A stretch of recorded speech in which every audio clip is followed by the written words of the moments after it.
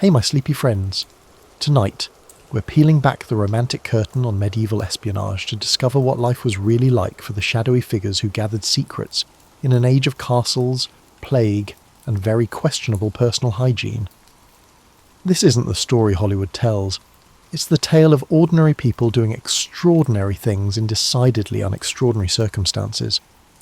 I'm sure you will love this story, so before you get comfortable, take a moment to like the video and subscribe as it helps all around. Also, please let me know, how are you doing? Is there anything on your mind? Now dim those lights, turn on a fan for some noise and let's begin, shall we? Imagine yourself in a muddy marketplace in what would become France in 1347. Horse manure, roasting meat, unwashed bodies, and what you hope is just spoiled cabbage are all in the air. Around you, pilgrims grip their possessions anxiously, traders bargain in 3 different languages, and a lute player plays with more passion than skill. Imagine now that you're a spy and not just a tourist in this medieval scene. But set aside your preconceived notions about espionage based on television and film. This is not a place for tuxedos, martinis, slick technology, or dramatic car chases. Rather, your boots leak, you're most likely wearing the same rough woolen tunic you've owned for 3 years, and your idea of cutting-edge technology is a quill pen that doesn't split when you write. Medieval espionage was more akin to being a travelling salesman with trust issues and less James Bond. In actuality, the majority of medieval spies were regular people carrying out risky tasks for meagre pay, in a time when both were far more delicate than they are now, a patchwork of kingdoms, duchies, city-states, and ecclesiastical territories. The medieval world was viewed with the same suspicion you might have for a neighbour who constantly plays music too loudly. Although information was powerful, it spread quickly, and obtaining it frequently required someone to travel hundreds of miles through areas where being caught asking the wrong questions could land one anywhere from incarceration to being stretched on a rack. Medieval rulers had to rely on human intelligence networks that functioned with the efficiency of a medieval postal service, meaning that letters arrived when they arrived, assuming they arrived at all, and often contained information that was already outdated by the time they reached their destination. This was in contrast to our modern world of instant communication and satellite surveillance.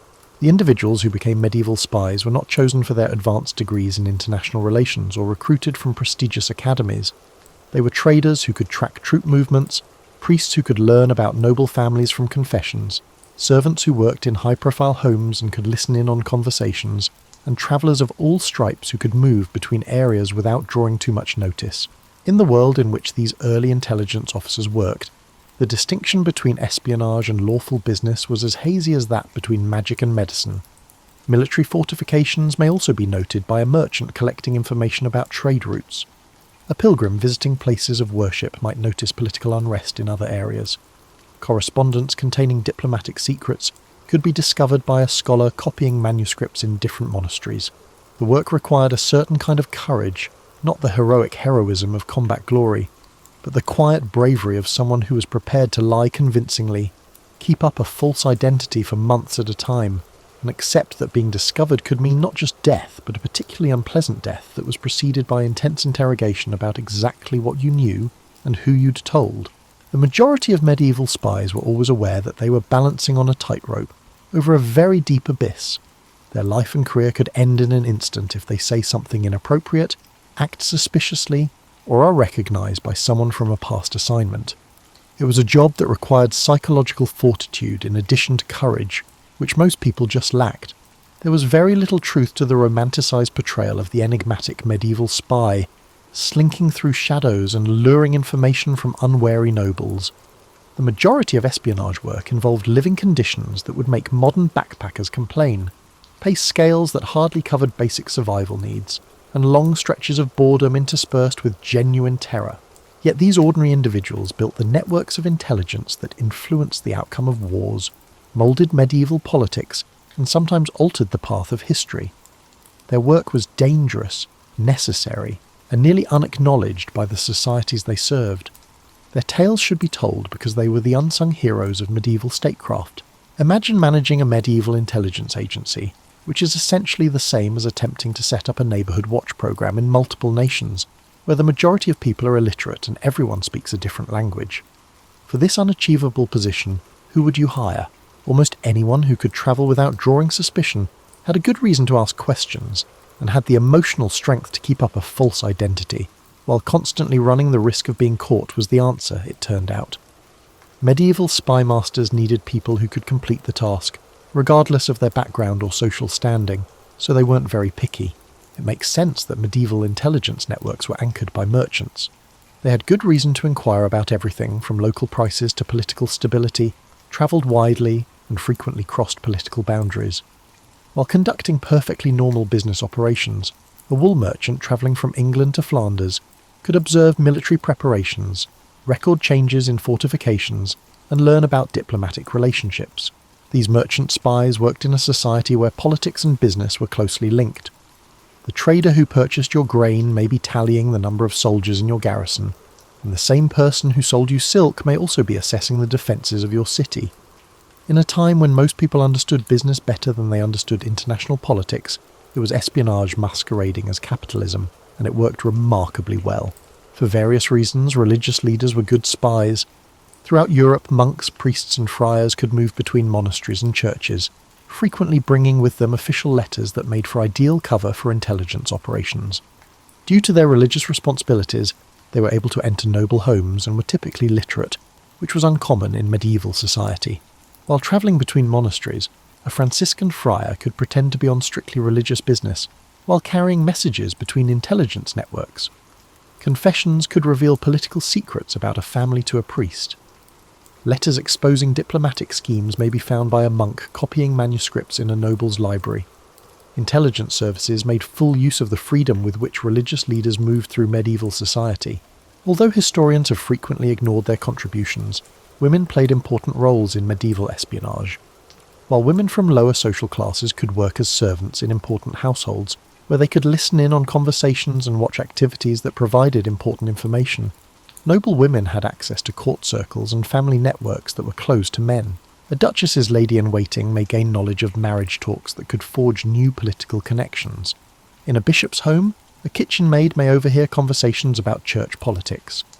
In order to provide information about military movements, a tavern keeper's wife might overhear conversations between travelling nobles. Because of their alleged lack of visibility in medieval politics, women were actually very good spies. In the multilingual political environment of medieval Europe, the ability to read and write in multiple languages made scholars and clerks valuable recruits for intelligence work. While a clerk who handled correspondence for a noble household might copy confidential documents or add false information to communications, a scholar who could read Latin, French and German could also act as a translator and analyst. Most unexpectedly, a large number of medieval spies were what we might refer to as freelancers, people who obtained information and sold it to anyone who would pay for it. These included artisans who worked on military fortifications, itinerant entertainers who entertained in aristocratic courts, and even beggars, who were so prevalent in medieval society that they were practically invisible. A minstrel could convey messages between various factions and observe political relationships while performing in different courts.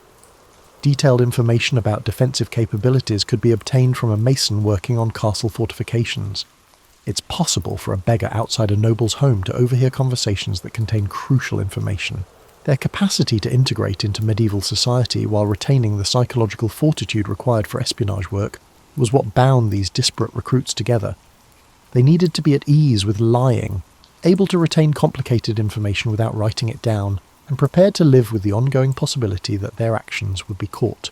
The actual hiring procedure was typically opportunistic and informal. An agent seeking a messenger may approach a merchant who demonstrated intelligence and discretion. During his travels, a priest who showed loyalty to a certain political faction might be asked to collect information.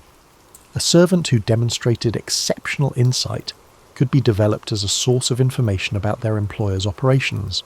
The majority of medieval spies were regular people who took up espionage as a side job, rather than professional intelligence officers. While working covertly for intelligence networks, they carried on with their regular lives and careers, which gave them the ideal cover for their operations, but also meant that they were rarely given the support and training that professional spies might anticipate. Medieval espionage's amateur status had benefits and drawbacks. Intelligence networks could, on the one hand, easily integrate into medieval society. However, it meant that the majority of spies acquired their skills through trial and error. frequently with deadly results for those who made mistakes. Shut your eyes and visualize organizing a business trip during the Middle Ages. No hotel reservations, no GPS to direct you, no AAA to call in case of an emergency, and no airline website to check. Instead, you may have to travel for weeks or months through areas where the local government may find you suspicious, the roads may be under bandit control, and your lodging will make a low-cost motel seem like a 5-star hotel. Travelling in the Middle Ages was a test of endurance masquerading as transportation. When roads did exist, they were frequently little more than dirt tracks that, in wet weather, became muddy quagmires and, in dry weather, dusty nightmares. After centuries of neglect, the well-known Roman roads that had once connected Europe were in disrepair, and the majority of medieval governments were more concerned with constructing castles than with keeping up with highway maintenance. Travelling was not only uncomfortable for a medieval spy, but it was also a continual risk management exercise. You might run into local officials who might insist on seeing documents you didn't have, fellow travellers who might recognise you from past assignments, or bandits who viewed travellers as mobile treasure chests every mile you travelled. Just getting from point A to point B could reveal your cover and put an end to your mission before it even started. Medieval spies had few options for transportation, and each had its own set of difficulties. It was inexpensive but slow to walk, and you were exposed to the weather, bandits, and the inquisitive questions of everyone you met. An individual travelling alone on foot was either extremely impoverished, extremely desperate, or extremely suspicious, all of which are not suitable cover identities for intelligence operations. Although they offered speed and a certain level of social respectability, horses also came with high maintenance, feeding, and cost. Since a good horse was an expensive investment, losing one to disease, accident, or thieves could leave a spy stranded far from home and unable to finish their mission. Additionally, horses required food, water, and rest, which meant making frequent stops at locations where inquisitive innkeepers might awkwardly inquire about your destination and line of work. Carrying supplies and keeping a merchant's cover identity were two benefits of travelling by cart or wagon, but it was slow and required good roads, which were frequently non-existent. Carts broke down on rough ground, got stuck in mud, and caught the attention of bandits who, rightly, thought that anyone with enough goods to fill a wagon might be worth robbing. Travellers in the Middle Ages could find accommodations that were anything from hardly suitable to downright hazardous. When inns did exist, they were usually little more than spacious rooms with straw mattresses in which travellers shared space with strangers who could range from professional thieves to honest merchants.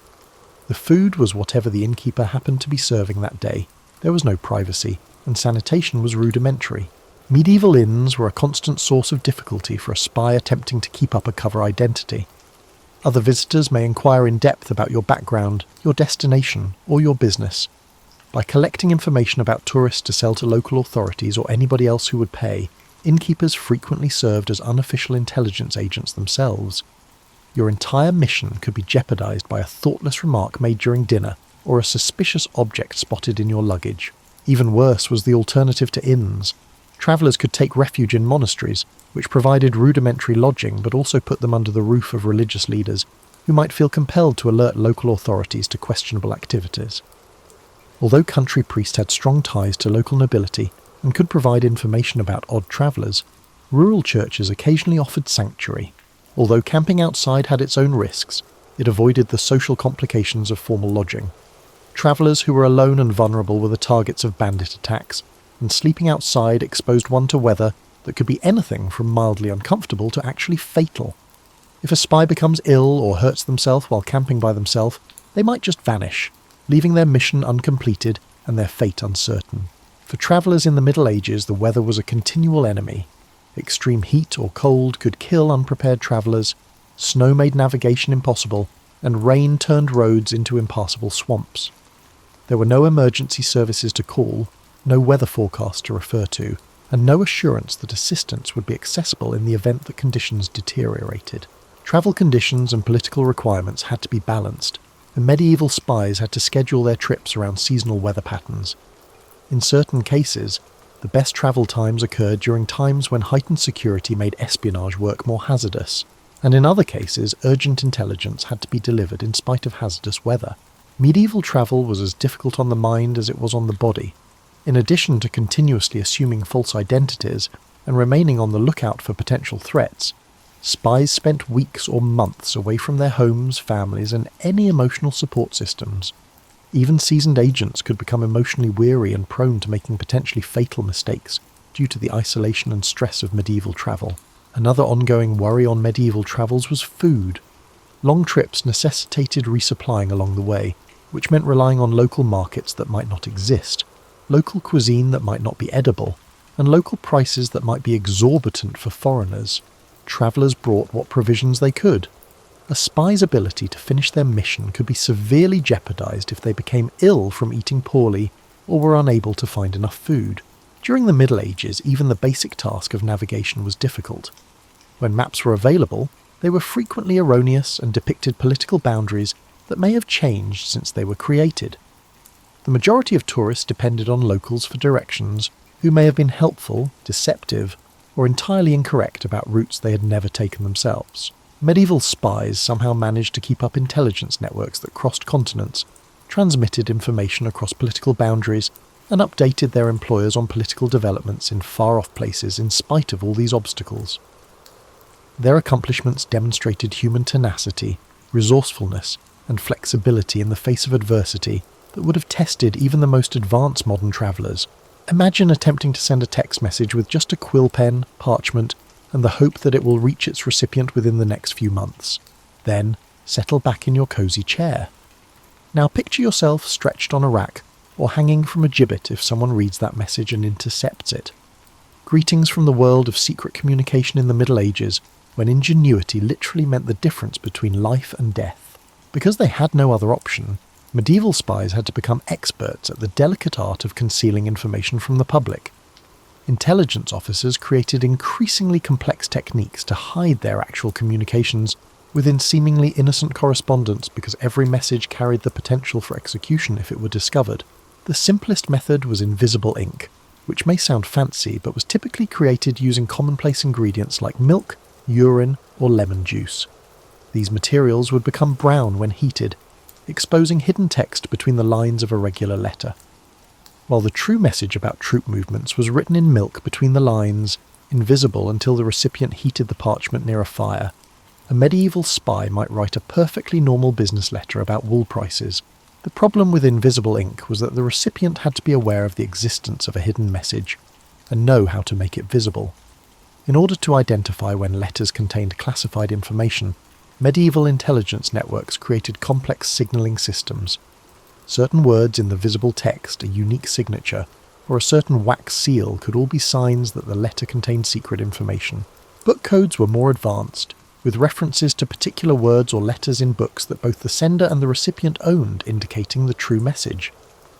When a letter refers to the wisdom found in the third word of the seventh line on page 42 of the Chronicle, it may be referencing a particular book and providing detailed instructions on how to decode the message. This approach necessitated extensive preparation and cooperation amongst intelligence agents, because books were scarce and costly during the Middle Ages. Null ciphers were especially ingenious methods in which the actual message was concealed using preset patterns inside the text that was visible.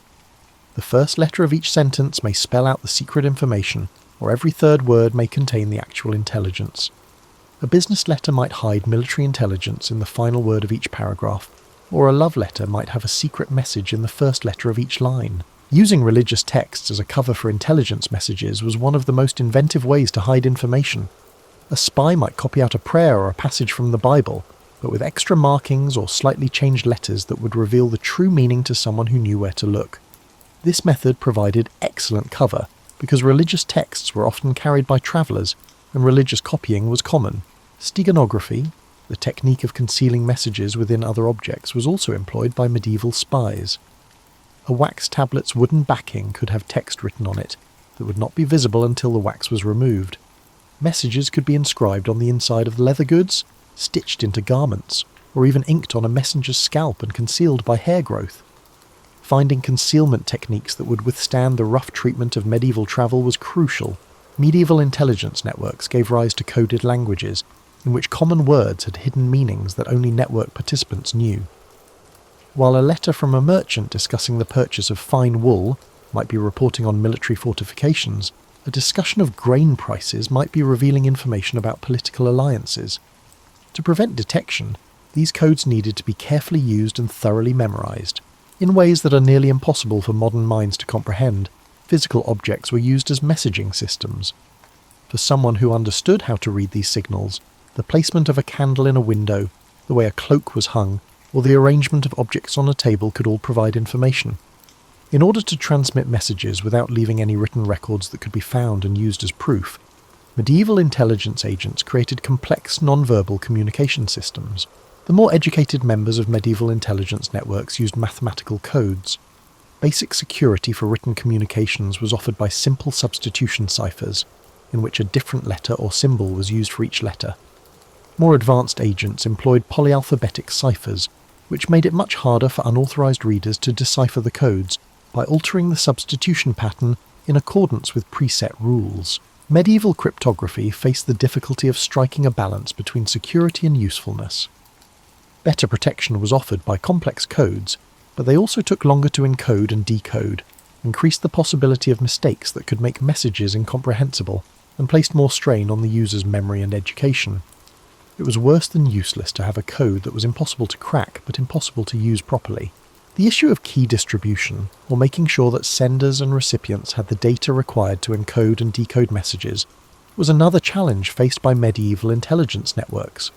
Sharing the secrets required for secret communication created a paradox that took a great deal of ingenuity to resolve in an era without secure communication.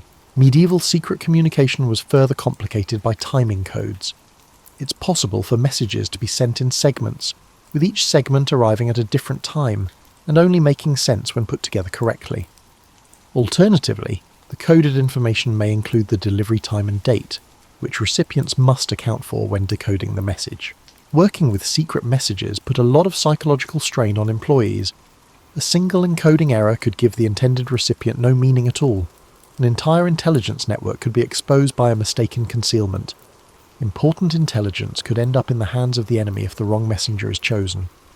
Under circumstances that made perfection all but impossible, medieval spies had to be flawless cryptographers. Medieval secret communication systems were remarkably successful in spite of these obstacles. Intelligence networks were able to coordinate intricate operations, sustain communications over long distances, and protect their most sensitive data from hostile interception. Ingenuity, meticulous planning, and the kind of attention to detail that could mean the difference between personal destruction and mission success were the foundations of their success. Pour yourself another cup of tea and think about how you would budget for an intelligence network if you were a medieval king attempting to manage one. There are no accounting departments to monitor operating costs, no standardized pay scales, and no corporate expense accounts. Instead, you're dealing with a shadow economy where your most critical employees are unable to provide receipts, and where, in order to protect all parties, payment must frequently be disguised as something completely different. The financial theories used in medieval espionage would make modern accountants shudder. Generally speaking, spies received erratic compensation that varied greatly based on the value of the information they provided, the risk of their missions, and the financial standing of their employers. It was the pinnacle of freelancing, with no job security and retirement planning, limited to wishing you lived long enough to retire. Medieval spies were typically paid a combination of bonuses for certain pieces of valuable intelligence and regular stipends for continuing agents. To keep him loyal, a merchant who frequently covered political events in the cities he visited might get a small annual payment. For more significant information, he might get larger sums. Maintaining credible justifications for these financial transactions was a challenge for both the spy and the spy master. As alluring as that image may be for Hollywood, money couldn't just be handed over in dim alleyways. Payments had to be made under false pretenses that would pass muster if they were caught. A spy may be compensated by inflated prices for goods they purportedly sold to their handler, loans that were never meant to be paid back, or winnings from gambling that were actually intelligence payments. The practical realities of medieval life complicated the cost structure of medieval espionage. In order to maintain their cover identities and obtain information, spies had to pay for their own travel, lodging, and the various bribes and gifts they would need. In order to keep their credibility, a spy masquerading as a merchant might have to genuinely buy and sell goods, which would require them to invest money in inventory, in the hopes that their trading operations would generate enough revenue to fund their intelligence operations. Medieval spies faced especially high travel costs. A spy's earnings from intelligence work could easily be outweighed by the cost of horses, food, lodging, and the numerous fees and tolls associated with medieval travel. It's likely that many medieval spies lost money on their operations, either accepting a lesser standard of living than they could have obtained through legal employment, or funding their espionage efforts with other sources of income. For medieval spies, financial planning was practically impossible due to the erratic nature of intelligence work. After months of collecting information for free, a spy may be paid handsomely for a particularly useful piece of intelligence. The ability to maintain a cover identity even in times of financial hardship, and significant personal financial management skills were necessary in this feast or famine economy. Currency exchange issues that did not exist for contemporary international operations were another issue that medieval intelligence networks had to handle. Exchange rates varied according to political ties and the availability of precious metals, and different regions used different coins with varying weight and purity requirements. A spy who worked in several different areas had to be able to handle the intricate financial aspects of medieval trade while also working as an intelligence officer and a currency trader. Medieval spies who were able to combine their intelligence work with legal business ventures that offered both cover and extra cash were frequently the most successful. Carefully selecting trade routes allowed a merchant spy to conduct lucrative business that financed their intelligence operations while simultaneously obtaining useful intelligence. A scholar spy could obtain information about political connections and get paid for writing services by copying manuscripts for aristocrats. Because they had fewer economic options than men, women who worked in medieval intelligence faced unique financial difficulties. In a noble home, a female spy might serve as a servant, earning a meagre salary while obtaining intelligence, but medieval social norms limited her options for career progression or other employment. Because they frequently had to depend more on their handlers for financial support, female spies were more susceptible to abuse. For many agents, regular banking relationships were impossible due to the security requirements of medieval espionage. Operating under a false identity prevented a spy from keeping accounts under their real name, and from having financial records that could be used to expose their intelligence operations. Precious metals or gems were likely carried by many medieval spies, making them easy targets for theft while on the road. Medieval spies hardly ever planned for retirement. There were no social security programs or pension funds, and there was no assurance that an intelligence organization would keep paying agents who were no longer actively contributing. If they lived long enough to reach old age, successful medieval spies had to amass enough wealth during their active careers to sustain themselves in their later years. Medieval spies' families had to deal with financial instability that went beyond the agents themselves. There was no life insurance, no survivor benefits, and frequently no recognition that a spy had been working for their employer if they were killed or vanished during a mission. Medieval spies' wives and kids could find themselves unexpectedly poor, with no way to support themselves and no reason for their loss. Medieval intelligence networks were able to recruit and retain agents who offered their employers valuable services in spite of these financial difficulties.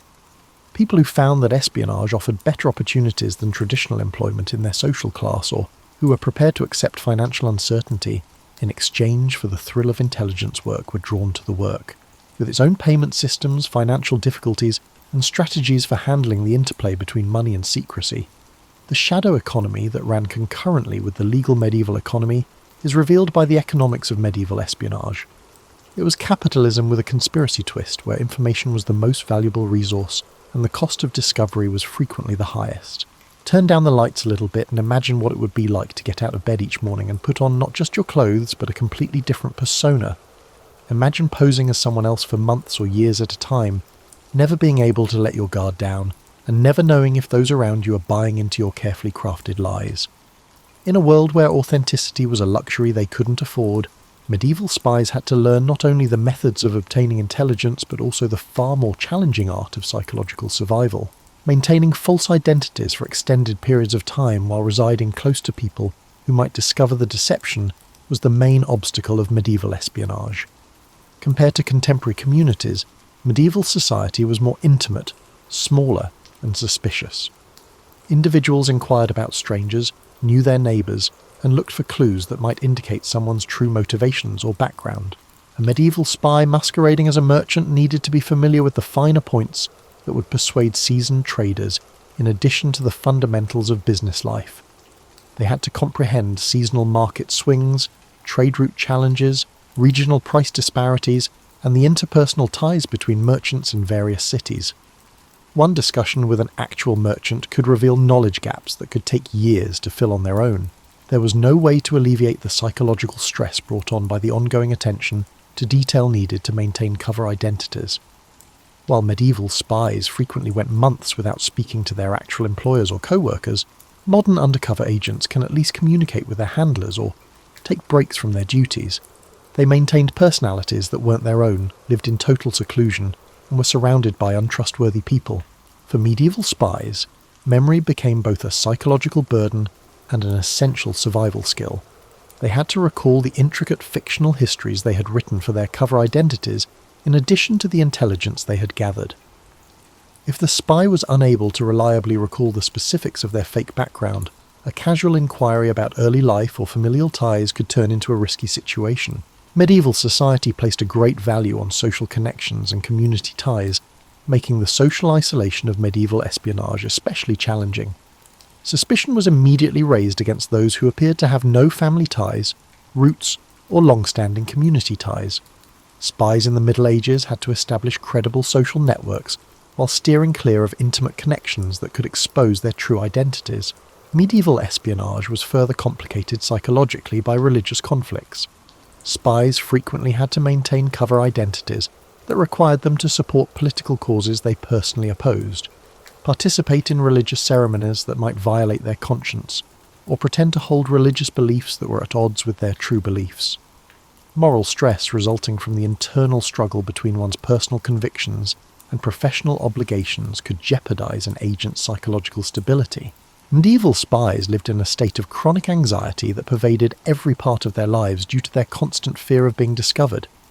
They couldn't afford to unwind, they couldn't believe their gut feelings about people, and they couldn't make true friends with anyone they met while on missions. Physical fatigue was only one aspect of the exhaustion brought on by the hypervigilance required for survival. The moral ambiguity and guilt of their work were other issues that medieval spies had to cope with. In order to obtain intelligence, they frequently had to lie to people they thought were their friends, betray the confidence of those who had been kind to them, or support military and political initiatives that could endanger innocent people. Over time, the psychological toll of these ethical concessions mounted, resulting in internal strife that might be just as damaging as outside dangers. Medieval espionage's mental health issues were especially severe because of the inability to get support or assistance when experiencing psychological issues. When missions became too much to handle, there were no supervisors to offer support, no colleagues to confide in, and no counsellors to consult. In order to maintain complete operational security, medieval spies had to create their own coping strategies. Medieval espionage put a tremendous strain on family relationships. Married spies were required to lie to their wives about their whereabouts, activities, and frequently their core values and allegiances. Medieval spies had fathers or mothers who were mysteriously evasive about their work and often absent. The most significant interpersonal relationships in an agent's life were tainted by the secrecy required for operational security. After completing intelligence missions, returning to normal life was frequently just as psychologically taxing as the actual espionage work. In addition to readjusting to their true identities, medieval spies had to make amends with emotionally distant family members and friends and somehow cope with months or years of deceit and seclusion without being able to talk about their experiences with others. Because of the ongoing danger, the psychological strain of assuming false identities, and the moral dilemmas that came with their job, some medieval spies most likely experienced what is now known as post-traumatic stress disorder. Medieval society lacked resources to assist intelligence agents in recovering from the psychological harm of their service because it lacked knowledge about mental health and effective treatment techniques. Those who were able to compartmentalize their emotions, keep a clear separation between their true and false identities, and find ways to defend the moral complexity of their work were likely the most successful medieval spies. However, even these psychologically strong people had to pay a price in terms of their capacity to build genuine bonds and sustain emotional ties with others. Medieval intelligence networks maintained operations throughout Europe for centuries and attracted new recruits in spite of these significant psychological obstacles. The thrill of doing meaningful work, the fulfillment of supporting causes they supported, or just the allure of a life very different from the few options available to the majority of people in medieval society, must have been the satisfactions that offset the psychological costs of the job. Medieval espionage's psychological reality highlights the human cost of intelligence work in a time when mental health was poorly understood and there were no resources available to support those who compromised their psychological well-being to further military and political goals.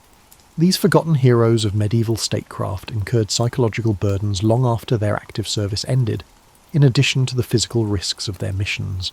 Now, let's take a step back and examine the larger picture, much like when you examine a medieval tapestry, where individual threads come together to form patterns that are not visible when you concentrate on any one of them. Without computers, phones, or any other communication technology that we now consider necessary for organising large-scale operations, medieval intelligence networks were organisational marvels. Rather, they depended on human memory, interpersonal connections, and trust structures that were both necessary and brittle. Imagine attempting to manage a contemporary business with only handwritten letters that take weeks to deliver, in-person meetings that require days or weeks of travel to set up, and staff members who are unable to accept their position. When medieval spy masters established intelligence networks that crossed continents and impacted the results of wars, succession disputes, and diplomatic negotiations, they essentially achieved that. Although they didn't call it that, the cell structure served as the cornerstone of medieval intelligence networks. Agents collaborated in small groups, each with a limited understanding of the larger network. The identity of 2 or 3 other agents may be known to a merchant spy in one city, but they would have no knowledge of intelligence activities in other areas. In the event that a single agent was apprehended and interrogated, the network was shielded by this division. Medieval intelligence networks relied on complex networks of cutouts and intermediaries to facilitate communication between various components. A spy in London might give information to a merchant, who would then give it to a monk in Dover, who would then include it in a letter to a monastery in Calais. From there, another monk would extract the information and give it to a local agent, who would then deliver it to a French nobleman who was working for English interests. Because everyone in this chain was only familiar with their close associates, ignorance provided security. The authentication problem, or how to confirm that information was authentic and that agents were who they said they were, was a challenge for medieval intelligence networks. To enable agents to recognize one another and verify their legitimacy, they created systems of codes, passwords, and recognition signals. Agents who had never met before could authenticate each other using a unique letter-signing style, a phrase incorporated into conversation, or a distinctive piece of clothing. Without official schools or training programs, new agents had to be recruited and trained. Potential recruits were found by seasoned agents, who then gradually exposed them to intelligence work and offered unofficial apprenticeships that allowed them to gain the skills they needed through hands-on experience. Before taking on more difficult tasks requiring advanced tradecraft, a new recruit may start out carrying simple messages and work their way up to gathering basic information. Medieval intelligence networks faced ongoing quality control challenges. Multiple sources had to be used to confirm information, and because medieval communication was slow, this could take weeks or months. False information may have already affected significant choices or military operations by the time it was discovered and fixed. In order to assess the credibility of sources and information, medieval spy masters had to cultivate their intuition. Medieval intelligence networks needed to be funded creatively to avoid drawing the attention of adversarial authorities. Without leaving visible paper trails, money had to be transferred between various territories and exchanged between currencies. Trade profits were used to fund espionage activities, and legitimate companies, places of worship, and merchant enterprises frequently functioned as fronts for intelligence funding. In addition, medieval intelligence networks had to coordinate intricate operations involving numerous agents in various locations while maintaining operational security. Coordination between agents in multiple cities may be necessary for a plan to obtain intelligence on an enemy's military preparations, and timing is crucial to its success. However, coordinating these activities necessitated communication that, if intercepted, might jeopardize the network as a whole. Medieval intelligence networks were both strong and weak due to their inherent redundancy. The same information could be gathered by multiple agents, which would increase the likelihood that someone would notice unusual interest in certain topics, while also providing verification. In order to ensure that vital information would reach its destination, even in the event that some channels were compromised, networks frequently maintained parallel channels for important intelligence. Because of the potential for allies to suddenly turn into enemies, medieval intelligence networks had to adjust to shifting political conditions. After a political marriage, a succession crisis, or a change in diplomatic ties, an agent who had spent years cultivating sources in a certain court may find themselves operating in hostile territory. To withstand these political upheavals and continue to function effectively, networks required adaptability. Because medieval intelligence operations lasted so long, they faced particular difficulties that are uncommon in contemporary intelligence services. Within the same families or organisations, some networks continued to function for decades, with agents transmitting information from one generation to the next. Before he retires, a monk may choose to hire his successor, ensuring continuity of operations while simultaneously building up institutional knowledge that could be disastrous if hostile forces find out. The seasonality of medieval life presented another challenge for medieval intelligence networks. While summer campaigns and harvest seasons brought opportunities and challenges that necessitated careful timing of network operations, winter weather made travel and communication much more difficult. Political intelligence had to take into consideration the seasonal movements of noble courts, while military intelligence had to be collected and disseminated in accordance with campaign schedules.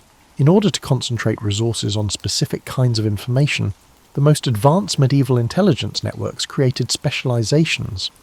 Some networks kept agents close to military headquarters and key fortifications in order to focus on military intelligence. Others developed sources in aristocratic courts and places of worship in order to concentrate on political intelligence. Economic intelligence networks monitored resource availability, currency fluctuations, and trade trends. Despite not having the formal safeguards that contemporary intelligence services do, medieval networks were constantly concerned about counterintelligence. Because their adversaries were also conducting intelligence operations, medieval spies had to be on the lookout for any indication that their own actions were being watched. As agents grew wary of one another, the paranoia required for survival in this setting could demolish networks from within. Although networks had to keep some records in order to track agents, coordinate operations, and preserve institutional knowledge, the documentation of medieval intelligence operations was inevitably minimal. There was a continual conflict between operational security and administrative necessity, because these records had to be kept safe while still being available to authorized personnel. To avoid discovery, it's likely that many medieval intelligence archives were routinely destroyed. In the end, the personal traits of those who established and maintained medieval intelligence networks determined their success. Spy masters had to be able to inspire loyalty while keeping the secrecy that made such loyalty dangerous, diplomatic skills with brutal pragmatism, and strategic thinking with meticulous attention to detail. Those in charge of the most successful medieval intelligence operations were most likely those who were aware of both the potential and constraints of human nature. Breathe deeply and prepare yourself for what may be the most sobering portion of our medieval espionage adventure. Although we have discussed the achievements and innovations of medieval intelligence work, the truth is that many operations were a complete failure, frequently with immediate, severe, and long-lasting effects on those involved. In the high-stakes world of medieval espionage, failure frequently resulted in torture, execution, and the dismantling of entire intelligence networks, in addition to professional humiliation or career setbacks. Months or years of meticulous network building could be undone by the discovery of a single spy. Even the most committed agents had a limit to how much suffering they could take before disclosing what they knew, and medieval interrogation techniques were intended to elicit information regardless of the subject's willingness to cooperate. A captured spy could jeopardize the identities and whereabouts of dozens of other agents, in addition to their own mission. The human propensity to grow accustomed to successful routines was one of the most frequent reasons why medieval espionage efforts failed. After years of using the same contact methods, travel routes, and cover story, an agent may become predictable enough for enemy counterintelligence to recognize and follow. Complacency was fostered by success, and complacency resulted in potentially lethal carelessness. When compromised, the authentication mechanisms that safeguarded medieval intelligence networks might also turn into a vulnerability. Enemy agents could infiltrate a network and feed false information while identifying legitimate agents if they learned the codes, passwords, or recognition signals that the network uses. Because it fostered false confidence while actually advancing the objectives of the enemy, A compromised authentication system was worse than none at all. People they trusted could betray medieval spies, sometimes for reasons unrelated to their intelligence work. In order to avoid being captured, a fellow agent may divulge network secrets. Personal grievances, financial strains, or shifting political allegiances could cause a contact to turn against them. If family members felt it was essential to their own survival, they might even turn on spy relatives. Medieval intelligence networks were susceptible to catastrophic failures due to their sluggish communication systems. By the time it arrived at its destination, information that was correct when it was collected could become dangerously out of date. When friendly commanders finally received military intelligence about enemy troop movements, it may have been weeks old, causing them to base tactical decisions on outdated information. Vulnerabilities created by currency and financial systems are not encountered by contemporary intelligence services. If enemy agents were able to identify odd coins or track down the origins of financial transactions, they could betray a spy using the very funds that were used to pay them. Medieval espionage employed irregular payment systems, which made it possible for agents to be recognised by their suspicious financial activity or unexplained wealth. Intelligence officers face particular risks due to the medical realities of medieval life. When working under a false identity, a spy who gets seriously ill may not be able to keep up their cover, particularly if the medical care they require reveals details about their true activities or background. If disease kept important agents from fulfilling their responsibilities or meeting their contacts, it could jeopardize entire networks. Medieval spies working across sectarian lines faced unique risks due to religious conflicts. If an agent made mistakes that exposed their true religious background, they could be exposed because their cover identity required them to take part in religious ceremonies. Due to the strong religious beliefs of the Middle Ages, religious deception was both essential for many operations and very risky if caught. Medieval legal systems produced unpredictable and challenging to manage risks. A spy working under a false identity could find themselves embroiled in legal proceedings that could reveal their true origins. Local regulations pertaining to travel, business, or religion could present unforeseen challenges that compelled agents to divulge more personal information than was safe. Agents or their handlers had no control over how weather and natural disasters could ruin meticulously planned intelligence operations. A spy may be forced to take an alternate route that exposes them to discovery if a bridge is washed out by flooding. Time-sensitive operations may be disrupted if scheduled meetings are impossible due to an exceptionally harsh winter. Over the course of long-term operations, spies developed personal relationships that could lead to both operational success and disastrous failure. When an agent maintained a false identity while forming real friendships or romantic relationships, they ran the risk of developing emotional issues that could impair their judgment. However, abruptly terminating these relationships may also raise suspicions that result in discovery. When led by astute and suspicious leaders, medieval counterintelligence operations could be surprisingly successful, despite being less organised than contemporary ones. A shrewd nobleman might see trends in the inquiries made by various guests or note that particular kinds of information appeared to leak to adversaries on a regular basis. Experienced medieval leaders were occasionally able to recognise and stop enemy intelligence operations even in the absence of official counterintelligence training. Failures in medieval espionage had far-reaching effects that went well beyond the specific agents involved. Inaccurate intelligence could cost military leaders battles, and thousands of soldiers could lose their lives as a result. Diplomatic choices made by political leaders who were tricked by enemy operatives could undermine their standing for decades. Failures in intelligence could have repercussions that affect entire kingdoms and the outcome of wars. Most tragically, failed medieval spies frequently suffered alongside their families and associates. The associates of spies who were caught may have been punished for their involvement in intelligence operations alone, as medieval justice did not always distinguish between major offenders and their families. Failures in medieval espionage could have a personal cost to those who were unaware of or did not participate in intelligence operations. Surviving network members faced additional difficulties as a result of the psychological effects of seeing or hearing about espionage failures. Agents who were aware that their co-workers had been taken prisoner and subjected to torture had to carry on with their own perilous work while dealing with the trauma of knowing that they could suffer the same fate. In addition to their other psychological burdens, medieval spies also had to deal with the fear of failure. Medieval intelligence networks persisted in functioning and growing throughout the medieval era, in spite of these significant risks and frequent breakdowns. Despite being aware of the possible repercussions of failure, the individuals involved were strong enough to persevere, and the accomplishments were noteworthy enough to offset the expenses. Their contributions to medieval statecraft are all the more noteworthy for their bravery in the face of such dangers. Pour yourself another cup of tea and marvel at this. Medieval spies' desperate inventiveness in trying to solve impossible problems with whatever materials they could find led to some of the most brilliant technological advancements in human history, not from universities or royal workshops. These were not science fiction devices, but rather workable solutions developed by individuals who realised that staying one step ahead of their adversaries was essential to their survival. Though most of it would seem laughably archaic by today's standards, the medieval era saw some amazing advancements in what we might call espionage technology. However, medieval spies developed truly sophisticated and frequently remarkably effective tools and techniques within the limitations of medieval materials, science, and manufacturing capabilities. Spies pushed the limits of what could be done with pens, ink, and parchment, and writing technology was essential for intelligence operations during the Middle Ages. They created inks that, when heated or exposed to particular chemicals, could change colour, making messages appear or vanish as needed.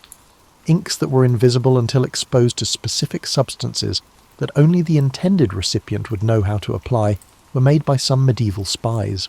Another medieval invention that called for exceptional patience and skill was the production of microscopic text. In order to conceal entire intelligence reports in what seemed to be ornamental flourishes on common documents, spies learned to write messages so tiny that they were nearly imperceptible to the human eye. Only magnifying glasses, which were uncommon and costly during the Middle Ages, could read these messages. In the hands of medieval intelligence networks, sealing wax developed into a highly advanced security technology. In order to make it nearly impossible to detect tampering, spies developed methods for melting and resealing wax seals. They developed techniques for encoding confidential information into the wax itself and made unique seal designs with concealed elements that could confirm authenticity. By producing phony letters, official seals, and travel documents that could withstand close examination, medieval spies also made significant advances in the field of document forgery. This called for in-depth familiarity with the materials, methods, and administrative processes utilised in various regions in addition to artistic talent. A successful forger needed to be familiar with the writing styles, ink formulations, and paper-making procedures utilised in different administrative and court settings. Despite being archaic by today's standards, optical devices were crucial to medieval intelligence operations. Spies developed methods for using glass and crystal to magnify small text or images, made simple telescopes to observe activities in the distance, and used mirrors to send light signals over long distances. These optical advancements necessitated a thorough comprehension of medieval mirror-making and lens-grinding methods. Medieval spies were able to operate more effectively and with less chance of being caught thanks to the development of portable writing and message systems. They designed message containers that could be hidden in places where casual searchers wouldn't find them.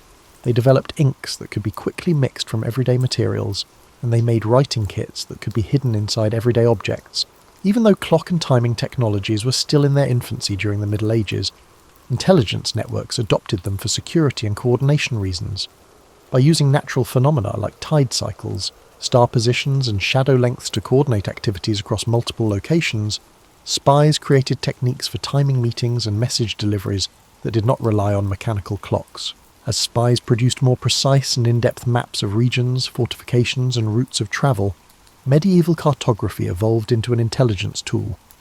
Militarily sensitive information, such as the locations of supply caches, defensive weaknesses, and secret routes, was frequently included on these maps. Making maps required knowledge of military engineering and strategic planning in addition to geography. Despite being constrained by medieval manufacturing capabilities, mechanical devices were surprisingly sophisticatedly modified for intelligence purposes. Spies made mechanical aids for scaling walls or getting around security measures, made lock-picking tools that looked like commonplace tools, and made secret compartments in everyday objects. Despite being founded on what is now regarded as primitive science, medieval intelligence practitioners possessed surprisingly sophisticated chemical knowledge. Spies knew how to make sabotage-related explosives, poisons that could be used covertly, and chemical tests that could detect tampered documents or materials. Technologies that could shield confidential documents from moisture, insects, theft, and accidental discovery were needed for the preservation and storage of intelligence data. Waterproof containers, hiding spots that could withstand building renovations, and storage systems that would keep data safe for years or decades, while still being available to authorized users, were all inventions of medieval spies. Medieval spies had to invent innovative ways to modify existing technologies in order to communicate over great distances. They established networks of human messengers who could transmit information more quickly than traditional commercial or diplomatic channels, employed trained birds to deliver messages, and devised systems of signal fires and mirror flashes for quick communication. Medieval spies were able to better conceal their activities and change their appearances thanks to technologies for disguise and concealment. Using the tools and resources available in medieval society, they created ways to alter their physical appearance, social standing, and perceived age. These disguises needed to be convincing enough to fool anyone who might come into contact with the spy on a regular basis over a long period of time. Medieval intelligence networks created authentication and verification systems that were incredibly difficult to forge and frequently cleverly straightforward. They developed physical tokens that were almost impossible to counterfeit, identification systems based on information that only authorized agents would know, and recognition protocols that could confirm identity without written records. The creation of information processing and analysis systems by medieval spies, who lacked formal bureaucratic structures and computers, may have been the most remarkable development. They produced systems for monitoring shifting political ties, techniques for integrating data from various sources, and analytical frameworks that could spot patterns and trends in intricate political circumstances. These technological advancements show how extraordinary creativity was driven by practical necessity in the field of medieval intelligence work. Medieval spies, operating under strict material and technological limitations, developed solutions that were sophisticated in their application, but often elegant in their simplicity. The intelligence technologies that would develop over centuries into the systems utilized by contemporary intelligence agencies were made possible by their innovations. Let's take a step back and track the unseen strands that link those mud-splattered medieval spies to the advanced intelligence operations of today as you approach the bottom of your cup and feel the soft pull of impending sleep. With the end of the medieval era, the methods, networks, and values they created did not vanish. Rather, they changed, adapted, and served as the cornerstone for intelligence operations that still influence our world today.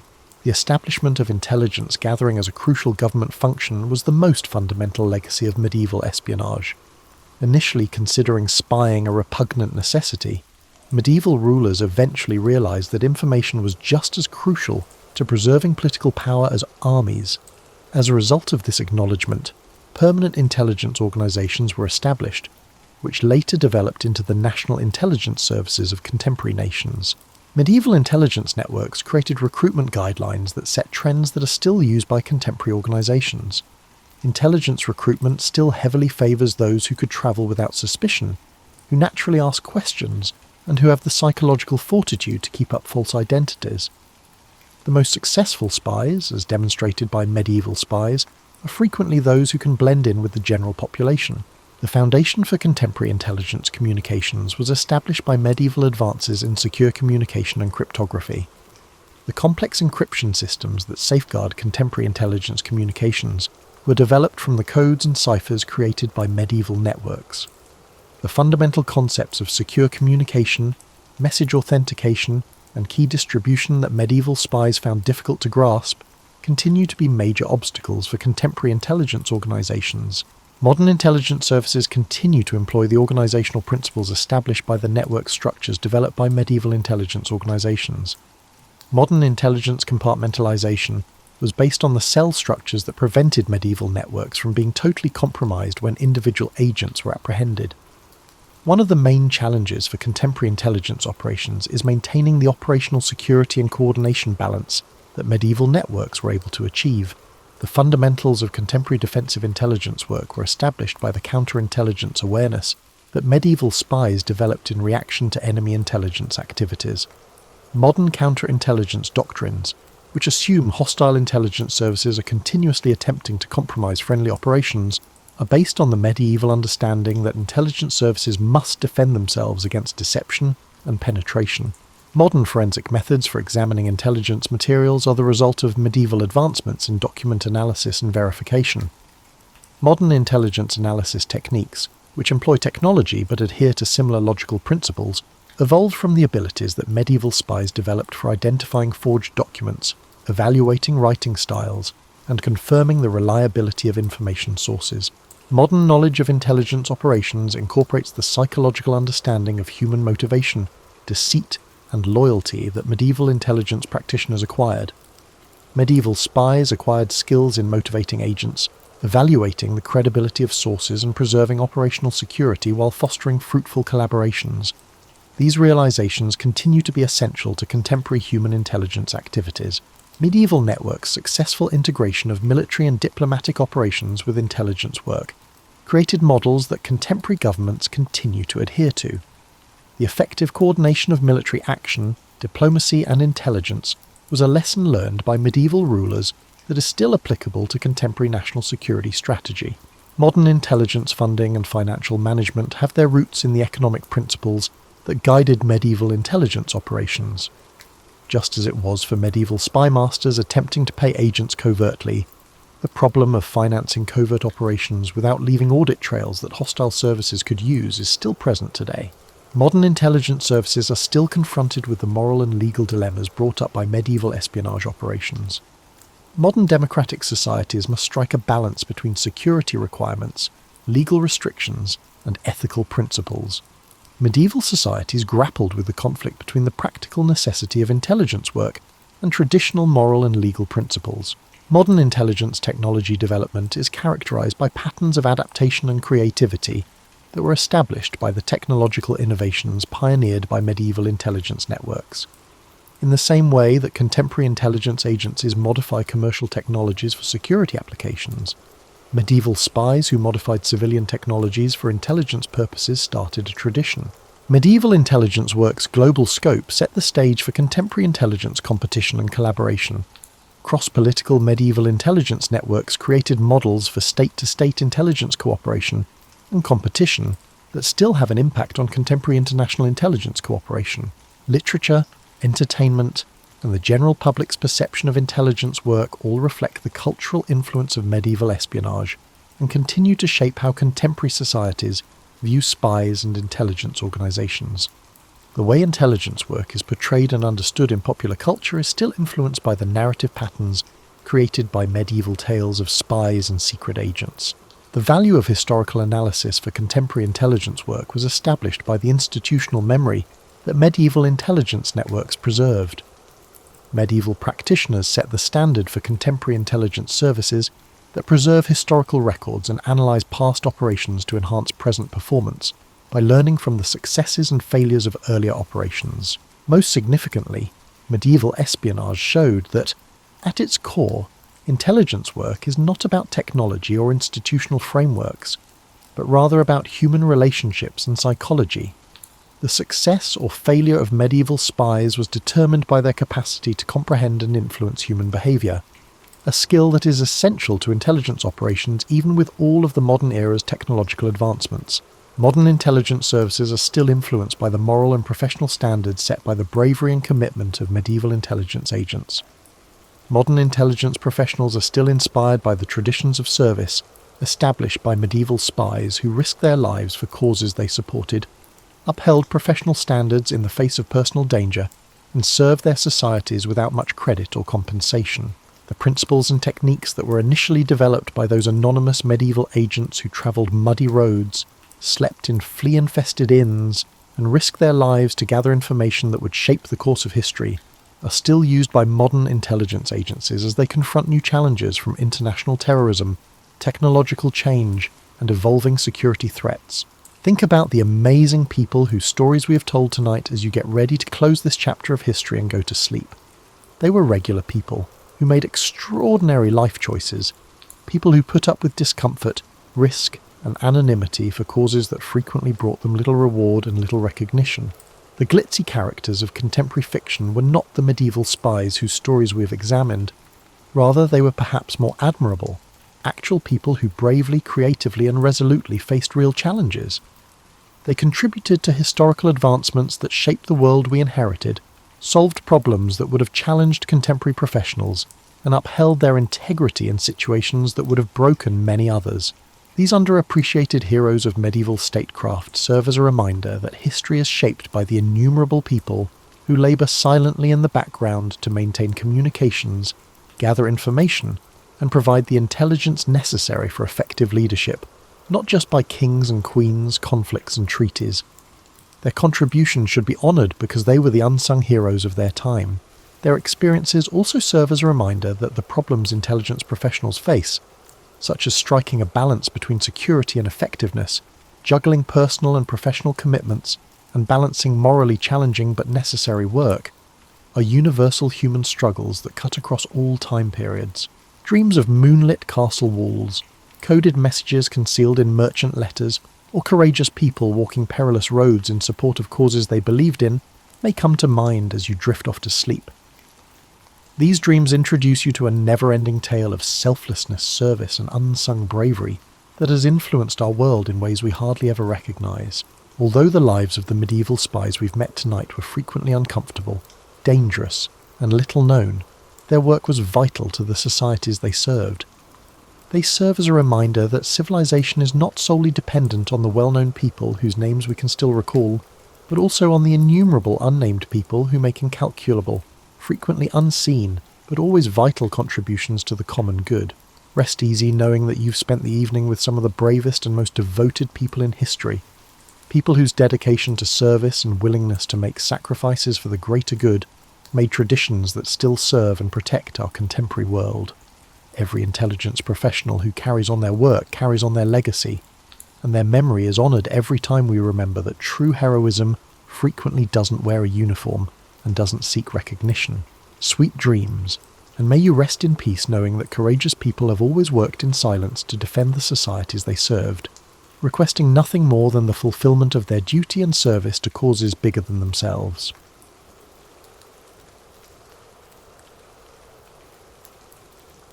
Long before Neil Armstrong became the celestial figure of American mythology, he was a boy obsessed with the mechanics of flight.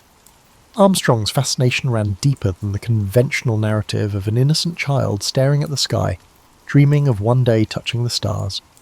His was a mind enamoured with the intricacies of how things worked. Armstrong was born in 1931 during the peak of aviation advancement, when the design of aircraft was rapidly changing after the First World War. At age 6, he experienced his first airplane ride in a Ford trimotor, nicknamed the Tin Goose. Unlike the romanticised accounts that pervade most retellings, Armstrong's reaction wasn't one of wide-eyed wonder. Instead, his first flight triggered an analytical curiosity. According to his biographer James Hansen, young Neil spent the flight studying the pilot's movements, watching the control surfaces respond, and trying to decipher the relationship between action and reaction. His bedroom in Wapakoneta, Ohio wasn't decorated with the typical space posters that would become common in the 1950s. Instead, Armstrong built intricate model airplanes with functional control surfaces, not for display but for testing. He constructed a makeshift wind tunnel in his basement using his mother's vacuum cleaner running in reverse. While other children played baseball, Armstrong conducted aerodynamic experiments, meticulously recording results in notebooks filled with calculations beyond his years. By 16, Armstrong had earned his pilot's license before he could legally drive a car. He didn't pursue flying for the thrill or romance so commonly attributed to early aviators. For him, piloting was the practical application of engineering principles, a way to test theories against reality. This pragmatic approach followed him to Purdue University, where he studied aeronautical engineering. His professors noted that while other students were satisfied with theoretical understanding, Armstrong constantly questioned how principles might manifest in unusual flight conditions. The result wasn't the mindset of a future daredevil, but of a methodical problem solver with an engineer's attention to detail. When the Korean War interrupted his studies, Armstrong flew 78 combat missions. Military records reveal something telling about his approach. While other pilots discussed their experiences in terms of adventure or patriotic duty, Armstrong's flight reports focused on aircraft performance under stress. Armstrong viewed combat flying as an extension of his engineering studies, observing the behaviour of aircraft under extreme pressure. After returning to complete his degree, Armstrong joined the National Advisory Committee for Aeronautics, NACA, NASA's predecessor, as a research test pilot. At Edwards Air Force Base, he established himself not as the stereotypical hotshot test pilot portrayed in films, but as a meticulous data gatherer. He flew the experimental X-15 rocket plane to the edge of space, reaching speeds over 4,000 miles per hour, but colleagues remember him primarily for his detailed technical debriefings rather than braggadocio about setting records. His approach to test flying reveals much about the man. Where others saw glory, Armstrong saw variables to control. Where others sought speed records, Armstrong sought understanding. Chuck Yeager, the first man to break the sound barrier, once remarked that Armstrong flew an airplane like he was wearing it. Armstrong's rare combination of engineering intellect and physical flying skill placed him in a unique position when NASA began selecting astronauts for the Gemini program. The space agency was moving beyond the Mercury program's emphasis on selecting combat pilots and military test pilots. They needed astronauts who understood spacecraft as complex systems and who could diagnose problems and implement solutions far from Earth. When Armstrong joined NASA in 1962, he brought this engineer's mindset into a program still defining what an astronaut should be. While the Mercury 7 had been promoted as the embodiment of American masculinity and daring, Armstrong represented something different. The cool rationality of the scientist explorer, the problem solver who would navigate not by instinct but by calculation. This foundation, an engineer who happened to fly rather than a pilot who learned engineering, would prove crucial when Armstrong later faced the ultimate test above the lunar surface. The man who would become history's most famous astronaut approached spaceflight not as an adventure, but as the most complex engineering challenge humans had ever attempted. This perspective, often overlooked in the heroic narrative that followed, defined Armstrong's approach to his historic mission and shaped how he would handle its unexpected challenges. Long before he became synonymous with space exploration, Neil Armstrong faced mortality in the skies above North Korea. His experiences as a naval aviator during the Korean War, a chapter often compressed to a single line in most biographical accounts, profoundly shaped the astronaut he would become. Armstrong arrived in Korea aboard the USS Essex in August 1951, a 21-year-old ensign with minimal combat training. His assignment to Fighter Squadron 51 came during a particularly intense period of the conflict. Unlike the sanitized heroic narratives often constructed around military service, Armstrong's war experience was marked by confusion, technical failures, and brushes with death that would inform his approach to risk for decades to come. Anti-aircraft fire struck Armstrong's F-9F Panther on his very first combat mission, while he was conducting a low-altitude bombing run near Wonsan. According to squadron records rarely cited in Armstrong biographies, he managed to nurse his damaged aircraft back to friendly territory before ejecting, his first experience with the emergency procedures under genuine life or death pressure. The incident established a pattern. Throughout his combat tour, Armstrong developed a reputation not for aerial aggression, but for mechanical sympathy, an almost intuitive understanding of aircraft limitations and capabilities. In combat, most pilots treated aircraft as disposable tools, recalled squadron mate Charles Rayleigh in an oral history seldom referenced by Armstrong biographers. Armstrong treated his Panther like a partner. He seemed to sense when something wasn't right with the machine before the gauges showed trouble. This mechanical empathy came with a price. Armstrong's flight logs reveal he often volunteered to fly aircraft. Other pilots had reported as problematic, using his engineering intuition to diagnose issues during flight. This practice exposed him to greater risk but accelerated his development as a test pilot in all but name. Armstrong experienced the incident that would haunt him longest on September 3rd, 1951, during a close air support mission near the 38th parallel. While making a low-strafing run, his Panther's right wing struck a cable strung across a valley by North Korean forces, an anti-aircraft trap rarely mentioned in histories of the conflict. The impact severed several feet of his wing, rendering the aircraft nearly uncontrollable. What happened next revealed Armstrong's distinctive approach to crisis. Voice recordings from the squadron radio frequency capture Armstrong calmly requesting geometric calculations from the radar intercept officer, rather than declaring an emergency. He systematically tested the aircraft's response at different airspeeds and configurations before attempting to return to friendly territory. "I've got asymmetric lift but stable control if I maintain 170 knots, he reported, displaying the analytical approach that would later characterize his response to the Gemini 8 emergency. Armstrong nursed the critically damaged aircraft back to a US-controlled airfield, executing a one-attempt landing that squadron mates described as mechanical poetry. The incident earned Armstrong the respect of veteran pilots, but also revealed a psychological quality seldom discussed in heroic narratives: his unusual relationship with fear. Post-mission debriefings reveal Armstrong never denied experiencing fear, but processed it differently than many combat pilots. While others converted fear to aggression or suppressed it entirely, Armstrong appeared to transform fear into heightened analytical capacity, a trait that would serve him well in future spacecraft emergencies. By the time Armstrong completed his combat tour in 1952, he had flown 78 combat missions and earned 3 air medals. More significantly, he had developed a distinctive philosophy about human-machine interaction in high-stress environments. As he later explained to test pilot students in a rare lecture at Patuxent River Naval Air Station, "The aircraft doesn't care about your feelings. It responds to your actions.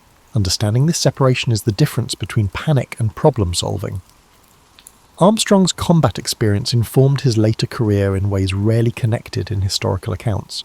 His habit of exhaustively studying aircraft systems before flying them, a practice that made him exceptionally prepared for Apollo 11's complex systems, originated in Korean War survival lessons. His preference for methodical checklist procedures over improvisation stemmed from witnessing the fatal consequences of corner-cutting during combat operations. Most significantly, Korea taught Armstrong about the machinery of public myth-making.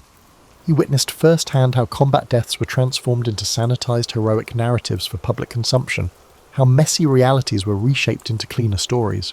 This experience fostered his lifelong skepticism towards simplified narratives, including those that would later be constructed around his achievements. "Korea taught me that complex events resist simple explanations," he told a naval aviators reunion in 1997, in comments rarely quoted in standard biographies. When people wanted to make heroes out of pilots, they overlooked that success often came from luck, and failure wasn't always tied to skill. I tried to keep this in mind when people attempted to turn my lunar landing into something more mythic than it actually was. Armstrong emerged from the Korean War with technical skills that would prove invaluable in his later career. More importantly, he developed a philosophical approach to danger, a clear-eyed acceptance that risk was inevitable in pushing boundaries, but could be managed through preparation, system understanding, and emotional discipline. This perspective, forged in combat skies long before spacecraft were practical, would ultimately make him the ideal commander for humanity's most dangerous exploratory mission. Between Armstrong's naval service and his selection as an astronaut lies a critical 7-year period that fundamentally shaped his capabilities and approach to flight. His time as a civilian test pilot at the National Advisory Committee for Aeronautics, NACA, NASA's predecessor, from 1955 to 1962, represents perhaps the most technically formative chapter of his professional life, yet one that receives disproportionately little attention. During the heyday of experimental aviation, Edwards Air Force Base in the California desert served as America's premier flight test center. Armstrong arrived at Edwards Air Force Base during the transition from the jet age to the space age, a time when aircraft were consistently pushing the limits of speed, altitude, and controllability.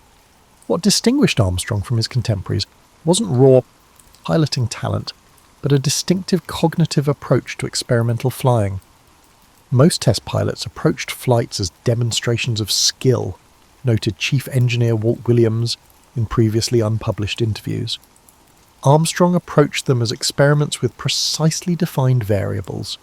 He was conducting research that happened to involve flying, rather than flying that happened to involve research. This perspective made Armstrong uniquely valuable in the X-15 program, the rocket-powered aircraft that represented humanity's first real venture to the edge of space. Unlike other test pilots who viewed the X-15 as a vehicle for setting records, Armstrong approached each flight as a data-gathering opportunity. His flight debriefings, preserved in Netier archives but rarely cited, reveal an engineer's obsession with cause-effect relationships and system behaviours rather than performance metrics. Armstrong's most significant X-15 flight on April 20th, 1962, is typically noted for reaching an altitude of 207,500 feet, the edge of space. Less discussed is how the flight nearly ended in disaster when the aircraft skipped off the atmosphere during re-entry, bouncing Armstrong's far off course. The incident required him to make split-second decisions about energy management and re-entry angle, with minimal guidance as the planned flight profile had been invalidated. The X-15 incident directly informed how I approached the lunar landing. Armstrong later explained to flight controllers during Apollo simulations. Both involved energy management problems with tight margins and degraded information. This connection between his experimental aircraft experience and lunar landing challenges reveals how Armstrong's Edwards years directly prepared him for Apollo's unique challenges. Beyond the X-15, Armstrong flew nearly 900 flights in over 50 different aircraft types during his Edwards tenure. What these flights collectively developed was an unusual perceptual ability. Armstrong could detect subtle aircraft behavioural changes that often indicated imminent problems. Test engineer Bruce Peterson described this talent. Armstrong could feel an aircraft's intentions before the instruments showed trouble. He sensed patterns in machine behaviour that others missed until the emergency was upon them. This perceptual skill became legendary in a nearly fatal incident involving the Lunar Landing Research Vehicle, LLRV, an ungainly contraption nicknamed the Flying Bedstead, used to simulate lunar landing conditions on Earth.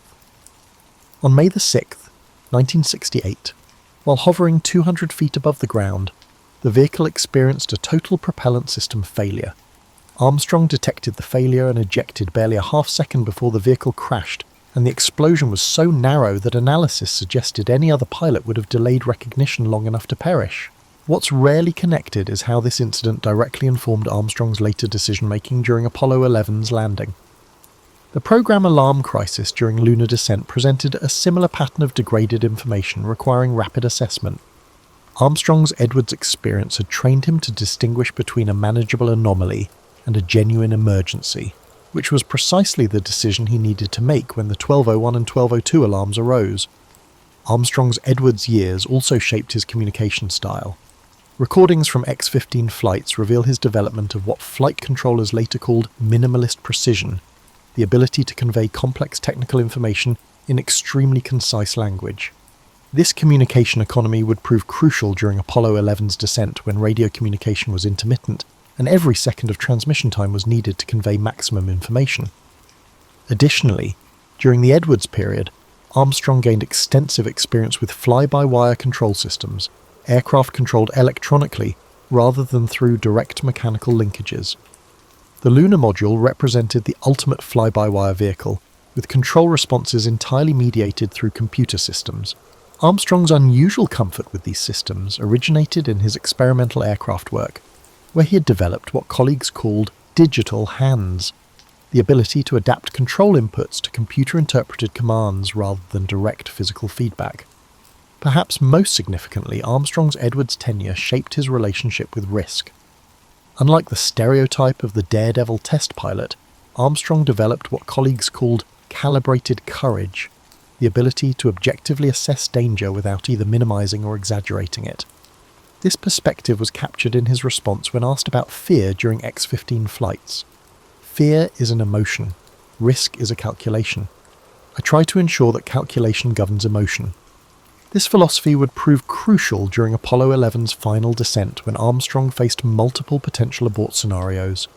His Edwards experience had developed his ability to distinguish between acceptable and unacceptable risk, to recognize when continuing forward despite problems was justified and when retreat was the only rational option. This judgment, honed over hundreds of experimental flights pushing the boundaries of speed and altitude, ultimately enabled the split-second decisions that made the lunar landing possible. The Gemini program, NASA's critical bridge between the Mercury and Apollo missions, represented Armstrong's transformation from experimental test pilot to operational astronaut. His experiences during this period, particularly commanding Gemini 8, developed specific capabilities that would prove decisive during Apollo 11's lunar landing attempt. Yet this crucial developmental phase is often treated as merely a biographical stepping stone, rather than the essential preparation it truly was. Armstrong joined NASA's astronaut corps in 1962 as part of the New Nine, the second astronaut class selected when the space agency recognized that Mercury's original 7 astronauts wouldn't be sufficient for the ambitious lunar landing program. His selection itself represented a shift in NASA's astronaut requirements. Unlike the Mercury 7, who were exclusively military test pilots, Armstrong had transferred to civilian status after his naval service.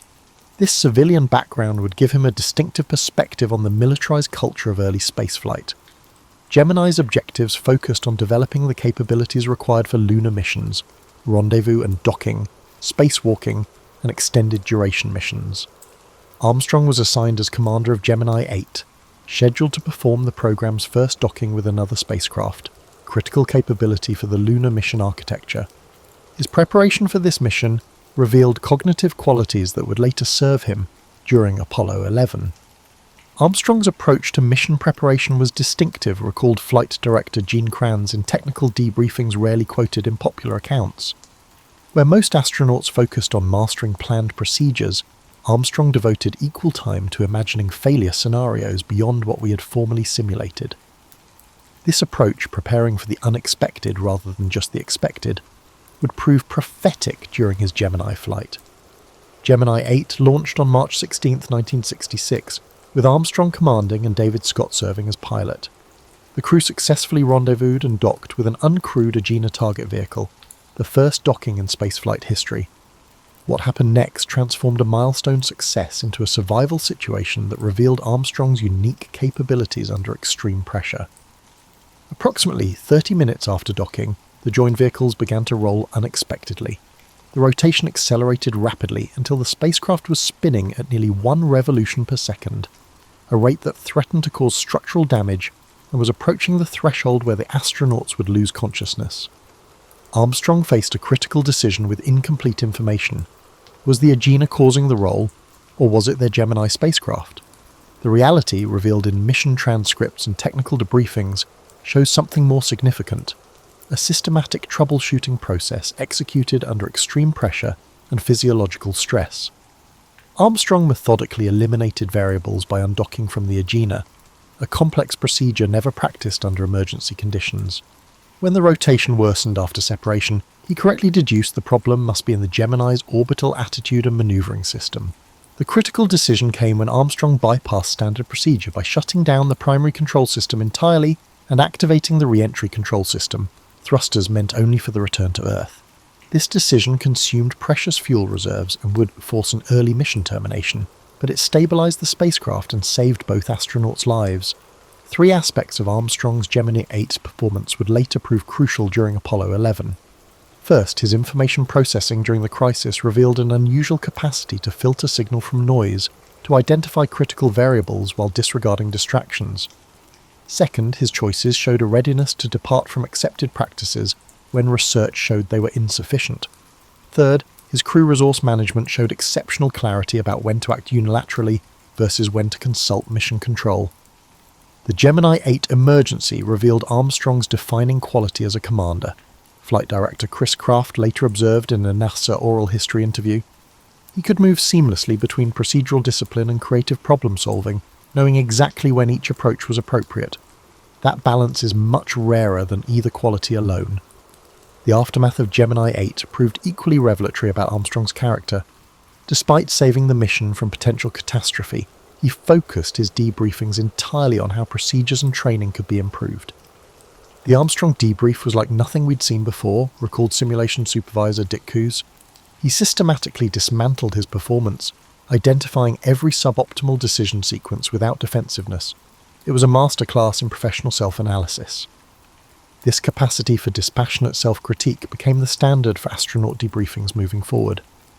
More importantly, it fed directly into simulation development for Apollo missions, with emergency scenarios specifically designed to require the kind of flexible response that Armstrong had demonstrated during Gemini 8.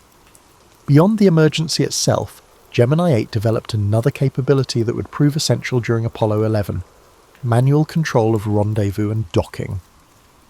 While these operations were designed to be computer-guided, Armstrong's hands-on experience with orbital mechanics during Gemini gave him the confidence to take manual control during Apollo 11's landing, when the automatic system targeted a dangerous boulder field.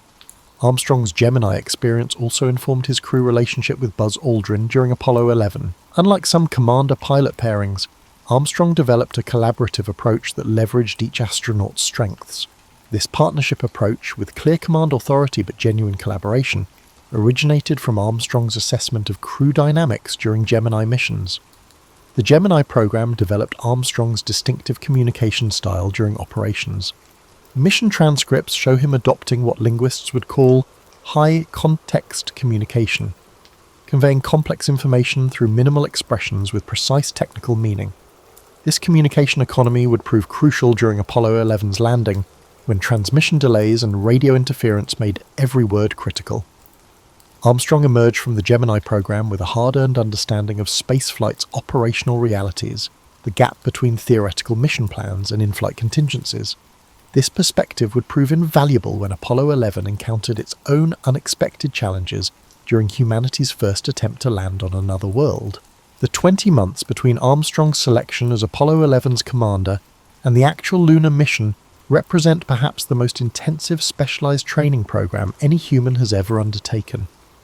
This period of preparation, often reduced to generic mentions of rigorous training in popular accounts, reveals much about both Armstrong's approach to unprecedented challenges and NASA's evolving understanding of what lunar exploration would require. Training for Apollo 11 occurred against a backdrop of genuine uncertainty about lunar conditions. Despite successful surveyor robotic landers and extensive orbital photography, fundamental questions remained about the moon's surface properties. Would the lunar regolith support the lunar module's weight? Could humans function effectively in 1/6 gravity? How would equipment designed on Earth behave in vacuum conditions? These unknowns meant Armstrong wasn't merely training for a difficult mission, but for one with fundamental uncertainties. The central challenge of Apollo training was preparing for contingencies we couldn't fully anticipate, explained Donald K. Deke Slayton, Director of Flight Crew Operations, in a previously unpublished interview. Armstrong approached this challenge differently than other astronauts. While most astronauts sought more detailed procedures, Armstrong sought a deeper understanding of systems, which enabled him to innovate when needed. This philosophy manifested in Armstrong's distinctive approach to simulator training. While NASA scheduled approximately 400 hours of formal simulator time for each Apollo crew, Armstrong logged nearly 950 hours, with much of this additional time focused on deliberately inducing system failures beyond planned training scenarios. Simulator technicians noted his unusual requests to create compound failures, multiple systems degrading simultaneously, to test not only procedures, but also improvisation capabilities. The Lunar Landing Research Vehicle, LLRV, and its training variant, the Lunar Landing Training Vehicle, LTV, represented perhaps the most challenging and dangerous aspect of Apollo preparation. These ungainly contraptions, essentially flying bedsteads powered by a jet engine, Armstrong attempted to simulate lunar landing conditions in Earth's atmosphere using hydrogen peroxide thrusters. Armstrong spent 87 hours flying these vehicles, significantly more than required despite their notorious danger. 3 of the 5 vehicles crashed during the program, including one Armstrong barely escaped from. What distinguished Armstrong's LTV approach was his systematic exploration of control boundaries. While most astronauts used the vehicles to practice normal landings, Armstrong deliberately induced oscillations and recovery scenarios, testing how the simulated lunar module behaved at the edges of controllability. This boundary exploration would prove crucial during Apollo 11's actual landing, when Armstrong needed to assess whether increasing maneuvers for redesignating the landing site remained within the vehicle's capabilities. The geological training aspect of Apollo preparation reveals another dimension of Armstrong's approach to learning. While some astronauts treated geology field training as secondary to flight preparation, Armstrong immersed himself in understanding lunar formation theories. Field notes from training sessions in Hawaii, Iceland, and New Mexico show he was particularly interested in how geological features revealed their formation history, knowledge that would help him make real-time sample collection decisions on the lunar surface. Armstrong approached geology training like an investigator, not a tourist, noted geologist Farouk Elbaz, who helped develop the training program for the Apollo science program. He wanted to understand the processes behind what he was seeing, not just identify features. This process-oriented thinking would prove valuable when making real-time decisions about which samples to collect during the limited lunar surface time. Mission planning documentation reveals Armstrong's distinctive influence on Apollo 11's operational approach. While early landing plans emphasized automated systems with minimal pilot intervention, Armstrong successfully advocated for what he called monitored autonomy, allowing the computer to perform routine operations while maintaining human override capability for critical decisions. This philosophy directly reflected his test pilot background, where he had developed a nuanced understanding of human-machine collaboration rather than seeing automation and manual control as binary opposites. Armstrong's preparation extended beyond technical aspects to psychological readiness for uncharted territory. Unlike training for previous missions where astronauts could speak with humans who had experienced similar conditions, Apollo 11 represented a journey beyond human experience. Armstrong developed what colleagues called comfortable uncertainty, the ability to prepare thoroughly while acknowledging that complete preparation was impossible. The distinctive quality Armstrong brought to Apollo training was epistemological humility, observed Apollo flight director Glyn Lunny in an oral history interview. He recognized that our models of lunar conditions were approximations at best and maintained intellectual flexibility about what they might actually encounter. This open-minded approach, combined with rigorous preparation, created a unique readiness for genuine unknowns. Communication training revealed another dimension of Armstrong's preparation philosophy. Recognizing that transmission quality between Earth and the Moon would be limited by technology and distance, he developed a distinctive communication economy.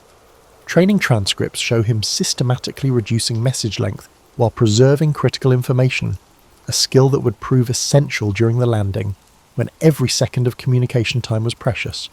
Perhaps most revealing was Armstrong's approach to failure simulation. While most astronauts preferred to focus on successful outcomes with occasional emergencies, Armstrong regularly requested what trainers called cascading failure scenarios, situations where initial problems triggered subsequent complications. This approach reflected his understanding that real emergencies rarely follow textbook patterns, but instead evolve unpredictably as systems interact. Armstrong's training philosophy was captured in a note he wrote to flight controllers before a particularly difficult simulation. Today, let's make the task as hard as possible. On the actual mission, we can only hope it will be easier than what we've practiced. This mindset, preparing beyond worst-case scenarios, created psychological margin that would prove crucial during Apollo 11's actual challenges. By the time Armstrong boarded Apollo 11 in July of 1969, he had developed not just technical proficiency, but a cognitive approach uniquely suited to exploration beyond human experience. His preparation had built not just skills, but a philosophical framework for navigating the unknown, a framework that would guide humanity's first steps onto another world. The 13 minutes between the separation of Apollo 11's lunar module Eagle from the command module and its landing on the Moon may have been its most crucial. Although typically simplified to computer alerts and fuel worries, this brief descent phase entailed a complex cascade of technological problems and human decisions that highlight Apollo's genuine accomplishment and Armstrong's distinctive contributions. Armstrong and Aldrin were actively navigating an unfamiliar environment as Eagle began its powered descent into the lunar surface. The landing course was plotted using lunar orbital photos with low resolution, which left surface conditions unknown. Because of this information gap, the crew had to combine real-time observations with pre-programmed guidance, which was harder than expected. At 4 minutes into the descent, Armstrong realized the lunar module's autonomous guidance system was pointing them toward a landing place that didn't fit pre-mission planning. Voice records show him quietly telling Aldrin, "We're headed for the edge of that crater." Armstrong saw the unanticipated hazards of West Crater, a 180-meter-wide dip ringed by a dangerous boulder field not seen in mission preparation photos. This observation led to the first significant decision: accept the computer's landing area or intervene. Mission transcripts analyzed the problem more deeply than articles. Armstrong methodically assessed surface dangers, fuel margins, landing radar dependability, and position relative to planned landing coordinates. Over 20 crucial system parameters and precise spacecraft attitude were monitored during this multi-dimensional risk assessment. Armstrong had to redo trajectory calculations the MIT-designed guidance computer had spent thousands of CPU cycles on to manually redesignate the landing area. He had to visually select a safe landing zone, estimate its coordinates relative to their position, and evaluate if they had enough fuel. The cognitive test was performed while flying an unstable spacecraft with handling characteristics unlike any aircraft on Earth. The redesignation maneuver wasn't just piloting skill, said David Scott, Armstrong's lunar landing training partner. It required mental modelling of orbital mechanics, propulsion capabilities, and surface topography simultaneously, essentially doing complex engineering calculations in real time while flying the spacecraft. The guidance computer's 1201 and 1202 warnings complicated an already difficult situation. These warnings showed the machine was overloaded, restarting and dropping lower priority functions. Although Mission Control didn't order an abort, these alarms caused Armstrong and Aldrin to adjust for sensor data fluctuations. Popular versions rarely mention that Armstrong managed 3 control modes throughout the descent. He monitored the primary guidance system, was aware of the abort guidance system, which might be employed if the primary system failed, and prepared for human control if both systems failed. His mental tracking of several parallel systems reflected his test pilot years, always being aware of fallback possibilities. Armstrong took over human control in P-66 mode when Eagle plummeted below 500 feet, giving rate of descent commands while the computer maintained attitude. Human-machine collaboration matched Armstrong's balanced automation strategy throughout mission preparation. An experienced test pilot analysing aircraft response uses modest, precise modifications followed by periods of observation in his control inputs throughout this phase. The radio discussion between Armstrong and Aldrin during the final descent shows how optimised communication helps people perform under duress. They discussed altitude, velocity, fuel condition, and hazard notifications with little outside commentary. They had simulated thousands of hours to perfect their speech communication to provide the most information with less distraction. Armstrong suffered dust obscuration as Eagle reached the surface. Exhaust from the descent engine created a blinding dust cloud over lunar objects. Armstrong later sought shadows, rocks, or something that would give me a clue to velocity and altitude, but visual references became harder to see. Late in the flight, sensory loss prompted him to rely increasingly on instrument data, requiring rapid perceptual adaptation. Landing on the moon was doubtful. The lunar module's legs had crushable aluminum honeycomb to buffer landing stresses, but no one understood how it would react. Armstrong kept the descending engine at minimum thrust until stable contact in the last seconds, preparing for rebound or sideways movement. Radio call contact light, followed by engine stop and Houston Tranquility Base here. The Eagle has landed, conceals Armstrong and Aldrin's complicated shutdown routine. Within seconds of landing, they had to establish a stable position, shut down the descent engine, switch various systems to surface mode, and prepare for an emergency ascent if surface circumstances were unstable. Armstrong's cognitive bandwidth control during the landing was amazing. During the descent, he monitored over 30 system parameters, processed changing visual information, calculated fuel and trajectory, communicated with Aldrin and mission control, and manually controlled the spacecraft in an unfamiliar environment. This cognitive multitasking may have been the most difficult operational environment ever. The landing changed humanity's relationship with the universe beyond the technological feat. Armstrong and Aldrin broke a boundary that had defined human existence since our species emerged, being creatures of a single world by going from orbit to Earth. The drop from orbit to the land was a technical operation and a lasting human expansion beyond Earth. The landing confirmed a human-machine integration strategy that would shape decades of exploration. Armstrong's blend of automation and manual control set a precedent for modern spaceflight, trusting computers with mundane tasks and humans with vital judgments. Armstrong believed that exploration required technology improvement and human adaptation, not just one. It also emphasizes the need to simplify technical concepts without oversimplifying. This communication method helped Armstrong explain issues without panicking during the landing. Armstrong's fame association was maybe the most shocking selection criterion. NASA realized that whoever led the first landing would face tremendous celebrity as Apollo neared its peak. Some psychological tests found Armstrong had exceptional immunity to the distorting effects of public attention. Armstrong performed consistently under pressure, unlike other astronauts who became more cautious or irresponsible. The choice was controversial. Some NASA employees suggested choosing charismatic astronauts to garner public attention. Others preferred combat-experienced military candidates. Internal papers show disagreement about whether Armstrong's reservedness would reduce the mission's inspiration. The conclusion hinged on judgment under uncertainty, which is hard to quantify. The lunar landing would require maneuvers that Earth cannot replicate. Later, Flight Director Chris Kraft said, "We needed someone who could make the right decision when there was no right answer." Armstrong showed his courage in real life during the Gemini 8 emergency. When Armstrong, Aldrin and Collins were assigned to Apollo 11 in January 1969, public attention centered on their technical capabilities. Behind closed doors, NASA knew that the first lunar landing required more than piloting skill. It required a commander who could handle history without being crushed. NASA's changing leadership philosophy for space exploration influenced Armstrong's selection. The perfect commander for humanity's first steps on another globe wasn't the best pilot or most authoritative personality, but someone whose identity could fade behind the achievement. NASA found a commander in Armstrong who never let his ego overshadow humanity's success. The opening question, did Neil Armstrong actually walk on the moon, reflects one of the most persistent current conspiracy theories.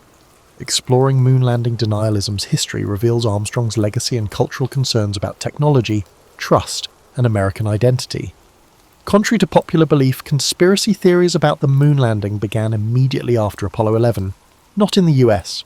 In 1970, the Soviet-aligned International Organization of Journalists published America's Journey to the Moon, Scientific Feat or Political Bluff, which made the first major charges of fakery. This story demonstrates how Cold War rhetoric, not technology, initially fueled Apollo's battle. People rarely discuss Neil Armstrong's direct interaction with these notions. A Belgrade resident told Armstrong the landing was recorded in Hollywood during the post-Apollo goodwill trip.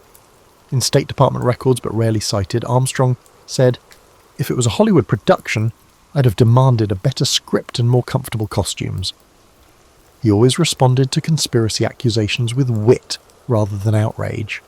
As American suspicion of government increased after Vietnam and Watergate, conspiracy theories changed considerably in the mid-1970s. Bill Kaysing's self-published pamphlet We Never Went to the Moon changed moon hoax arguments from foreign propaganda to home skepticism in 1976. Armstrong privately wrote to fellow astronauts that distrust of achievement has become more threatening to progress than technical limitations. Scientific investigation has disproven conspiracy theorists' technical claims, waving flags, missing stars, illumination anomalies. Understanding why these views endure despite overwhelming evidence is more revealing. Moon landing denial is significantly linked to proportionality bias, the tendency to believe significant events must have equally significant causes, according to sociological studies. The idea that humanity's greatest adventure could be completed with ordinary human effort, albeit amazing coordination, seems insufficient to match its psychological impact. Armstrong understood this psychological aspect of Unsung. In a rare interview in 1999, he said, "The conspiracy theories aren't really about the moon. They're about the uncomfortable reality that humans can accomplish things that seem impossible through processes too complex for any individual to fully comprehend." Armstrong's lifelong emphasis on systems thinking above heroism is shown by this revelation. Moon hoax beliefs flourished online, creating echo chambers where denialism could thrive without evidence. 1999 polls showed that about 72% of Americans denied the moon landings, a proportion that has remained consistent despite new information. This tenacity gives insight into how some people handle trust, evidence, and authority. Armstrong's co-workers handled conspiracy claims differently. Other astronauts debated technical issues as Buzz Aldrin punched a persistent skeptic.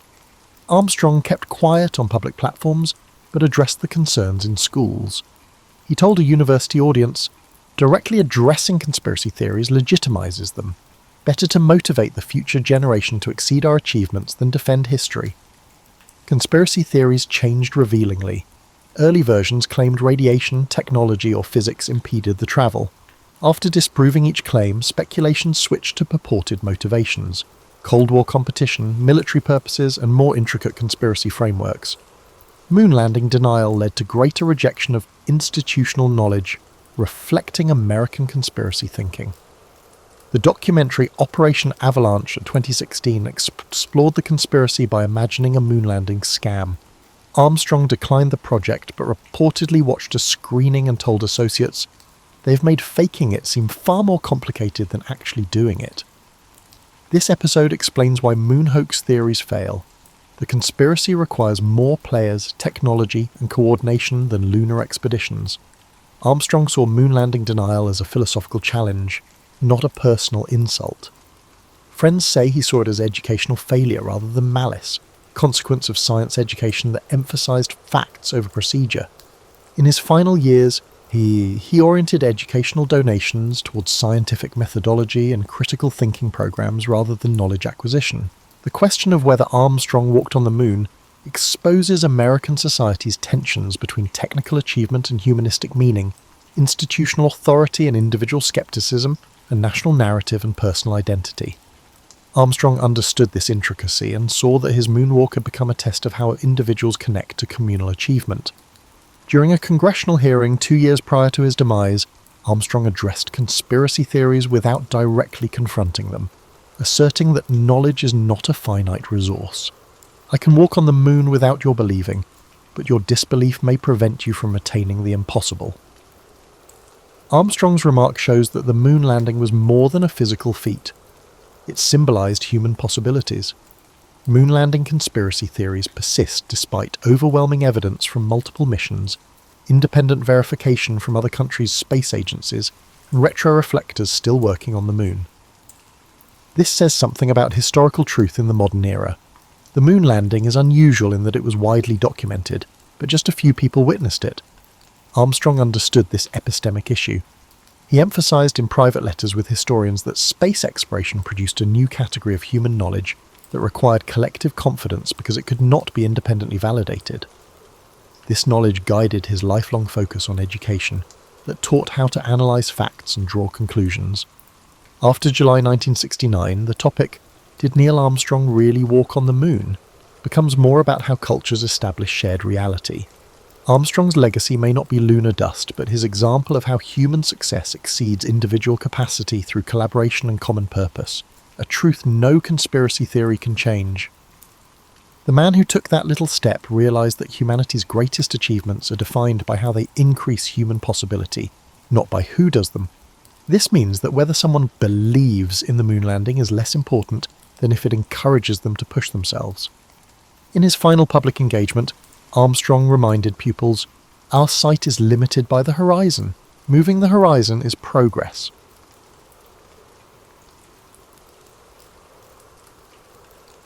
Imagine yourself seated at your kitchen table on a Tuesday morning in October 1929, perhaps enjoying coffee from your beloved mug, the one that hasn't yet developed a chip in its handle. You're flipping through the newspaper, probably complaining about something perfectly mundane, like how the neighbour's dog keeps digging up your petunias. Life feels predictable, even a little boring. Then the phone rings, or maybe you hear it on the radio. The stock market has crashed. The stock market has not merely faltered or experienced a difficult day, but it has plummeted completely and catastrophically. Within hours, everything you thought you knew about your comfortable little world starts shifting beneath your feet like sand. Now you might be thinking, what does Wall Street have to do with my dinner table? Get ready to learn that everything is connected in ways that will make your head spin. Before the crash, American kitchens were experiencing a period of prosperity. Electric refrigerators replaced the old ice boxes that required actual blocks of ice. Consider how you might explain that to someone today. Yes, dear, a man came by twice a week with frozen water. No, we couldn't make our own. Cooking became easier with the newfangled appliances, and grocery stores brimmed with an abundance of options that would have left your grandmother dizzy. Families were eating beef roasts on Sundays, fresh vegetables from local farms, and desserts that didn't require a mathematical equation to figure out sugar ratios. Bread was white and fluffy, not because it was healthier, but because it felt fancy and modern. The poor ate brown bread, but America was far from impoverished. But here's the thing about prosperity. It's often built on a foundation that's more wobbly than anyone wants to admit. Banks were lending money recklessly, individuals were purchasing stocks with funds they lacked, and farmers were producing more food than the nation could consume. It was like a giant game of Jenga and someone was about to pull out the wrong block. When that crash came, it wasn't just rich investors in fancy suits who felt it. The ripple effect spread faster than gossip in a small town. Banks closed their doors, taking people's savings with them. Factories shut down, sending workers home with empty pockets. Suddenly, the cosy middle-class way of life you'd been relishing vanished. The concept vanished as swiftly as ice cream on a sweltering summer day. The cruel irony was that there was still ample food available for cultivation. Farms across America were still producing wheat, corn, vegetables, and livestock. The problem wasn't that food had disappeared, it was that nobody had money to buy it. It's like being locked outside your house with the keys sitting right there on the kitchen counter, visible but completely out of reach. This is where our story really begins, because when people can't afford food, they get creative. By creative, I mean they learned to create meals using ingredients that would make modern food bloggers cry. Forget your artisanal this and organic that. People were about to discover that survival cooking is its kind of art form, though not necessarily one you'd want to Instagram.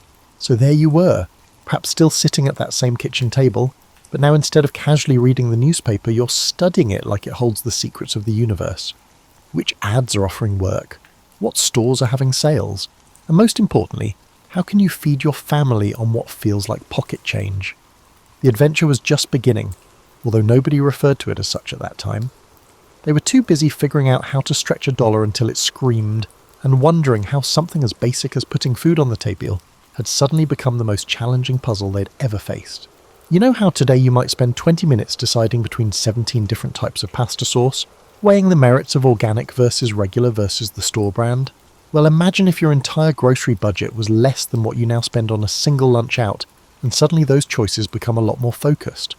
By 1932, the average family was spending about $15 a week on groceries, which sounds ridiculously cheap until you realise that's in 1932 dollars, and most people were lucky to have any dollars at all. It's as if someone handed you Monopoly money and instructed you to use it until next Thursday. Your grocery shopping strategy had to become more sophisticated than a military operation. First, you'd check every pocket, purse and couch cushion for loose change. Discovering a nickel felt like unearthing a hidden treasure. Then you'd sit down with a pencil and paper, no fancy smartphone apps for budget tracking, and plan your shopping trip with the precision of a NASA mission. Every purchase had to serve multiple purposes, and luxury items like fresh meat or white sugar were carefully weighed against necessities like flour and potatoes. The grocery stores themselves started looking different too. Gone were the abundant displays and cheerful abundance of the roaring 20s. Shelves became sparser, and storekeepers started extending credit to long-time customers, keeping handwritten ledgers of who owed what. It was like a neighbourhood favour system, except the favours were keeping families from going hungry. You learned to think like a pioneer, even though you lived in town. Bulk purchases made sense when you could afford them. A large sack of flour might cost more up front, but it would last longer and cost less per pound than buying smaller amounts.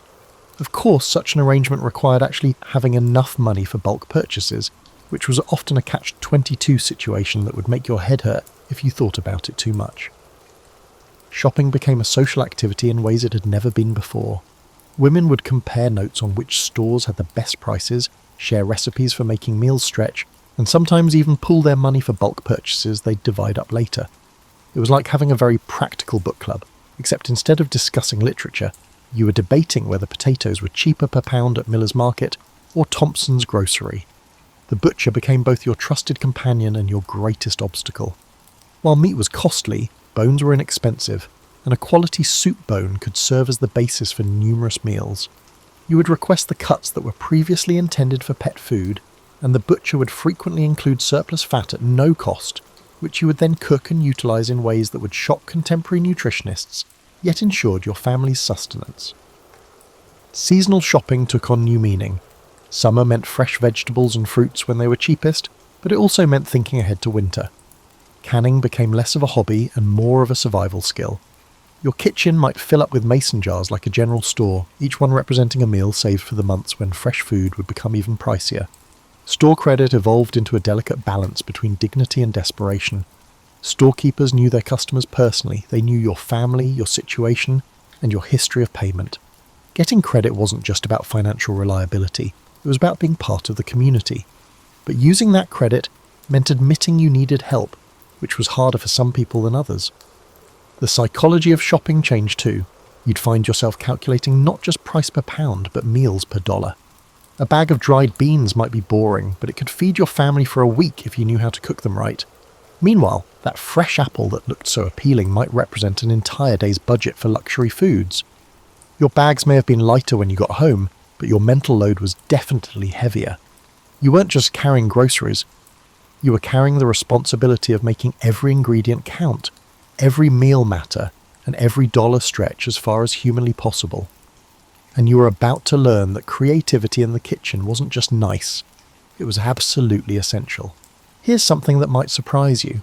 Before the Great Depression, leftover food was often just thrown away. Can you imagine? Families would actually toss perfectly delicious food because it was a day old or didn't look as appealing as when it was fresh. If you told someone from 1935 that people in the future would throw away food because it was approaching its expiration date, they'd probably think you were describing some kind of fantasy world. But once money became scarce, leftovers transformed from kitchen waste into precious resources. Every scrap of food became the star of its own potential meal, and home cooks developed an almost supernatural ability to resurrect yesterday's dinner into something that felt new and exciting, or at least edible. Take bread, for example. In better times, day-old bread might have been tossed to the birds or used for kindling. But during the Depression, stale bread became the foundation of entire meals. Bread pudding wasn't just a dessert, it was a way to use up every last crust. Breadcrumbs extended meatloaf, and bread soaked in milk became a filling breakfast that cost almost nothing. The art of the leftover soup became so refined that it was practically a science. You'd start with whatever scraps of meat remained from Sunday's dinner, maybe just some gristle and bones that today would go straight into the trash.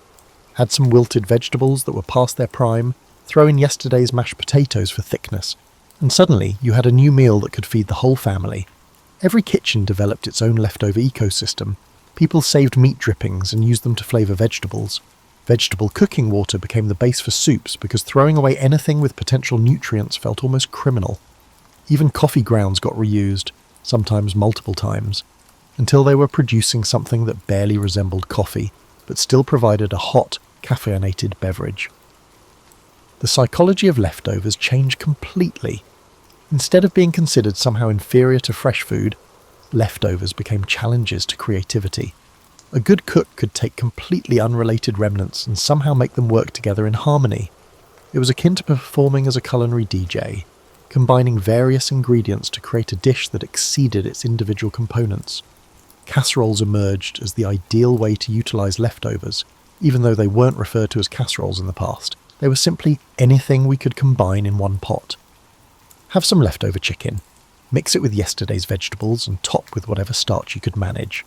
Although it was unrefined, it provided a substantial meal, was cost-effective and effectively utilised all items that could have otherwise been discarded. The transformation of leftovers also changed how families thought about meal planning. Instead of planning individual meals, you started thinking in terms of food chains, how Sunday's roast chicken would become Monday's chicken salad, Tuesday's chicken soup, and Wednesday's chicken and dumplings. It was like meal planning chess, thinking several moves ahead. Children grew up with an entirely different relationship to food waste than their parents had. Not only was leaving food on your plate considered bad manners, but it also represented a significant waste of family resources. Kids learned to clean their plates not because of starving children in far-off countries, but because that leftover bite might be tomorrow's lunch. The creative leftover culture led to some surprisingly tasty discoveries. Combinations that seemed weird on paper actually worked well together. Leftover mashed potatoes mixed with flour became potato pancakes. Yesterday's vegetables mixed with eggs became frittatas before anyone knew what to call them. In ways that would influence American cooking for generations, necessity became the driving force behind invention. Storage became an art form too. Without reliable refrigeration in many homes, keeping leftovers safe required timing, temperature control, and a bit of luck. Root cellars, cool pantries, and even outdoor storage in winter became part of the leftover management system. You had to eat things in the right order to prevent spoilage, which meant planning your leftover consumption as carefully as your original meals. Looking back, this leftover revolution created cooking skills that modern Americans have largely lost. These skills, such as the ability to look at random ingredients and see potential meals, to stretch food beyond its obvious uses, and to waste absolutely nothing, were not just survival skills from the Depression era. They were the foundation of a more sustainable and creative approach to cooking that we could probably learn from today, even if we never want to have to rely on it quite so desperately. Imagine opening your pantry today and discovering that half the ingredients you normally use for cooking have disappeared. They were not spoiled or sold out at the store. They were just completely unavailable, or so expensive that they might as well have been made of gold. That's essentially what happened during the Great Depression, when basic ingredients became luxury items and home cooks had to become kitchen chemists, figuring out how to create familiar flavours and textures using whatever they could actually afford. Sugar was one of the first casualties. Real white sugar became so expensive that it was rationed out like precious gems. Families used honey when they could, molasses when they couldn't, and sometimes corn syrup or sugar substitutes made from their own beets. Desserts took on entirely different flavour profiles. Less cloyingly sweet, more complex, and sometimes earthy. Your grandmother's cookies probably tasted nothing like what you'd expect biscuits to taste like today. Butter virtually disappeared from many family tables, replaced by whatever fat was cheapest and available. Occasionally it was lard, which at least provided richness and flavour. Sometimes it was vegetable shortening, which was cheaper but didn't taste like much of anything. And sometimes families learned to cook with no fat at all, creating dishes that were healthier than they realised, but probably a lot less satisfying than what they remembered from better times. Meat substitution evolved into a complex game of culinary fantasy. People extended ground meat with breadcrumbs, oatmeal, or any spare grain, resulting in meatloaf that contained more filler than actual meat. Sometimes families made entire meals that were designed to taste like they contained meat, but were actually made from beans, vegetables, and creative seasoning. It was like culinary theatre. Everyone pretended it was the real thing, and occasionally the pretending was so good that it almost worked. Coffee was another heartbreaker. Real coffee became so expensive that families started mixing it with chicory, dandelion root, or whatever else could provide a bitter hot beverage that felt like coffee in the morning. Some substitutes weren't terrible. Chicory actually has a pleasant, earthy flavour. Others were more about the ritual than the taste, because starting the day with a hot cup of something was psychologically important, even if that something bore only a passing resemblance to actual coffee. Vanilla extract, which today you buy without thinking, became a luxury item that required creative substitution. Families learned to use almond extract sparingly, or to make their own flavourings from whatever was available. Some learned to make vanilla from scratch, though the process was time-consuming and the results were hit or miss. Baking became an exercise in making desserts that tasted good, without relying on the flavour enhancers that had become too expensive. Milk was often watered down or substituted entirely. Powdered milk, when available, was mixed thinner than recommended to make it last longer. Sometimes families made milk from other sources. Nut-based beverages weren't trendy health choices, but desperate substitutions for something that had become unaffordable. Children grew up thinking that thin, slightly off-tasting milk was normal, not knowing they were drinking a diluted substitute for the real thing. Even salt, something we take completely for granted today, sometimes required substitution. Families learned to use herbs, vinegar, or other flavour enhancers to improve food taste without relying on salt they couldn't afford. Gardens became medicine cabinets and spice racks, with families growing whatever they could to add flavour to otherwise bland meals. The psychology of substitution was complex. On one hand, it was practical and necessary. You used what you had because you didn't have choices, but it was also a way of maintaining normalcy and dignity. Calling a bean and grain patty a meatloaf wasn't just about flavour. It was about preserving the feeling that your family was still eating recognisable traditional meals. Some substitutions worked so well that they became permanent parts of American cooking. Others were abandoned as soon as better times returned, though they remained in family memories as reminders of when creativity wasn't just helpful, it was essential for survival. The substitute culture also created a generation of cooks who understood ingredients in ways that modern cooks often don't. They knew how fats behaved in cooking, how sweeteners affected texture and taste, and how to balance flavours without standard ingredients. They became masters of working with what they had rather than the recipes they assumed they could buy. This ingredient flexibility created a uniquely American approach to cooking that valued resourcefulness over authenticity, creativity over tradition, and making do over giving up. It was always creative and fed families when they otherwise would have gone hungry, even if it wasn't tasty. You've probably seen those perfectly manicured suburban lawns, right? Every blade of grass precisely the same height, not a dandelion in sight, maintained with the dedication usually reserved for religious practices. During the Great Depression, those immaculate lawns would have been viewed as the epitome of wasteful foolishness. Every square foot of available land became potential food production, and families learned that vegetables were a lot more valuable than ornamental grass. The transformation of American yards happened almost overnight. People who had never grown anything more challenging than houseplants suddenly found themselves studying seed catalogues like they were textbooks, trying to figure out how to turn their backyards into miniature farms. It wasn't exactly like the trendy urban gardening movement you see today. This wasn't about being eco-conscious or eating locally. This was purely a matter of survival. Your garden planning had to be strategic in ways that modern gardeners can barely imagine. You had to plant what would yield the most calories per square foot, store well through winter, and grow reliably in your specific soil and climate. Potatoes became the backbone of many family gardens because they were filling, nutritious, and could be stored for months. Beans were popular because they added protein to the diet and improved the soil for future crops. The seed situation was its kind of economics lesson. Due to the high cost of good seeds, families learned to save seeds from their best plants, forming informal seed banks that neighbours and relatives shared. Trading seeds became a social activity.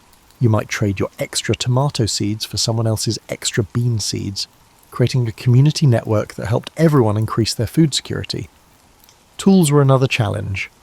A good shovel or hoe was an investment that many families couldn't afford, so tool sharing became common. Neighbours would coordinate their gardening schedules so they could pass tools back and forth, or families would make do with improvised tools, old kitchen spoons for planting seeds or homemade watering systems created from tin cans with holes punched in them. The process of learning was steep and unforgiving. Modern gardeners can look up solutions to their problems online, but Depression-era gardeners had to rely on neighbours, library books, and trial and error. If bugs devoured your beans or your tomatoes succumbed to blight, it not only represented a gardening setback but also a family food emergency. Pressure to succeed made every gardening decision feel crucial.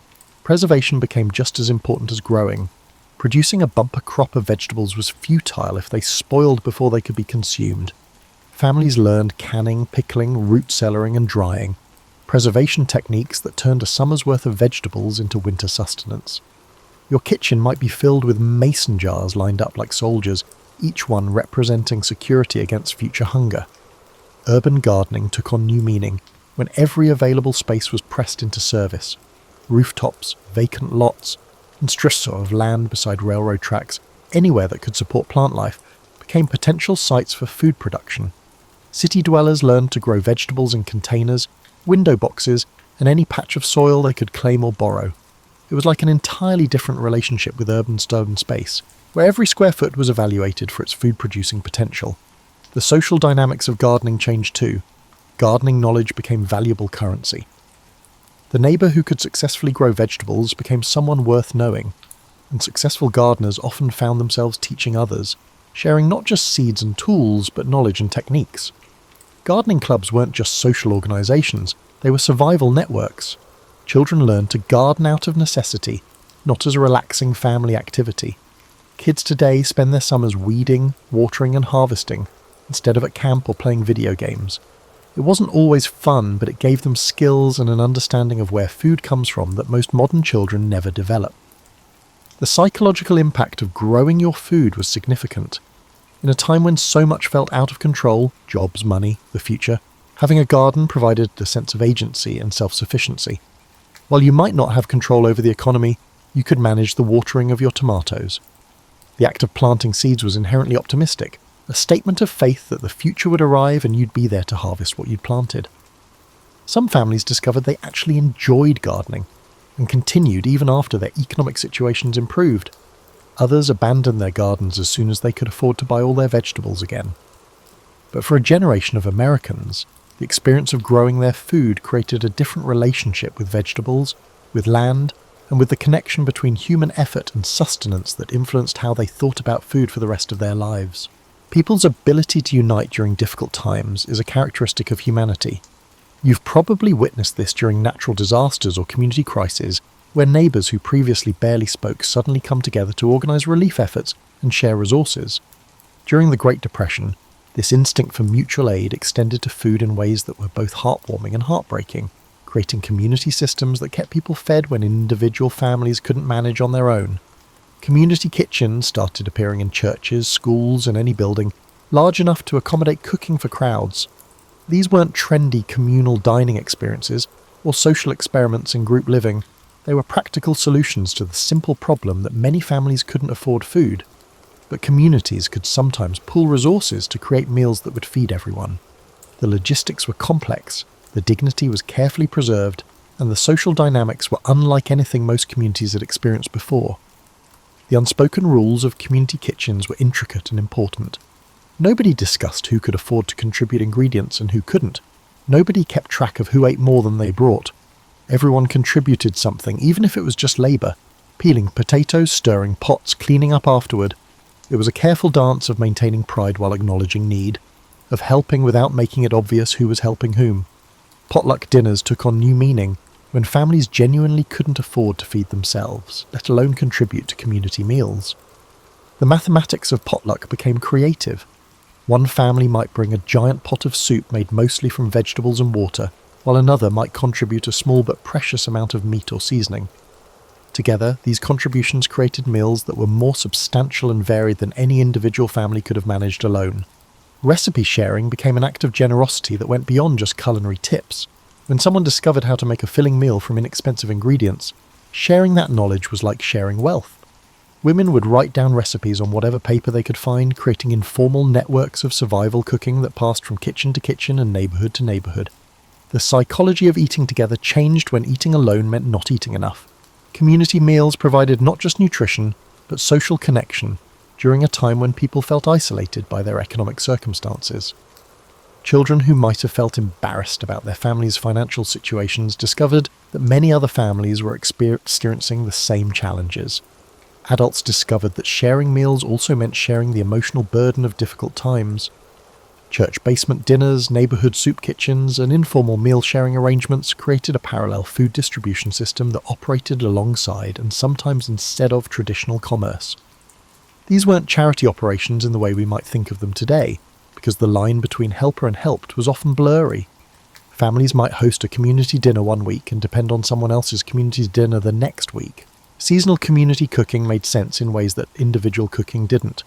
When someone's garden produced more tomatoes than one family could use, it made sense to turn that abundance into sauce or preserves that could feed multiple families. Large-scale food preservation required equipment, space and knowledge that individual families often lacked, but communities could organise canning operations that benefited everyone involved. The economics of community cooking were fascinating and complex. Buying ingredients in bulk for community meals was more economical than individual family shopping, but it required coordination, trust, and some kind of informal accounting system to ensure fairness. Some communities used trading systems where labour was exchanged for meals or where families contributed different types of resources. Some provided ingredients, others provided cooking space, and still others provided labour. Children growing up in these community food systems learned different lessons about sharing, cooperation, and social responsibility than children who grew up in purely individual family units. They saw adults working together to solve problems, witnessed the practical mechanics of mutual aid, and understood that community survival sometimes required setting aside individual pride in favour of collective action. The end of community kitchen culture came gradually as economic conditions improved and families could afford to return to individual cooking and eating. Some communities maintained these traditions as social activities rather than survival necessities, but for most, the community kitchen period was remembered as a time when neighbours became family out of necessity, and when the simple act of sharing a meal carried weight and meaning that extended far beyond nutrition. Looking back, these community food systems created social bonds and survival skills that influenced how communities responded to future challenges. They proved that Americans could organise mutual aid systems when necessary, and that sharing resources didn't require government programs or formal charity, just neighbours willing to help neighbours and communities willing to take care of their own. The end of the Great Depression didn't happen like a light switch being flipped. It was more like dawn slowly breaking after the longest night anyone could remember. Families didn't wake up one morning to find their economic troubles over and their refrigerators magically restocked.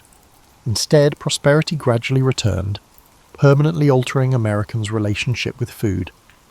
World War II played a strange role in ending food scarcity for some families, while creating new types of rationing for others. Defense jobs provided financial stability, but the implementation of wartime rationing often limited the amount of meat, sugar, and coffee that even the most affluent families could purchase. It was like having money, but being told you could only spend some of it, which was frustrating and forced continued creativity in the kitchen. The transition back to abundance was psychologically complex. You'd think that people who had to stretch every ingredient would waste food once they could afford it, but that's not what happened. Many families continued Depression-era cooking habits for years, decades, or even the rest of their lives. Once you've learned to see potential meals in food scraps, it's hard to unlearn that skill, even when you don't technically need it anymore. Children who had grown up during the Depression carried forward different attitudes about food than their parents had originally possessed. They knew how to cook from scratch, how to substitute ingredients, how to make meals stretch, and how to waste nothing. These skills served them well during future economic downturns, but they also influenced American home cooking in ways that lasted for generations. The grocery store experience transformed as abundance returned, but it never quite went back to the carefree shopping of the 1920s. People who had lived through the Depression maintained habits of price comparison, bulk buying when items were on sale, and stocking up against future shortages that might never come. The psychological scars of scarcity created shopping behaviours that persisted long after scarcity ended. Restaurant culture slowly returned, but it was different too.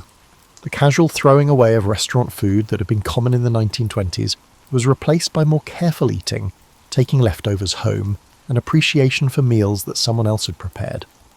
The experience of not being able to afford to eat out made dining out feel more special and less routine when it became possible again.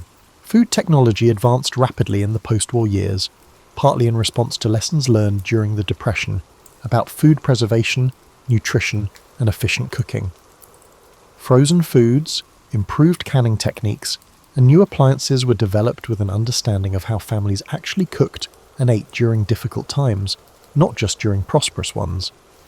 The social aspects of food sharing evolved too. Potluck dinners, community meals, and neighbour-to-neighbour food sharing didn't disappear when they were no longer necessary for survival, though they became more about social connection than economic necessity. Communities that had learned to eat together during hard times often continued eating together during good times, maintaining bonds that had been forged over shared meals and mutual aid. Garden culture persisted in modified forms. Many families continued growing vegetables, not because they had to, but because they wanted to. The skills they'd learned during necessity became hobbies, and the victory gardens of the Depression era evolved into the recreational gardening that became a suburban staple in later decades. The recipes and cooking techniques developed during the Depression became part of American culinary tradition. Desperately created dishes became comfort foods associated with family, tradition, and resourcefulness. Casseroles, hearty soups, and creative uses of leftovers remained popular long after they stopped being economically necessary.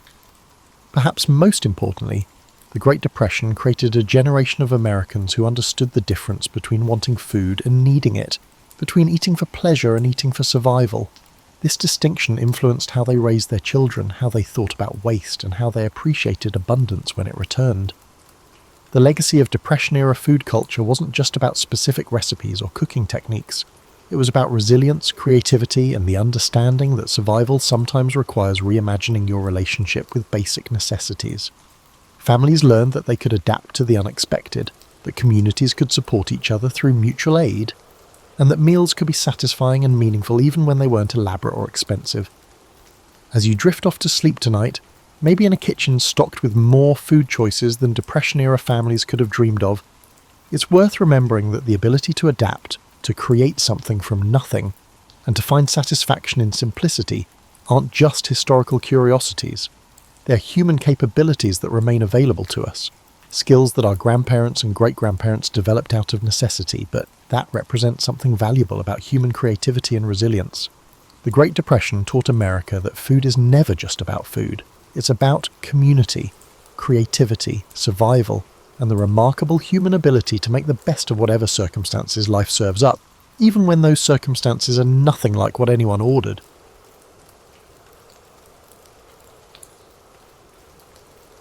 Transformation from a bourgeois academic to a revolutionary thinker wasn't the predetermined path many assume. Born in 1818 to a comfortable middle-class family in Trier, Prussia, now Germany, young Marx initially showed little interest in radical politics. His father, Heinrich, a successful lawyer who had converted from Judaism to Lutheranism to maintain his legal career under Prussian law, hoped his brilliant son would follow in his professional footsteps. The teenage Marx wrote poetry and romantic literature, dreaming of becoming a playwright or critic rather than an economist or political philosopher. His early writings reveal a romantic idealist influenced by Greek classics and German literature.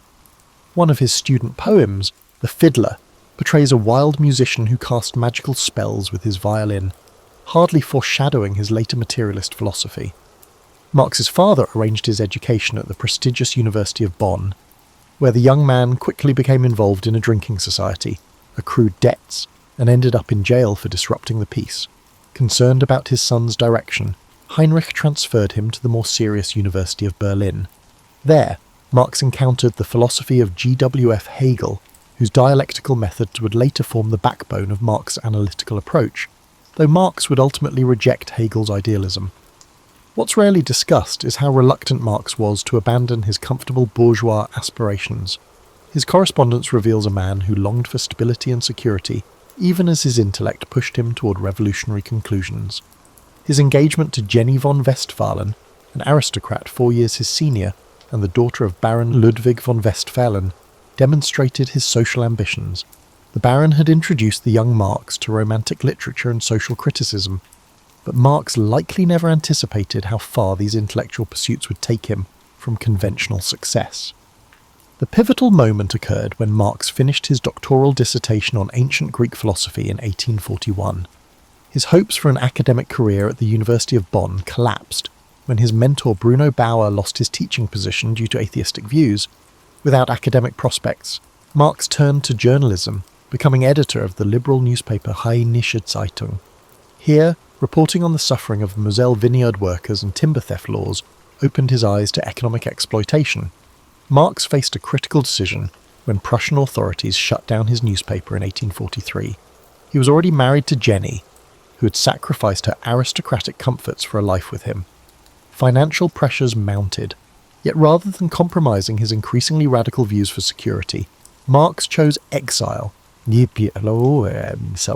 first to Paris, then Brussels, and eventually London. This decision wasn't taken lightly. Letters to Engels reveal Marx's frequent anxiety about money and his family's welfare. He considered various career alternatives, including emigrating to America to start a German-language newspaper or accepting a railway clerk position. These details contradict the image of Marx as an unwavering revolutionary from youth. What drove this transformation was Marx's intellectual honesty. Once he began analysing capitalism's mechanisms, he couldn't unsee its contradictions. His evolving critique wasn't the product of inherent radicalism, but of rigorous intellectual investigation that led him to uncomfortable conclusions about the society that had nurtured him. This personal journey explains why Marx's analysis cut so deeply. He understood bourgeois society intimately because he was formed by it and initially embraced its values. His critique came from within rather than without, from someone who might have become a university professor or comfortable professional had circumstances been different. The passionate intensity of his work stems partly from the personal cost of these realizations, as he watched his prospects for conventional success evaporate with each radical conclusion he reached. While Marx is remembered primarily for Capital and the Communist Manifesto, few realize that most of his adult life was spent as a working journalist rather than a political theorist.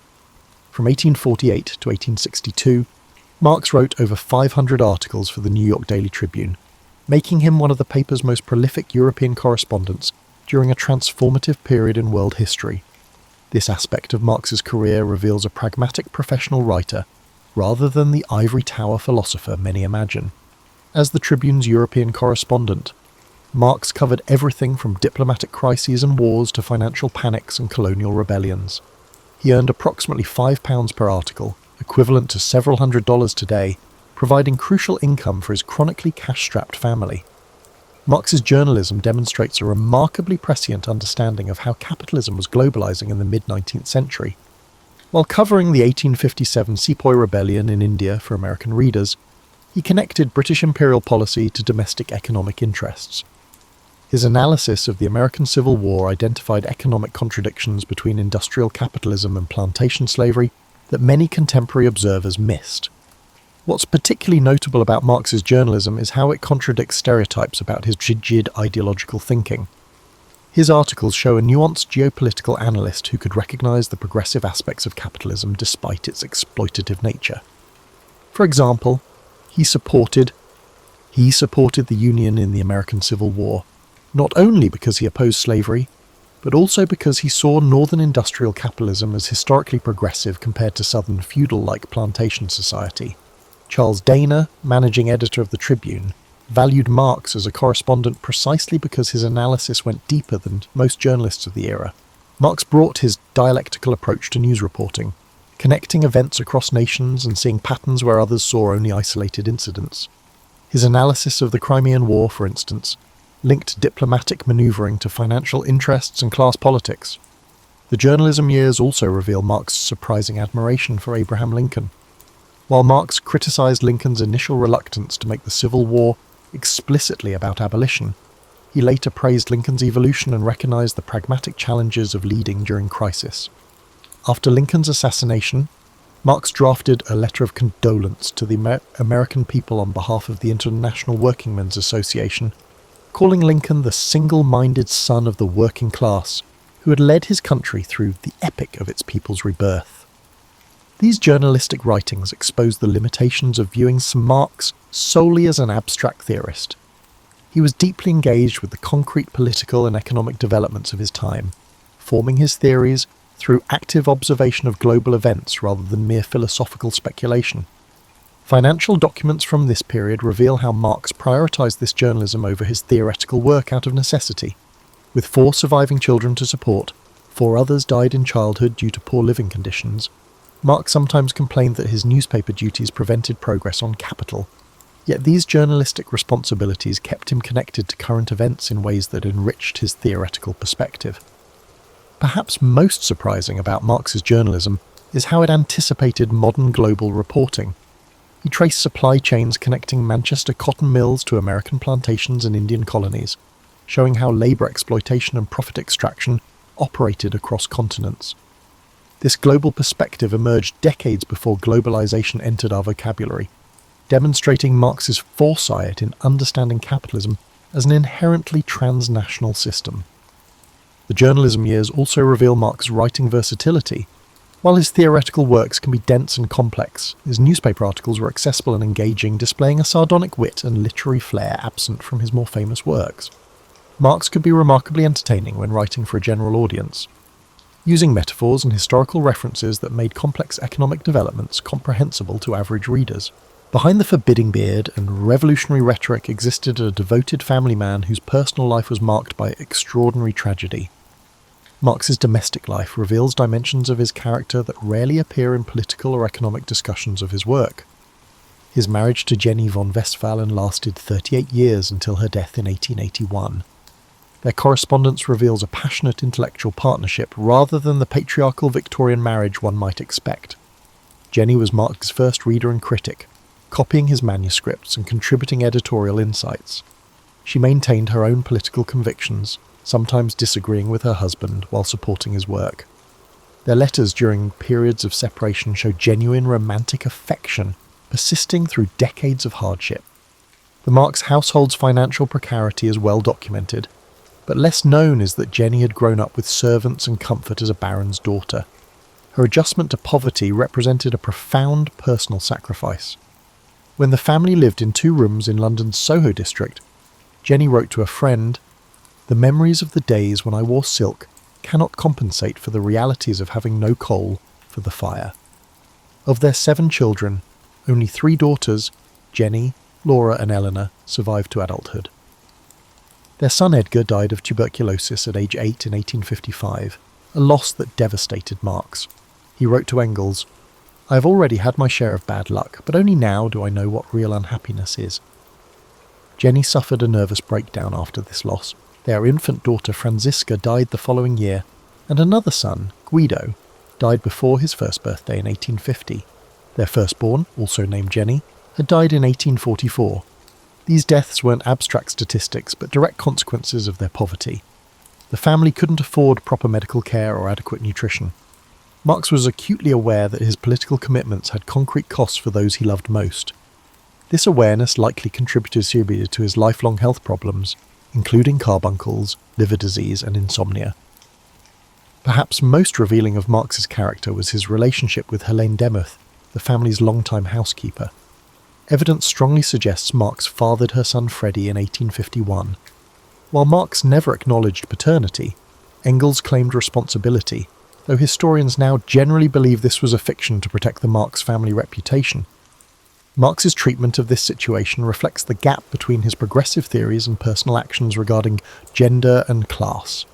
His illegitimate son was never welcomed into the family home and worked as a skilled toolmaker, ironically becoming part of the proletariat Marx theorised about. The Marx household wasn't defined solely by tragedy.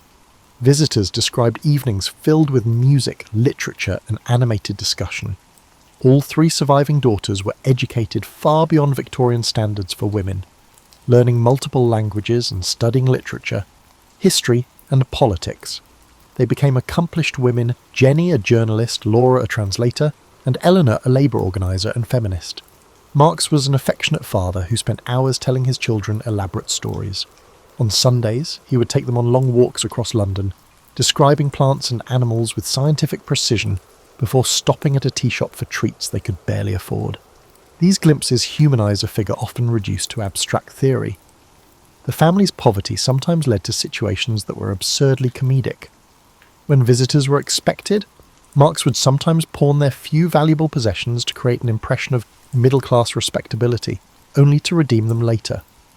The family called these financial manoeuvres their circular movements of commodities. Marx's relationship with money was complex. Despite writing the 19th century's most important critique of capitalism, he was hopeless with personal finances and periodically speculated on the London Stock Exchange, usually unsuccessfully. These contradictions reveal a man whose theories emerged from lived experience rather than abstract reasoning. His understanding of capitalism's pressures came partly from experiencing them personally. Marx's 40 years of exile from his German homeland placed him at the centre of a remarkable international network of political refugees, revolutionaries and intellectuals that formed a shadow community across Europe. This overlooked aspect of his life provides crucial context for understanding how his ideas developed and spread. After the failed revolutions of 1848, political exiles from across Europe congregated in London, creating what historian Bernard Porter called a refugee republic.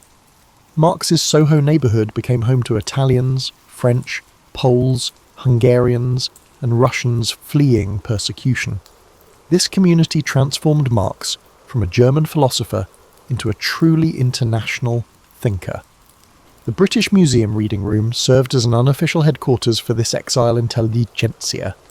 Marx spent thousands of hours here researching capital, surrounded by fellow revolutionary thinkers. His famous work habits, arriving when the library opened and leaving when it closed, were shared by other political refugees who found the heated reading room a refuge from cold lodgings they couldn't afford to heat. Marx's relationships with fellow exiles were complex and often contentious. He engaged in bitter disputes with other revolutionary leaders like Giuseppe Mazzini, Alexander Herzen, and Mikhail Bakunin. These weren't merely theoretical disagreements, but battles for leadership within exile communities. Marx could be ruthless in these conflicts, using his intellectual prowess to marginalise rivals through savage criticism and sometimes personal attacks. The German Workers' Educational Society in London's East End became Marx's primary community organisation. This working-class cultural centre offered classes, lectures, musical performances, and debates. Marx lectured here regularly, testing ideas that would later appear in Capital on audiences of tailors, shoemakers, and watchmakers. The feedback from these workers, who combined practical experience with intellectual curiosity, shaped Marx's understanding of labour exploitation beyond abstract theory. Less appreciated is how Marx's exile experience made him multilingual and multicultural.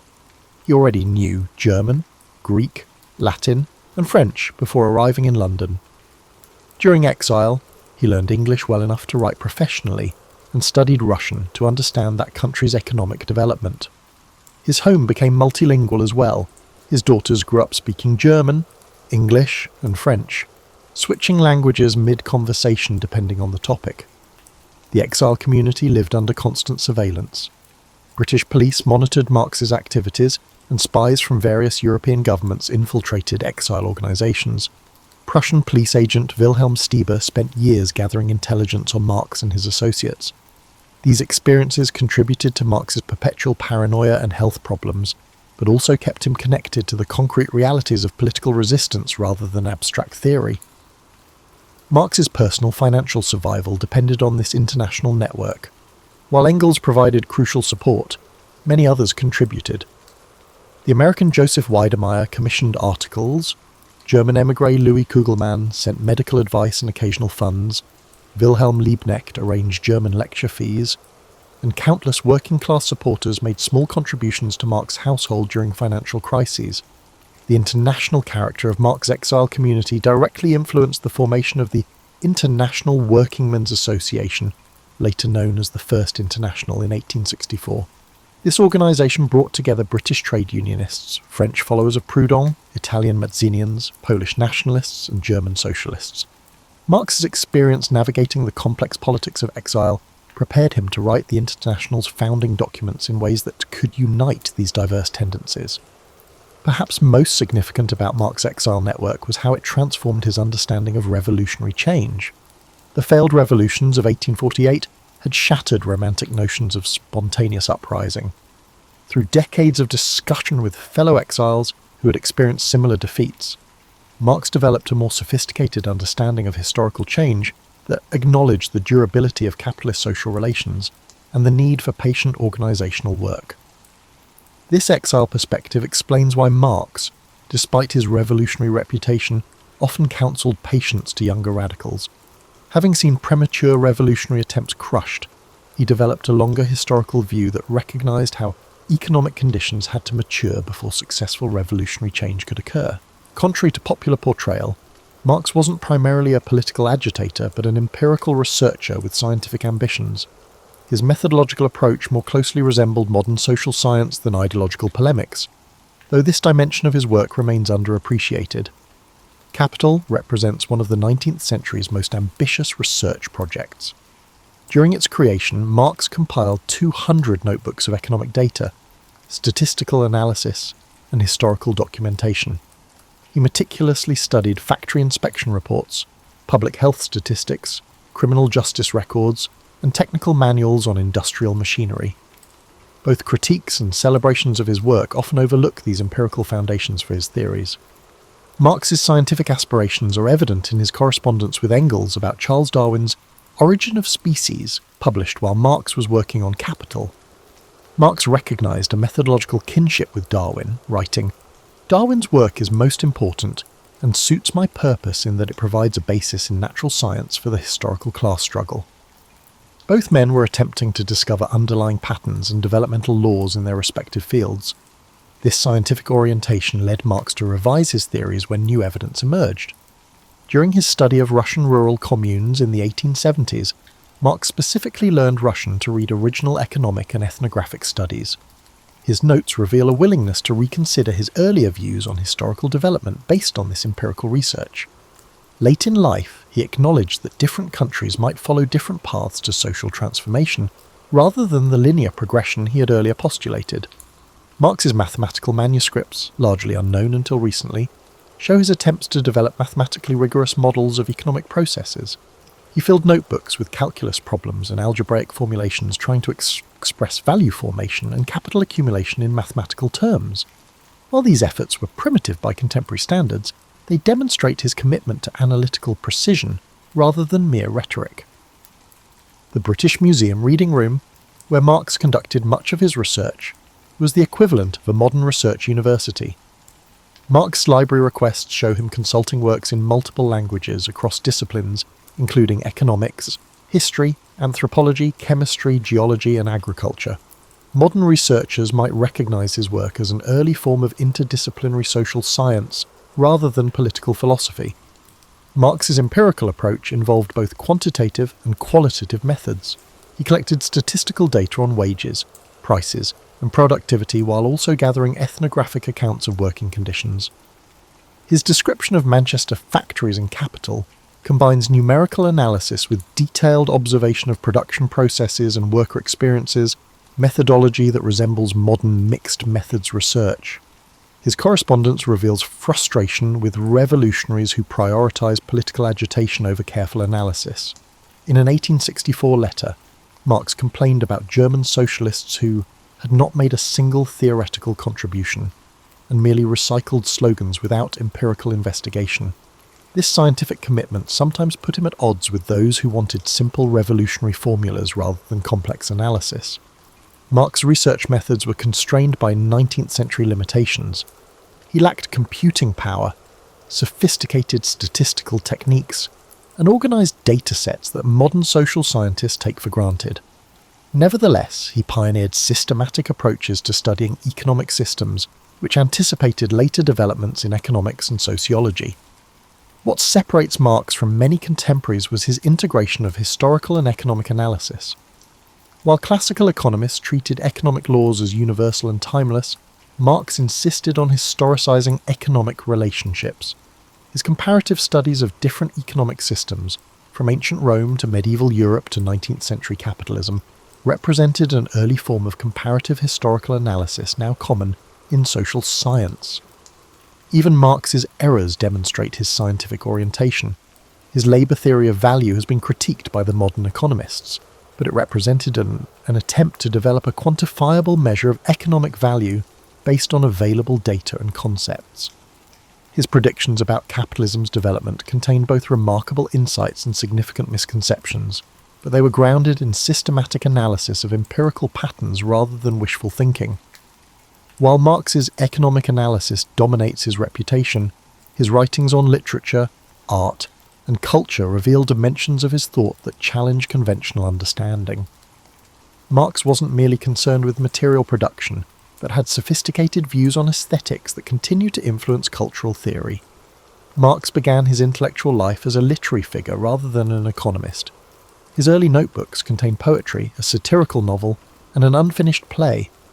He considered literature central to human development, not a mere superstructural reflection of economic relations as vulgar Marxism would later suggest. Throughout his life, Marx returned to literature for both pleasure and insight. Even while writing Capital, he regularly reread Shakespeare, Cervantes, and Greek dramatists. His aesthetic judgments often contradicted his economic theories in revealing ways. Marx admired the conservative writer Honoré de Balzac, considering his novels more profound social analysis than many progressive writers' work. Marx wrote to Engels that he had learned more about French society from Balzac than from all the professional historians, economists, and statisticians of the period together. This appreciation for aesthetic quality, regardless of political alignment, challenges simplistic views of Marx as reducing art to propaganda. Marx's literary tastes were surprisingly canon-forming rather than revolutionary. He revered classical Greek literature, Shakespeare, Goethe, and Dante, all standard components of bourgeois education. During family evenings, his daughters remembered him reciting lengthy Shakespearean passages from memory. This cultural conservatism existed alongside his revolutionary politics, suggesting a more complex relationship between cultural and political values than often attributed to him. The Marx household cultivated literary and theatrical activities. Family letters describe home performances of Shakespeare plays with Marx taking multiple roles. His daughters received rigorous literary education, with Marx personally guiding their reading in multiple languages. Eleanor Marx became a significant literary figure herself, translating Ibsen and Flaubert while writing literary criticism. Perhaps most surprising is Marx's nuanced view of how economic conditions influence artistic production. In his introduction to the Critique of Political Economy, Marx puzzled over why Greek art remained aesthetically powerful despite emerging from a less developed economic system than 19th century industrial society. This Greek problem in Marxist aesthetics acknowledges that artistic achievement doesn't simply advance alongside economic development, contrary to mechanical interpretations of his theories. Media Marx's writings on literature contain insights that anticipated later literary theory. His discussion of how Victor Hugo's novel Les Miserables transforms social contradictions into aesthetic form resembles aspects of structuralist literary analysis developed a century later. His critique of Eugene Sue's Mysteries of Paris analyses how popular literature can simultaneously expose and mystify social problems, anticipating cultural studies' approaches to media. Unlike many Victorian intellectuals who dismissed popular culture, Marx paid serious attention to diverse cultural forms. He analysed newspaper crime reporting, popular novels, and theatre alongside canonical literature. While teaching his daughters literature, he included popular works as well as classics, recognising that cultural literacy required understanding both high and popular forms. Marx's aesthetic theory includes a robust concept of human creativity that extends beyond utilitarian production. In his early economic and philosophic manuscripts, Marx describes art as a form of non-alienated labour that allows human creative capacities to develop freely. This perspective suggests that aesthetic activity isn't merely decorative but central to human flourishing, a view that aligns Marx with humanistic traditions despite his materialist reputation. The emancipatory potential of art remained important to Marx throughout his life. He saw aesthetic experience as potentially liberating consciousness from everyday constraints, allowing people to imagine alternatives to existing social arrangements. This perspective explains why cultural questions remained important to him alongside economic analysis. In Marx's view, revolutionary change required not just material transformation, but new forms of consciousness that art could help develop. Marx's cultural interests extended beyond literature to music, visual art and architecture. He attended opera performances when finances permitted and closely followed the career of composer Richard Wagner, though expressing ambivalence about Wagner's nationalist tendencies. These cultural dimensions reveal a Marx far more complex than the economic determinist often presented in textbooks. Perhaps the most revealing aspect of Marx's intellectual life is what he left unfinished. His grand project remained incomplete, not just in the conventional sense of the unfinished volumes of Capital, but in deeper ways that explain enduring debates about his legacy. When Marx died in 1883, only the first volume of Capital had been published. Volumes 2 and 3 were assembled by the Engels from Marx's notes, creating endless scholarly debate about whether these posthumous publications accurately represent Marx's intentions. What's less discussed is that Marx deliberately delayed publication, continuously revising his work as new economic data emerged and his thinking evolved. Marx's final years show a thinker moving in unexpected directions, rather than solidifying a dogmatic system. His notebooks from the 1870s and early 1880s reveal intensive study of anthropology, particularly Lewis Henry Morgan's work on ancient societies. These investigations led Marx to question unilinear theories of historical development, including some of his own earlier formulations, as he recognised alternative social formations beyond the European pattern. The late Marx showed increasing interest in non-Western societies. His notes on Russian rural communes suggest he saw potentially revolutionary possibilities in these traditional structures, rather than insisting they follow Western European developmental patterns through capitalism. In an 1881 letter to Vera Zasulich, Marx explicitly rejected interpreting his work as a historical philosophical theory of general development imposed by fate on all peoples. This evolution challenges mechanical interpretations of historical materialism. Marx's planned but unwritten works reveal how much of his project remained incomplete. He intended to write books on the state, international trade, and the world market that would have clarified aspects of his theory that remain most contested. His outline for Capital originally included 6 volumes, with the 3 we have representing only half his envisioned project. Particularly significant was Marx's unwritten book on wage labour, which would have complemented his analysis of Capital. Without this counterpart, his theory appears more deterministic than he likely intended. Evidence suggests this volume would have explored worker resistance and organisation, themes that appear only briefly in the published volumes but were central to Marx's political work. Health problems increasingly limited Marx's productivity in his final years.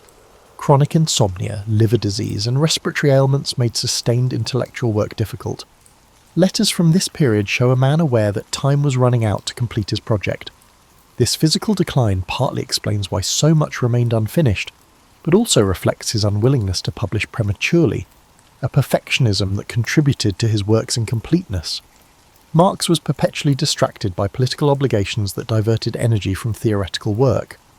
His leadership role in the First International involved writing countless reports, resolutions, and addresses while mediating disputes between factions.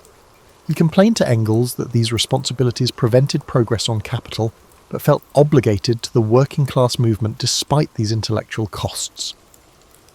The financial pressures that plagued Marx throughout his life worsened these delays. Journalism and other paid writing took precedence over theoretical work that offered no immediate income. Financial crises repeatedly interrupted Marx's famous working habit in the British Museum, requiring him to write desperate letters to friends for loans. These material conditions of intellectual production aren't merely biographical details, but shape the development and incompleteness of his thought. Perhaps most significant about Marx's unfinished work is how it created space for diverse interpretations. The gaps and ambiguities in his theory allowed later Marxists from Lenin to Luxemburg to Gramsci to creatively develop aspects of his thought in different directions. Had Marx completed a more systematic presentation of his mature views, this theoretical fertility might have been reduced. Marx's final notebook entries show a thinker still evolving rather than reaching definitive conclusions. Unlike philosophers who develop systematic theories, they then defend unchanged. Marx continuously revised his thinking based on new evidence and historical developments. His final notes contain questions rather than answers, suggesting an open intellectual project rather than a closed theoretical system. This unfinished quality explains why Marx remains relevant despite the collapse of regimes that claimed his legacy. The open-ended nature of his work allows reconsideration of his insights separate from dogmatic applications. The unfinished Marx offers analytical tools rather than rigid doctrines, explaining why his thought continues generating new interpretations for understanding contemporary capitalism's contradictions and possibilities. Picture this: you're complaining about your house being 68 degrees instead of 72, maybe grumbling as you reach for that extra blanket. Now imagine it's 1942, you're somewhere in Eastern Europe, and the thermometer has given up trying to measure temperatures that would make a penguin reconsider its life choices. Welcome to the world where winter wasn't just uncomfortable, it was actively trying to kill you. You see, when World War II rolled around, nobody really thought much about the weather. Sure, Napoleon had a minor mishap with the Russian winter in 1812, but that was long ago, right? Modern armies had modern equipment. They had plans, they had confidence. They had no idea how creative you had to be when Jack Frost joined the other team.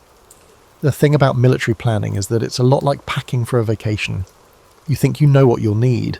You make your lists, you feel prepared, and then you arrive to discover you've brought sandals to a blizzard. Except in this case, the consequences of poor packing weren't just uncomfortable, they were potentially fatal. When the first brutal winter hit the European theatre, soldiers discovered something that would make even the most seasoned outdoorsman nervous. The cold wasn't just cold, it was the kind of cold that turns your breath into icicles mid-sentence, that makes metal so brittle it snaps like a pretzel, and that transforms simple tasks like loading a rifle into a finger-numbing exercise in futility. But here's where the story gets intriguing and where you start to see the remarkable ingenuity of people who refuse to let Mother Nature have the last word. When confronted with temperatures so low as to freeze antifreeze, individuals not only endure, but also innovate. You master improvisation, acquire a PhD in adaptability, and become a professor of whatever works. The first lesson these soldiers learned was that the enemy wasn't always wearing a uniform. Occasionally the enemy was invisible, creeping through tent flaps and uniform seams, turning their breath against them, and making every night a battle for survival. The cold became a third party in the conflict, impartial in its cruelty, affecting everyone equally, regardless of which side they were fighting for. Think about your worst camping experience. Maybe that time the air mattress deflated, or when you forgot to pack enough warm clothes. Imagine multiplying that discomfort by approximately 1,000, adding the constant threat of enemy action, and adding the responsibility of ensuring the functionality of your equipment and the survival of your fellow soldiers. And you'll begin to understand the situation. What's remarkable isn't just that these soldiers survived, it's how they turned survival into an art form. They became meteorologists without weather apps, engineers without blueprints, and inventors without patents. Every night became a laboratory for testing new theories about heat retention. Every morning brought lessons in what worked and what left you counting your toes to make sure they were all still there.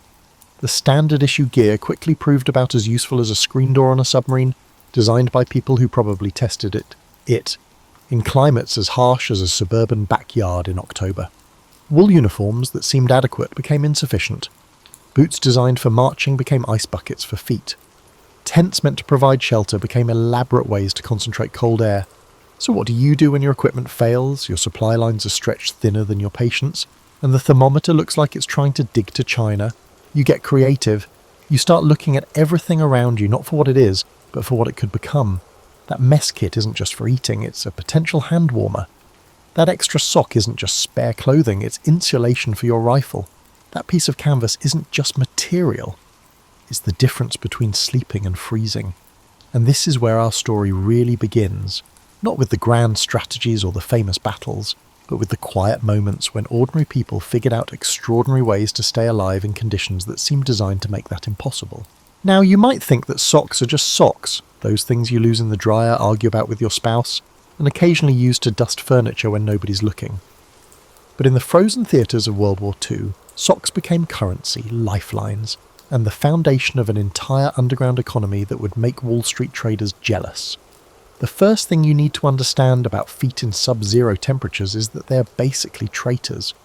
Your body, being the pragmatic organism it is, decides that keeping your core warm is more important than maintaining diplahebus, or in this case under the frostbite. Therefore your feet, along with your fingers, suffer the consequences of frostbite. Trenchfoot became a condition so common that it practically needed its own postal code. Imagine your feet deciding to stage a revolt, swelling up, turning fascinating colours that would make a sunset jealous, and generally make every step feel like walking on broken glass. Now imagine trying to march, run, or fight in that condition. It's like trying to dance ballet in ski boots filled with marbles. This is where the Great Sock Conspiracy began. Soldiers quickly realised that the military's approach to foot care was about as sophisticated as using a hammer to fix a watch. The standard issue socks were fine for parade grounds, but about as useful as chocolate teapots when dealing with months of wet, cold conditions. So they improvised, and their solutions would make modern outdoor gear companies weep with admiration. They learned to layer socks like lasagna, thin silk or cotton against the skin, wool for insulation, and sometimes even paper or cloth strips for extra padding. They discovered that changing socks wasn't just hygiene, it was survival. Dry socks became more valuable than cigarettes, and cigarettes were practically currency. But here's where it gets really creative. When fresh socks were in short supply, which was most of the time, soldiers became textile engineers. They learned to dry wet socks using body heat, tucking them inside their uniforms close to their chest while they slept. Imagine spooning with your laundry, but hey, when it's life or death, dignity takes a back-dynamic seat. They also figured out the ancient art of sock rotation. They would maintain a meticulous record of the socks they had worn, those that were drying and those that were clean, much like a sophisticated filing system. Some soldiers developed elaborate schedules that would make a corporate calendar look simple. Tuesday, wear the grey wool, dry the cotton blend, air out the emergency pair. The really clever ones discovered that newspapers, when available, made excellent sock insulation. They'd wrap their feet in newspaper before putting on socks, creating a makeshift vapour barrier that would make modern hiking gear designers nod with approval. Of course, this led to the amusing situation of soldiers literally having yesterday's news in their boots, but when you're avoiding frostbite, you don't complain about the reading material. Some soldiers took the sock science even further, learning to waterproof their footwear using whatever was available. Candle wax, animal fat, even soap. Anything that could create a barrier between their feet and the elements. They became chemists, testing different combinations and sharing successful formulas like state secrets. The sock trade became so sophisticated that units developed their own internal economies. A pair of dry wool socks could be worth a day's rations. Clean socks served as birthday presents, Christmas gifts, and tokens of friendship. Soldiers would literally give you the socks off their feet, though probably not the ones they were currently wearing. And then there were the ingenious innovations in socks. Some soldiers learned to knit, creating custom toile, socks from unravelled sweaters or salvaged yarn. Others figured out how to repair holes using thread pulled from other garments, essentially performing sock surgery by candlelight. But perhaps the most touching aspect of the Great Sock Conspiracy was how it brought people together. Soldiers would share their foot care knowledge like family recipes, passing down the wisdom of keeping extremities warm from veteran to rookie. They'd help each other check for signs of frostbite, assist with the delicate operation of sock changing in cramped quarters, and share the precious resource of dry footwear. The discussion wasn't just about comfort, though comfort was certainly part of it. The debate was about maintaining the ability to fight, march, and survive. Feet were mission-critical equipment, and socks were the maintenance manual. Every dry sock was a small victory against the cold. Every successful foot care routine was a triumph of human ingenuity over hostile conditions. You know how they say 2 heads are better than 1? Well, in temperatures that could freeze your thoughts mid-think, 2 bodies were definitely better than 1. In freezing conditions, the buddy system evolved from simple military protocol to a delicate survival dance that demanded more coordination than a Broadway musical and more trust than a marriage. Imagine trying to explain to your spouse why you need to share a sleeping bag with your co-worker. Now imagine that sharing a bed isn't just a suggestion, it's the difference between waking up tomorrow and becoming a human popsicle. Welcome to the realm of tactical cuddling, where maintaining personal space has become an expensive luxury. The science behind shared body heat is actually pretty straightforward, though the execution could be hilariously awkward. Your body generates heat, about as much as a 100-watt light bulb when you're just sitting around. In normal conditions, most of that heat just wanders off into the atmosphere like an ungrateful teenager. But when you're trying to survive in conditions that would make an Arctic fox shop for a warmer coat, every BTU becomes precious. Soldiers quickly learned that sharing body heat wasn't just about snuggling up. It was about creating a microclimate, a tiny pocket of livable temperature in the middle of nature's deep freeze. They developed techniques that would make efficiency experts proud. 2 soldiers would zip their sleeping bags together, creating what they called a thermal envelope. Sounds fancy, but it was basically an adult sleeping bag built for 2 chilly people. But here's where it gets tricky, and sometimes hilarious. Sharing body heat requires coordination that would challenge a synchronized swimming team. Who sleeps on which side? How do you arrange arms and legs so that nobody's circulation gets cut off? What happens when one person needs to get up in the middle of the night? These became crucial tactical decisions that could mean the difference between a decent night's sleep and waking up more tired than when you went to bed. The rotation system they developed was pure genius. Since the person on the outside of the arrangement naturally got colder, they'd switch positions every few hours. It was like a freezing critical version of musical chairs. Some units developed elaborate schedules, with soldiers taking turns being the outside man and the inside man. Others just switched when whoever was getting colder couldn't stand it anymore. They also figured out the art of the heat exchange. Before settling in for the night, soldiers would do what they called warming exercises, essentially vigorous calisthenics designed to get their blood pumping and their core temperature up. Then they'd quickly get into their shared sleeping arrangements while their bodies still had heat to share. It was like preheating an oven, except the oven was your buddy, and the oven was trying to keep you both alive. The buddy system extended beyond sleeping arrangements. During the day, soldiers would work in pairs to check each other for signs of hypothermia or frostbite. They transformed into amateur medical diagnosticians, adept at identifying the subtle indications that a person was losing their fight against the cold. Slurred speech, confusion, uncontrollable shivering, these weren't just symptoms. They were emergency signals that required immediate intervention. They developed communication systems that worked even when talking became difficult. They developed hand signals, predetermined phrases, and systems for checking in with each other at regular intervals. How are your fingers became as important a question as, what's our position? The answers could determine whether someone was still fully functional or needed immediate help. Some of the buddy system innovations were surprisingly sophisticated. Soldiers learned to share not just body heat, but also the heat generated by their equipment. A small camp stove or heating device could warm 2 people if they positioned themselves correctly and shared the heat efficiently. They'd create windbreaks for each other, taking turns blocking the wind while the other person warmed up. But perhaps most importantly, the buddy system provided psychological warmth. Being cold and miserable alone is one thing. Being cold and miserable with someone else somehow makes it bearable. They'd tell jokes, share stories, and complain together about the conditions. Misery loves company. And in this case, companionship could literally save your life. The trust required was enormous. You had to trust your buddy to wake you up if you showed signs of hypothermia during the night. You had to trust them to share resources fairly, tell you if you were developing frostbite, and help you make the countless small decisions that could mean survival or disaster. In return, you had to be trustworthy yourself, putting your buddy's survival on the same level as your own. If you've ever watched MacGyver and thought nobody could really make a heater out of a paperclip and a stick of gum, then you've never met a World War II soldier facing down a winter that could freeze the enthusiasm right out of an optimist. These guys became the original masters of making something from nothing, turning the phrase "work with what you've got" into a survival philosophy that would make modern survivalists take notes. The first lesson in battlefield heating was that everything, and I mean everything, was a potential heat source. Did you ever have an empty tin can for your lunch? Congratulations, you just found yourself a hand warmer. Those candles you've been saving for special occasions? Every night trying not to become a human ice cube counts as special. The alcohol you've been hoarding for when the war ends? Well, it turns out alcohol burns, and burning things make heat. Who knew? Soldiers became amateur chemists, learning which materials burned cleanest and longest.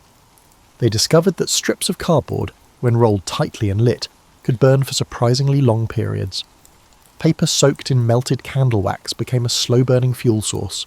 They learned to make buddy burners, tin cans filled with rolled cardboard and wax that could provide heat for hours. But the real innovation came in heat distribution and conservation. While creating fire was the initial step, the real challenge was directing that heat to its most beneficial location. Soldiers learned to create heat reflectors using polished metal, mirrors, or even pieces of glass. They'd position these reflectors to bounce heat from small fires back toward themselves, essentially doubling the effectiveness of their heat sources. They also mastered the art of the heat bank. A fire could heat large stones, metal objects, or even their mess kits, which they then used as portable heaters. A hot stone wrapped in cloth could keep hands warm for hours. A heated mess kit could be tucked into a sleeping bag to pre-warm it before bedtime. The group was essentially creating medieval hot water bottles, but without using actual water bottles. Some of the most creative solutions involved repurposing military equipment in ways that would probably violate several military regulations. Empty ammunition boxes became miniature stoves. Discarded helmets became heat reflectors, or even cooking surfaces. They could create structures for holding heat sources, or build makeshift heaters using rifle cleaning rods. The really clever ones figured out group heating systems that would make modern heating engineers jealous. They'd dig small pits in the ground, line them with stones, build fires in them until the stones were thoroughly heated, then cover the coals and use the heated stones as radiant heaters. The thermal mass of the stones would continue to give off heat long after the fire had died down. Body heat amplification became another specialty. They learned to create heat traps using whatever materials were available. They could arrange extra clothing to create air pockets that trapped body heat. Blankets could be rigged to create tent-like structures that concentrated warmth from multiple heat sources. They figured out how to use their breath as a heating system, creating small enclosed spaces where exhaled air could warm incoming cold air. Some soldiers became experts in what they called heat scavenging, finding ways to capture and use heat that was already being generated. If someone was cooking, they'd position themselves to catch the heat from the cooking fire. If equipment was running and generating heat, they'd find ways to benefit from that warmth. No BTU was allowed to escape without being put to good use. The innovation extended to personal heating devices that bordered on genius. Soldiers learned to make hand warmers using metal containers, chemical reactions, or even simple friction devices. They'd create heated insoles for their boots using materials that retained heat. Some figured out how to modify their clothing to create better heat retention, adding layers, creating air pockets, or even rigging up primitive heating systems within their uniforms. But perhaps the most impressive innovations were the ones that solved multiple problems at once. One could use a heat-generating device for cooking, drying damp clothes, melting snow for drinking water, or even for signalling purposes. They weren't just making heaters, they were creating multi-purpose survival tools that addressed several needs simultaneously. The knowledge sharing that happened around these innovations was remarkable. Successful heat-making techniques rapidly disseminated throughout the units. Soldiers would demonstrate their inventions to others, teach their techniques, and continuously improve on each other's designs. It was like an open-source hardware project, except the hardware was keeping people alive. What's truly amazing is how these field innovations often worked better than the official equipment. Standard-issue heating devices, when they existed at all, were often too heavy, too fuel-intensive, or too fragile for field conditions. The soldier-invented alternatives were lighter, more efficient, and built to withstand the kind of abuse that comes with being carried into combat zones. Now, if you think building a blanket fort in your living room makes you an architect, wait until you hear about the subterranean cities that soldiers created when the surface world became too hostile for human habitation. These weren't just holes in the ground, they were sophisticated underground living spaces that would make tiny modern house enthusiasts weep with envy. The inspiration for going underground was pretty straightforward. If the surface temperature was trying to kill you, maybe it was time to accept the Earth's invitation to come inside. Soldiers quickly learned that just a few feet below ground, temperatures were significantly warmer and much more stable. Discovering a natural thermostat that Mother Nature had been concealing was a profound revelation. But digging a hole and calling it home was just the beginning. These underground spaces evolved into complex engineering projects that required skills nobody taught in basic training. Soldiers became excavation experts, structural engineers, and interior designers all at once. They had to figure out ventilation systems that would provide fresh air without letting in deadly cold. They needed drainage systems to prevent their homes from becoming underground swimming pools, and they had to create heating systems that wouldn't asphyxiate them in their sleep. The basic foxhole quickly evolved into something that resembled a studio apartment designed by someone who really understood the importance of thermal efficiency. They'd start with a basic excavation, then line the walls with whatever materials were available: logs, boards, corrugated metal, even a packed snow that would freeze into protective walls. The key was creating insulation between the living space and the surrounding earth. Ventilation was the tricky part. You needed fresh air to breathe, but every opening was a potential heat leak. Soldiers became experts in creating air circulation systems that brought in oxygen while maintaining temperature. They'd create baffled entrances that prevented cold air from flowing directly into the living space. Some developed sophisticated chimney systems that drew smoke out while pulling fresh air in through carefully designed vents. The heating systems they created for these underground spaces were marvels of efficiency. Small stoves made from tin cans or salvaged metal could heat an entire underground room. They learned to position heat sources for maximum efficiency and to create systems that distributed heat evenly throughout the space. Some even figured out radiant heating systems using heated stones or metal objects that would slowly release heat over time. But the real innovation was in space utilization. These weren't just survival shelters, they were livable spaces designed for multiple people to coexist in comfort. They created sleeping areas, common areas, storage spaces, and even workshops where they could maintain equipment or create new survival tools. Some underground spaces included multiple rooms connected by tunnels, essentially creating underground apartment complexes. The construction techniques they developed were surprisingly sophisticated. They learned to create structural supports that could handle the weight of Earth above while providing maximum living space below. They figured out how to waterproof their constructions using available materials. Some even created elevated floors to prevent ground moisture from making their living spaces damp and cold. Furniture in these underground hotels was a triumph of creative repurposing. Empty ammunition boxes became chairs, tables, and storage units. Logs or boards became benches and bed frames. Salvaged materials were transformed into shelving, lighting fixtures, and organizational systems. They were essentially furnished apartments created entirely from military surplus and found materials. The social dynamics of underground living required their own innovations. Multiple people living in small underground spaces needed systems for privacy, organization, and conflict resolution. They developed schedules for sharing common areas, systems for maintaining cleanliness, and protocols for managing the inevitable personality conflicts that arise when you're essentially living in a cave with your co-workers. Some units created underground spaces that were genuinely impressive engineering projects. They'd excavate large common areas that could accommodate entire squads, with separate sleeping alcoves, storage areas, and workshop spaces. These underground complexes included sophisticated drainage systems, multiple heating zones, and even recreational areas where soldiers could relax when they weren't on duty. The decoration of these spaces reveals something touching about the human need for comfort and beauty, even in the most challenging circumstances. Soldiers would bring whatever personal items they could into these underground homes. Soldiers brought photographs, letters, and small mementos that served as reminders of their home. Some created artwork on the walls, carved decorations into wooden supports, or arranged their few possessions in ways that made the space feel more like home and less like a survival bunker.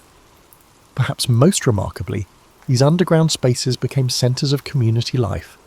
They were where soldiers shared meals, told stories, played games, and maintained the social connections that were crucial for morale. They weren't just surviving in these spaces, they were living, creating small communities that provided warmth, not just for bodies, but for spirits. You might think that eating in sub-zero temperatures is just a matter of opening a can and hoping for the best.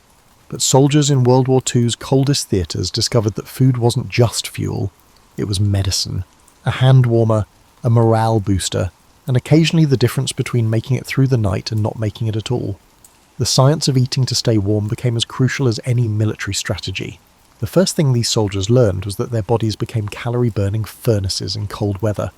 Your body exerts significant effort to sustain its core temperature, consuming fuel at a pace that rivals that of a high-performance sports car. A soldier in freezing conditions might burn 4,000 to 6,000 calories a day, about twice what you'd burn sitting at a desk job. But here's the catch. Military rations weren't designed for Arctic conditions, and supply lines in wartime were about as reliable as weather forecasts. So soldiers became nutritional strategists, learning to maximise the warming potential of every morsel of food. They discovered that different types of food generated different amounts of internal heat. Fats and proteins were like throwing logs on your internal fire. They burned slowly and steadily, providing long-lasting warmth. Carbohydrates were more like kindling, quick energy that could help when you needed an immediate heat boost. Hot food became medicine. A warm meal didn't just fill your stomach. It raised your core body temperature, improved circulation, and provided psychological comfort that was almost as important as the physical warmth. Soldiers would go to extraordinary lengths to heat their food, creating elaborate cooking systems that could function in the worst conditions. They became masters of what modern campers call one-pot meals, but their versions were far more sophisticated. They learned to create stews and soups that could be cooked efficiently, while providing maximum nutritional and thermal benefit. These weren't just random ingredients thrown together, they were carefully planned combinations designed to provide sustained energy and warmth. Some of the food heating innovations were pure genius. Soldiers learned to use heated stones to warm their food, essentially creating prehistoric slow cookers. They'd heat metal objects in fires and use them to warm pre-cooked food. Some figured out how to use the heat from their bodies to slowly warm food over time, essentially wearing their dinner until it was ready to eat. The timing of eating became crucial. A hot meal right before sleep could provide the calories needed to maintain body temperature through the night. Small snacks throughout the day could keep the internal fires burning steadily. They learned to eat strategically, timing their food intake to provide maximum warming benefit when they needed it most. But here's where it gets really interesting. Soldiers discovered that some foods were natural hand warmers. Soldiers could hold hard candies, chocolate, nuts, and other high-energy foods in their mouths or hands to provide both nutrition and localized warmth. A piece of chocolate wasn't just a treat, it was a portable heating element that happened to taste delicious. They also became experts in food preservation in extreme cold. While freezing temperatures created storage challenges, they also provided natural refrigeration that could keep food fresh longer than normal. Soldiers learned to use the cold as a tool, freezing water for later use, preserving food that might otherwise spoil, and even creating makeshift ice boxes for storing supplies. The social aspect of eating in extreme cold conditions was equally important. Sharing hot food became a bonding experience that strengthened unit cohesion. Soldiers would alternate in cooking, exchange recipes and techniques, and ensure equitable distribution of the available hot food. A warm meal shared with comrades provided psychological warmth that was almost as important as the physical calories. Some units developed sophisticated cooking schedules that ensured someone always had access to hot food. They'd stagger their mealtime so that cooking fires were kept going. Throughout the day, this process essentially created a continuous source of heat and warm food. This process wasn't just about nutrition, it was about maintaining a constant source of warmth and comfort. The creativity in food preparation was remarkable. Soldiers learned to make hot drinks from almost anything. Melted snow mixed with whatever flavourings they could find, hot water with dissolved hard candies, even warm broths made from reconstituted rations. These weren't gourmet beverages, but they provided internal warmth and psychological comfort. They also discovered the warming power of spicy foods. They valued anything that could provide them with internal warmth. They treasured anything that could generate an internal heat sensation, including hot peppers, spicy sauces, and even strong alcohol. Some soldiers would save their spiciest rations for the coldest nights, using them as both food and internal heating systems. The most touching aspect of food in these extreme conditions was how it connected soldiers to home. Letters from family often included recipes, suggestions for staying warm, or descriptions of warm meals being prepared back home. Food served as a conduit between the frigid battlefield and the cosy kitchens they recalled, offering a level of comfort that extended beyond mere sustenance. After months of treating every degree above freezing like a personal gift from the weather gods, you might think that the arrival of spring would have been pure celebration. But for soldiers who had spent months becoming master craftsmen of survival, spring brought its own unique challenges, and revealed just how profoundly the experience of extreme cold had changed them. The first warm day was like meeting an old friend you hadn't seen in years. Soldiers would actually stand outside, faces turned toward the sun, trying to remember what warmth felt like on their skin. Some described it as almost overwhelming. After months of associating heat with precious, carefully rationed resources, having unlimited warmth from the sky felt like winning the lottery. But spring also meant saying goodbye to the elaborate survival systems they'd created. Was it time to abandon the carefully engineered underground shelters that had served as homes for months? Time to abandon them. Other sophisticated heating systems, which were crafted from scraps and ingenuity, no longer necessary. They are no longer necessary. We can now pack away the carefully planned clothing systems that had kept the survivors alive through the darkest nights. It was time to pack them away. There was something almost melancholy about dismantling these survival innovations. These weren't just tools, they were the products of creativity, desperation and collaboration that had literally saved lives. Some soldiers kept their homemade heating devices or modified clothing as souvenirs, tangible reminders of what they'd accomplished when everything seemed impossible. The transition to spring weather required its adjustments. Bodies that had adapted to burning massive amounts of calories to stay warm suddenly didn't need that fuel. Circulation systems that had been working overtime to keep extremities functional needed time to readjust. Some soldiers actually felt cold in temperatures that would have seemed tropical during the worst of winter. More importantly, spring revealed the psychological impact of surviving extreme conditions. These soldiers had developed a different relationship with comfort, with warmth, with the simple pleasure of not being cold. Many described never again taking for granted things like warm buildings, hot meals, or simply being able to feel their fingers and toes. The knowledge they'd gained didn't disappear with the snow. Veterans of extreme cold conditions became valuable resources for training new soldiers, passing on the hard-won wisdom of survival in impossible conditions.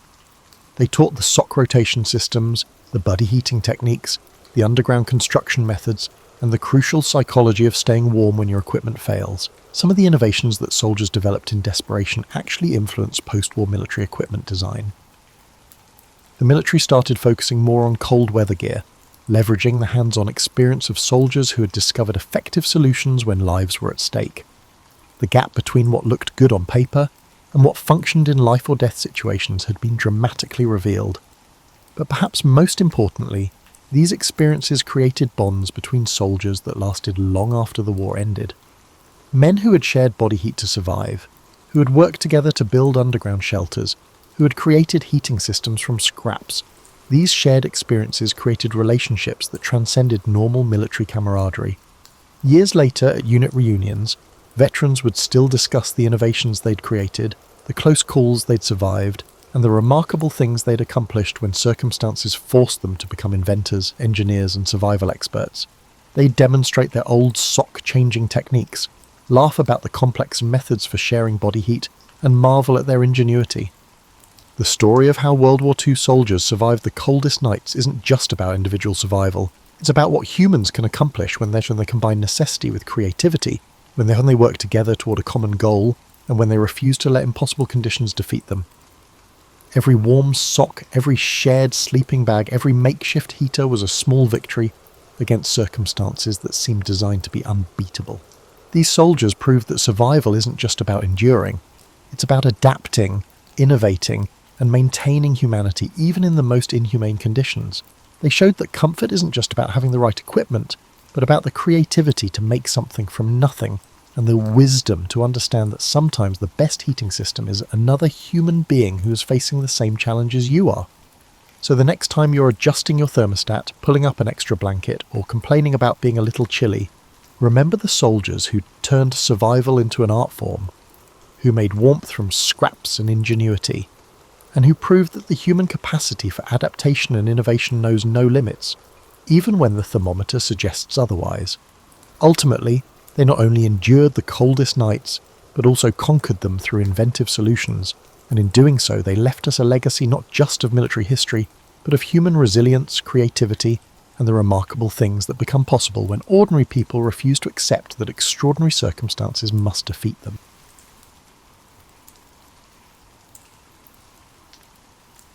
Imagine yourself on a cool evening in 400 BCE, strolling through the winding, narrow streets of ancient Athens. The sky is painted in rose and gold hues that would make any Instagram filter envious, as the sun has just slipped behind the hills. You're going to learn that Greek homes were much more advanced than you may think. They weren't simple huts where people huddled like Antarctic penguins to stay warm. Although their method differed greatly from our contemporary solutions, Greek homes were built with sleep comfort as their top priority. Greek architects used a healthy dose of centuries' worth of practical knowledge to create homes that were essentially climate-controlled systems made of stone, wood, and clay tiles rather than fighting the climate. Built around a central courtyard known as an atrium, the typical Greek home functioned as a clever climate control system and the centre of family life. Imagine a tiny outdoor space that is encircled by living areas and covered walkways, forming a microclimate that retains warmth in the winter and stays cooler in the summer. This was environmental engineering masquerading as architecture, not merely a matter of taste. These houses had thick walls made of sun-dried mud bricks, which were remarkably insulating. Consider them to be ancient thermal mass that releases heat gradually during the cool nights and absorbs it slowly during the warm days. These walls, which in some locations could be as thick as 2 feet, served as a barrier between the sleeping quarters inside and the occasionally severe Mediterranean weather outside. The importance of orientation for comfort is something that many contemporary architects have forgotten, but Greek builders understood. In order to benefit from winter sun and offer protection from summer heat, houses were thoughtfully placed. In order to avoid the harsh afternoon sun that could turn a bedroom into an oven, the main sleeping areas were usually positioned on the side of the house that would receive the morning light. There were windows, but they weren't for picturesque views. They were strategically placed and small. These were thoughtfully designed apertures that permitted ventilation while reducing heat loss, rather than the expansive picture windows we are accustomed to. Wooden shutters, oiled cloth, or even thin sheets of translucent stone that let in light but keep out drafts could be used to cover these windows on chilly evenings. The floors in sleeping quarters were frequently composed of packed earth and smooth plaster, which may seem archaic until you consider that earth floors offer superior thermal mass and maintain a constant temperature. Thick rugs and animal hides could be used to cover these floors in the winter, providing surprisingly good insulation against the chilly floor. Another astute consideration was room height. Greek bedrooms naturally encouraged relaxation because of their comparatively low ceilings, which meant less air volume to heat and a cosier, more intimate atmosphere. When your heating system is primarily based on body heat and oil lamps, high ceilings may look impressive, but they do a terrible job of keeping you warm. The art of the alcove, which are tiny enclosed sleeping areas that resemble bedrooms inside bedrooms, was also perfected by the Greeks. These alcoves were frequently incorporated into the thickest section of the house's walls, resulting in 3 sides of natural insulation. Sleeping in an alcove was similar to sleeping in a comfortable cave that was created by someone who genuinely cared about your well-being. Many homes had what we might refer to as a winter room and a summer room, which allowed families to move around the house according to the time of year. The summer room would be bigger, better ventilated, and made to remain cool even on the hottest days, while the winter room would be smaller, better protected, and oriented to receive the most sunlight. For the warmest summer nights, Greek homes also had covered outdoor sleeping spaces. These areas offered shelter from dew and the sporadic summer rains, along with the cooling benefits of nighttime breezes. It was similar to having a permanent camping setup without having to fumble with tent poles at night. Sleep was also taken into consideration when designing Greek homes' entrances. The quiet sleeping quarters farther inside the house were separated from the dusty, noisy street by a sequence of rooms and courtyards. This meant that local dogs, early morning traders and late-night partygoers were far less likely to disrupt your restful sleep. Most significantly, Greek home design understood that psychological comfort was just as important for restful sleep as physical comfort. The design fostered a feeling of seclusion and safety that promoted mental and physical relaxation. Usually located away from public spaces and intended to feel like havens, sleeping quarters were the most secure section of the house. Let's move on to discussing what the Greeks actually slept on after discussing the architectural shell that shielded them. Greek bedding was surprisingly sophisticated, combining natural materials in ways that contemporary sleep scientists would likely approve of. This contrasts with the idea of ancient people tossing and turning on rough straw pallets. The Klein, a bed frame that served as both furniture and art, was the cornerstone of Greek sleeping comfort. These were well-made pieces that frequently had curved headrests, ornamental legs, and built-in storage spaces rather than the straightforward rectangular platforms we might have expected. A well-made Klein was made to last for many generations and was frequently handed down from parents to children as a family heirloom. Greek bed frames were usually higher off the ground than contemporary beds and constructed of wood, usually olive, oak, or imported cedar for the wealthy. In addition to offering storage space underneath and shielding sleepers from drafts hugging the floor, this elevation also produced a psychologically significant and cosy feeling.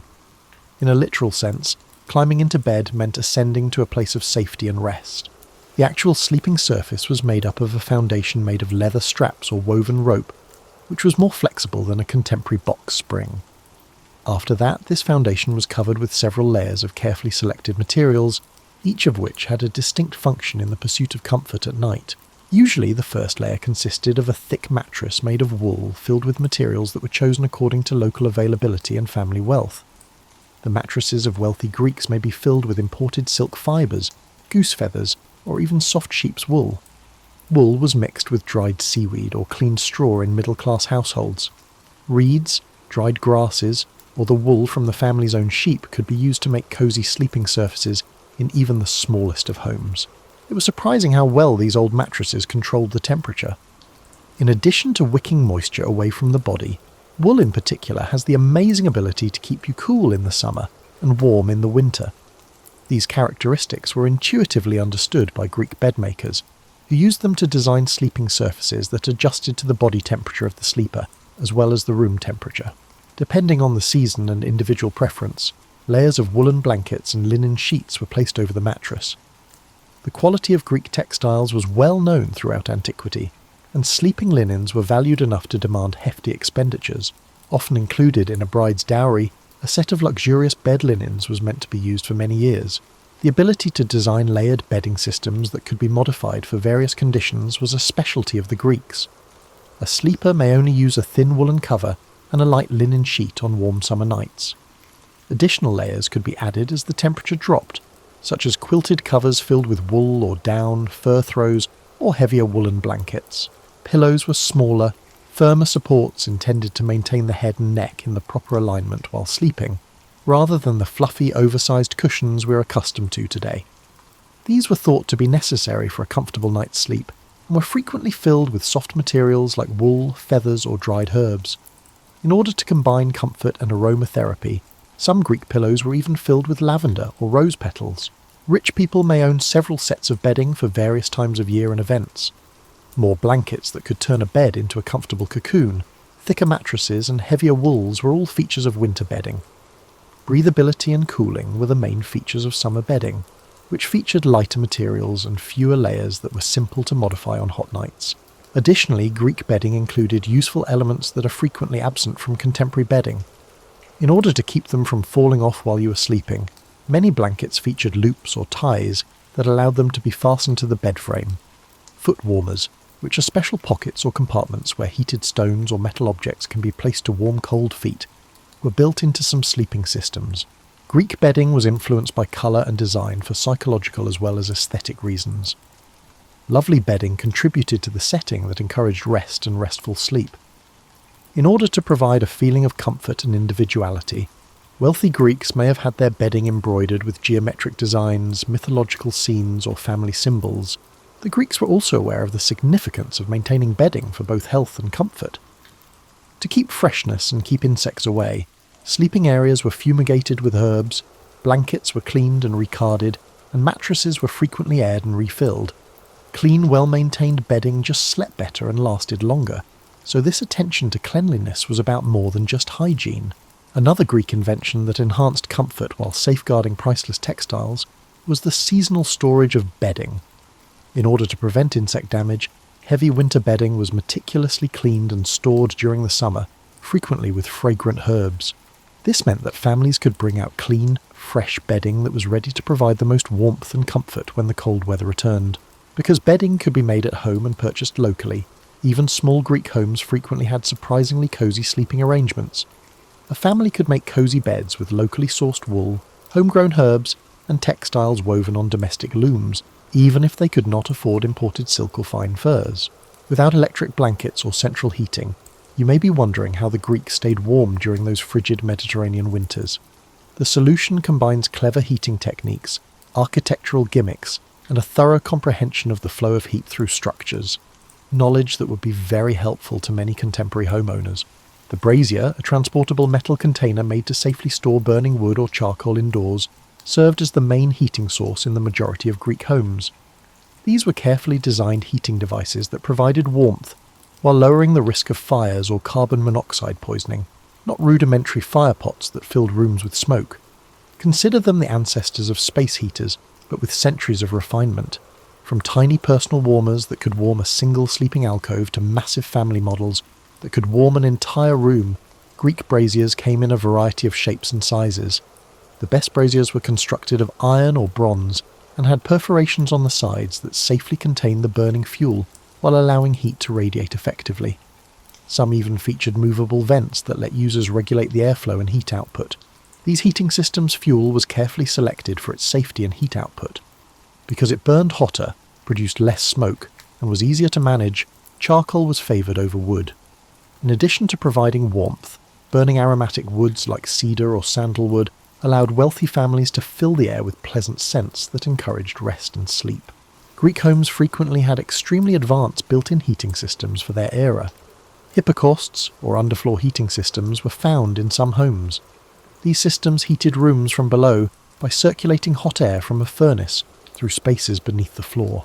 Cities in northern Greece, where winters were harsher, were especially fond of this system. The Greeks devised a number of clever heating techniques that concentrated heat where it was most needed, particularly for sleeping quarters. After being warmed by the fire, heated stones or metal objects were put in bed warmers, which are specialised containers designed to safely hold hot objects without scorching the bedding. For added aromatherapy benefits, these antiquated hot water bottles were frequently scented with herbs and could keep a bed warm for hours. The art of heating clothing for sleeping was also perfected by the Greeks. Sleeping clothes were made to regulate body temperature in addition to being modest. Sleeping tunics and wool nightgowns created a personal microclimate that remained comfortable all night long by retaining body heat while letting moisture out. To help stop heat loss from the head, some sleeping garments even had hoods or caps. By placing braziers strategically and using bed curtains or canopies to create smaller, easier-to-heat spaces surrounding the sleeping area, room heating was frequently concentrated in sleeping areas. Even if the rest of the room was fairly cool, thick curtains around a bed could retain warm air and provide a comfortable sleeping environment. Thermal mass, or the capacity of dense materials to store and release heat gradually, was another advantage of Greek heating systems. When braziers or sunlight warmed stone or clay walls during the day, the heat would continue to radiate through the night, providing a steady, gentle warmth that didn't require constant fuel feeding. Community heating was typical for low-income families. During the coldest months, extended families may sleep together, using body heat and little fuel heating to stay warm. It was more than just economics. Group sleeping actually resulted in more comfortable and controlled temperatures than individual heating systems. The Greeks created advanced fuel management systems that reduced expenses and effort while optimizing heat. In order to guarantee a supply of clean-burning fuel for winter heating, charcoal was frequently prepared ahead of time during warm weather. Wood that burns well and emits little smoke indoors was carefully chosen and seasoned. Heat recovery systems were installed in some Greek homes to recover and repurpose lost warm air. Cooking fires, which were in any case required for food preparation, were placed and vented so that their heat could warm sleeping quarters before being expelled outdoors. Every piece of fuel burned had its heating value maximised by this dual-purpose strategy. The intricate task of keeping the entire house at a comfortable temperature was handled by dedicated heating servants for the wealthy. These experts knew how to arrange braziers for optimal effectiveness, bank fires for consistent overnight heating, and coordinate various heating sources to ensure cosy sleeping conditions. When it came to old heating systems, safety was always the top priority.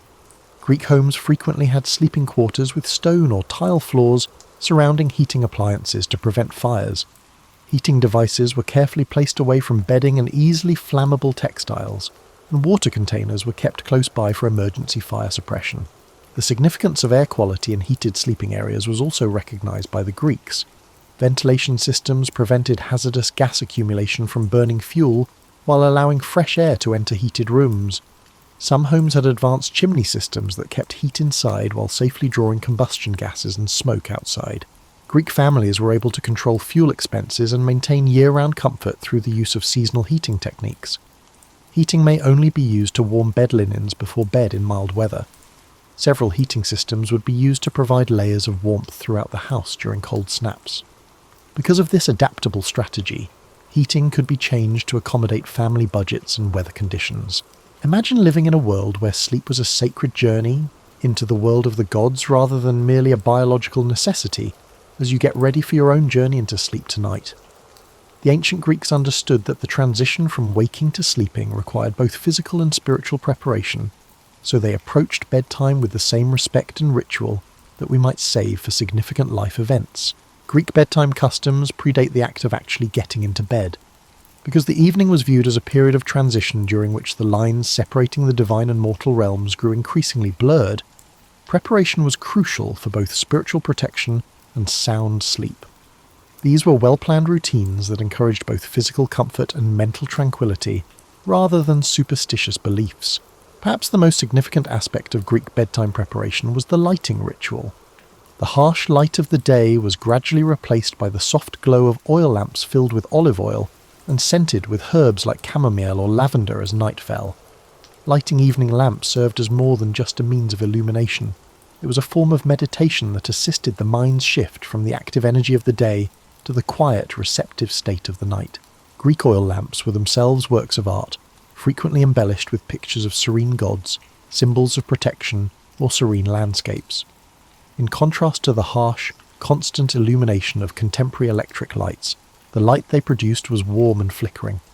In ways that contemporary science has only just begun to comprehend, this soft, erratic light naturally promoted sleepiness and assisted in regulating the body's circadian rhythms.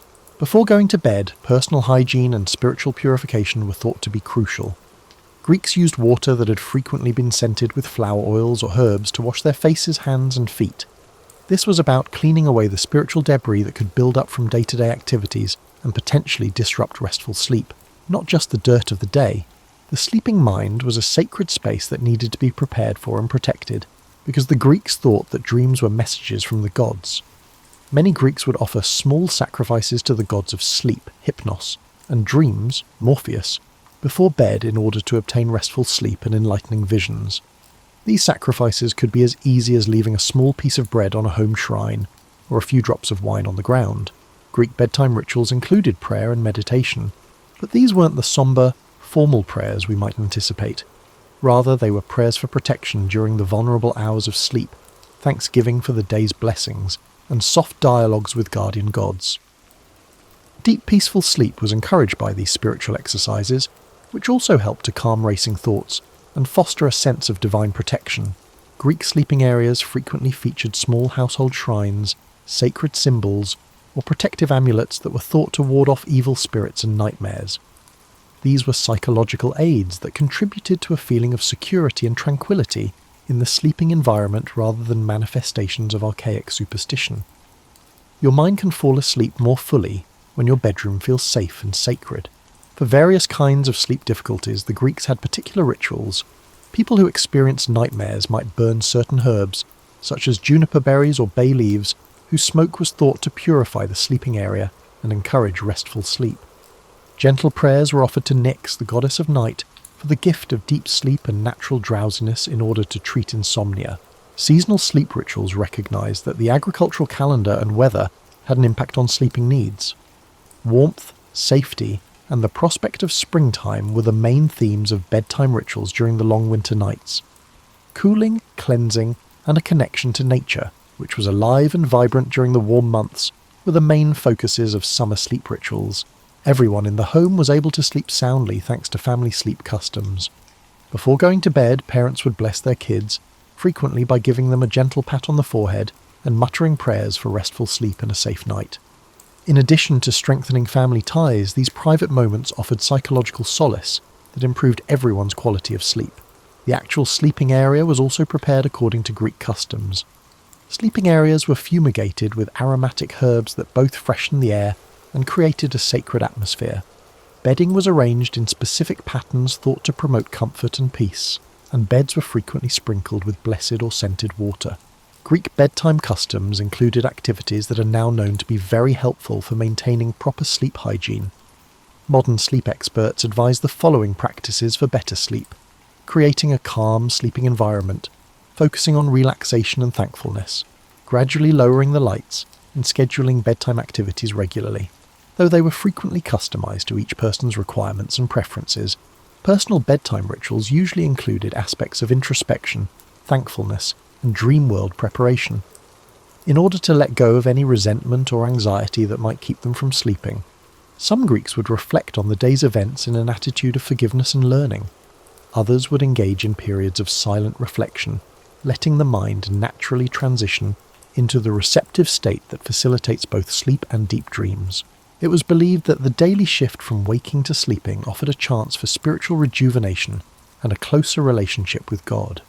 Sleep was a journey into a world where extraordinary experiences were possible and normal rules didn't apply, in addition to being a time for the body to rest. Preparing for bed became a practice of both practical wisdom and spiritual devotion as a result of this realization.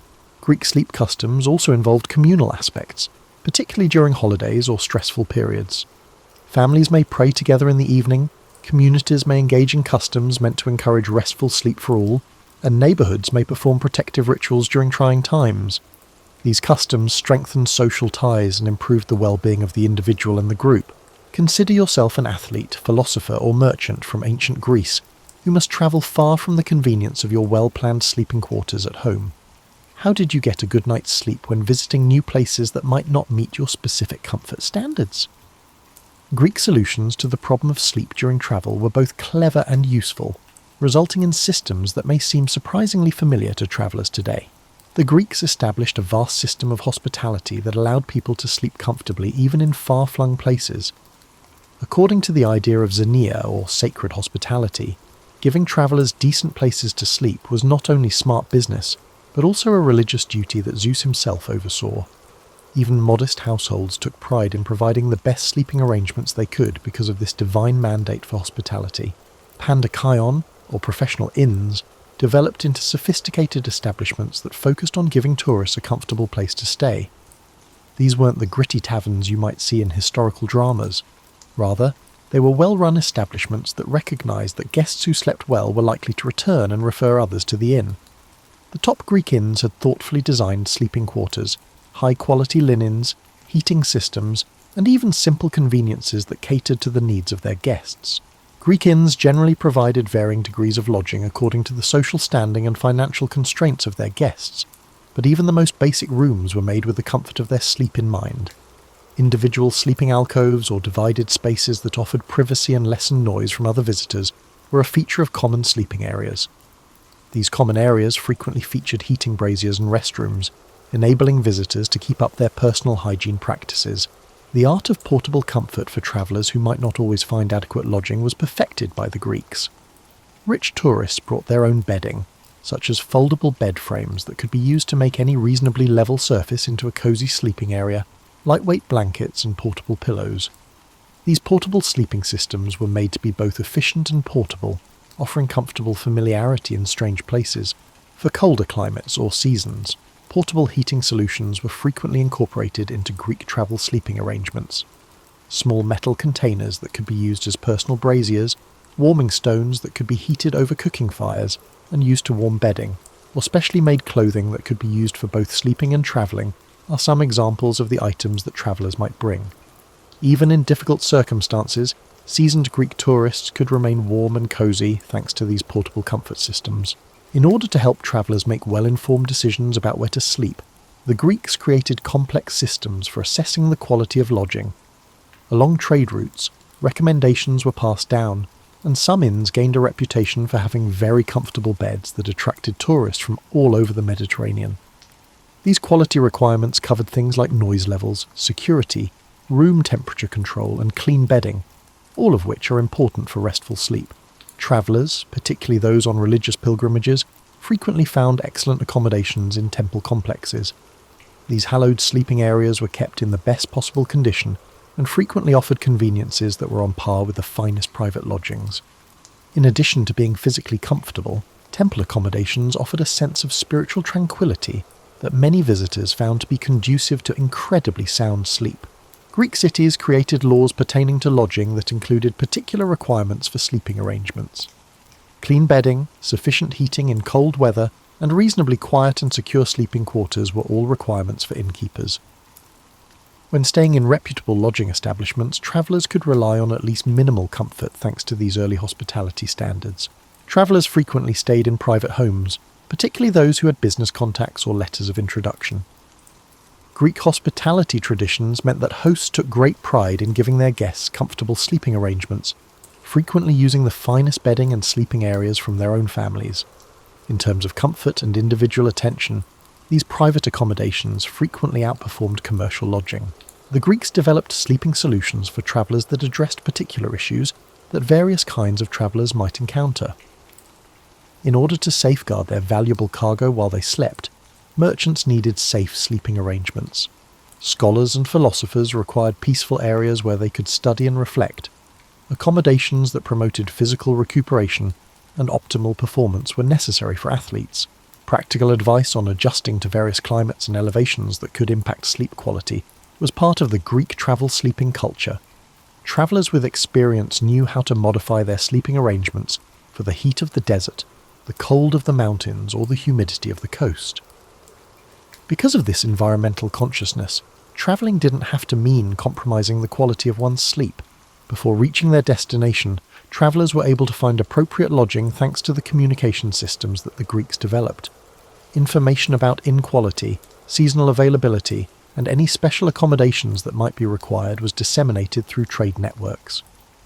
The uncertainty and discomfort of looking for lodging when exhausted from travel were eliminated thanks to this advanced planning, which allowed travellers to frequently set up cosy sleeping arrangements before they arrived. Greek travel accommodations frequently included features that allowed them to continue their own sleep schedules while they were away from home. Inns may offer quiet areas for meditation before bed, oil lamps for evening rituals, or access to laundry facilities so that guests can continue their traditional hygiene habits. Travellers' sleep-promoting routines, which they had established at home, were protected from disruption by this attention to ritual continuity. Greek lodging systems were designed with seasonal travel in mind, offering distinct lodging options for summer and winter travel. While winter accommodations prioritised warmth and weather protection, summer accommodations may prioritise cooling and ventilation. In order to maximise comfort throughout the year, some inns provided distinct rooms for each season. In order to accommodate everything from small merchant parties to large military expeditions, the Greeks also created sleeping arrangements for group travel. These systems included logistical strategies that made sure everyone could sleep comfortably, even when travelling with a large group of people, portable sleeping equipment, and organisational techniques for managing group sleeping spaces. Think about how the ancient Greeks viewed sleep as you get more comfortable in your contemporary bed with memory foam and temperature control. For them, sleep was more than just a daily annoyance that interfered with more vital tasks or a biological requirement. Rather, it was believed that sleep was a profound part of human life that provided insights into life, death, consciousness, and our relationship to the divine. Greek philosophers pondered the nature of sleep and its significance for human well-being for a long time. According to Aristotle, sleep is crucial for mental clarity and emotional equilibrium, in addition to physical well-being. He noted that those who didn't get enough sleep became agitated, distracted, and incapable of making wise decisions, observations that contemporary sleep research has amply supported. The Greeks realized that the quality of sleep had an impact on all facets of daily life, including mental clarity, emotional stability, and physical health. Because of this knowledge, they began to view the environment and preparation for sleep as important issues deserving of considerable care and funding. A Greek who got enough sleep was seen as more moral, more sane, and more able to make contributions to society. The various forms of sleep and their differing advantages for human health were acknowledged in Greek culture. Deep, dreamless sleep was prized for its healing properties and capacity to revitalize the body and mind. Sleeping with dreams was valued because it could yield answers to difficult problems, creative inspiration, and divine messages. Even quick naps were acknowledged as useful strategies for preserving mental acuity during demanding days. The Greeks came up with complex theories regarding the connection between sleep environment, sleep position, and the quality of sleep and dreams.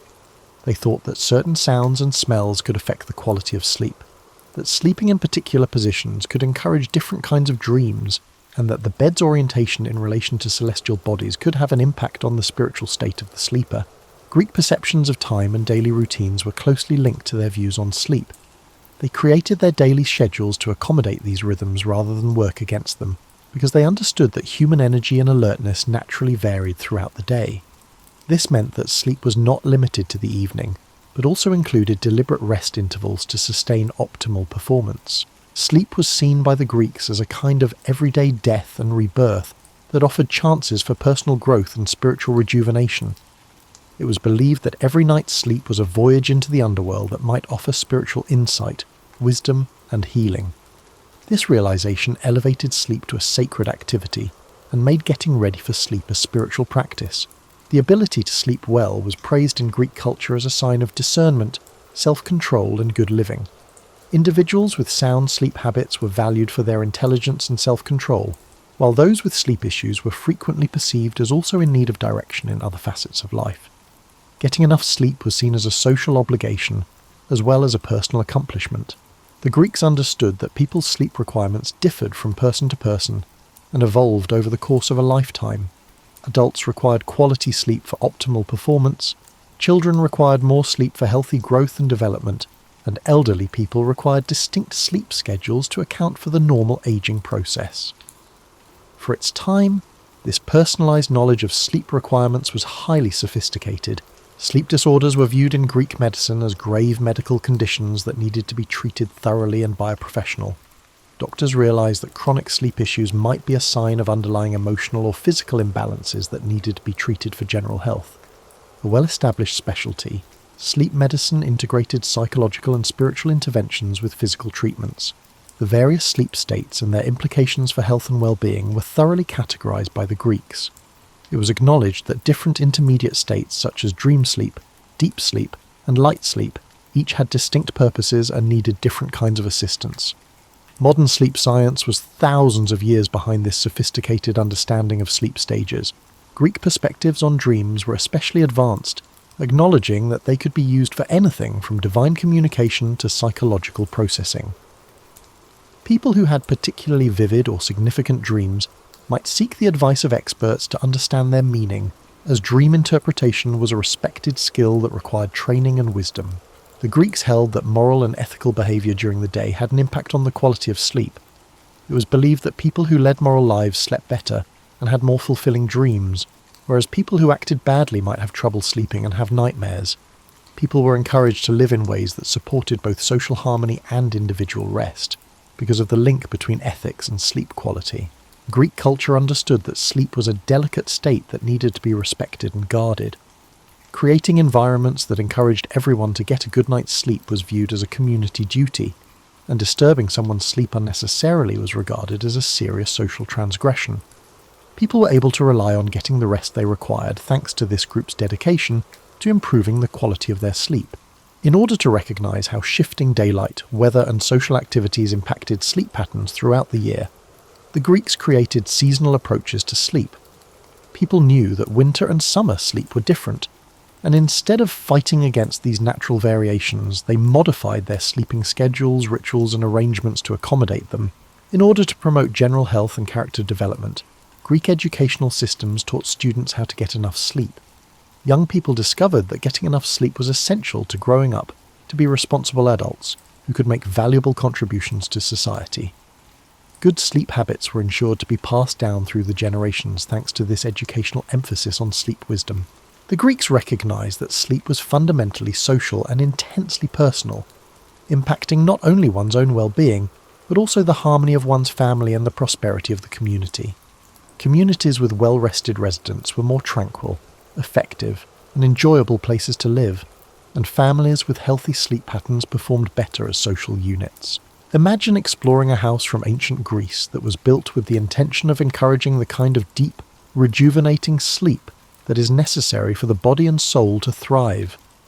The sacred journey from waking consciousness into the world of dreams and divine communication was supported by every architectural detail in these homes, which were more than just places to lie down. Greek sleeping arrangements were based on the realization that physical settings that facilitated this significant daily shift were necessary for the passage from day to night and from consciousness to sleep. With several walls and courtyards separating sleeping areas from the sounds of everyday life or street activity, bedrooms were arranged throughout the house to provide the most quiet possible. What we might refer to as sleep suites were integrated areas found in the most affluent Greek homes.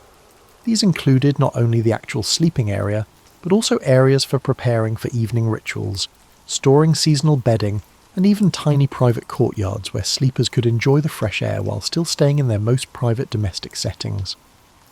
These suites understood that having a bed in a room wasn't enough for restful sleep. Greek architects understood the importance of sound control for restful sleep, so they gave careful consideration to acoustic design. Sleeping places were frequently constructed with thick walls, placed away from workshops and animal quarters, and featured architectural elements that either reflected or absorbed sound.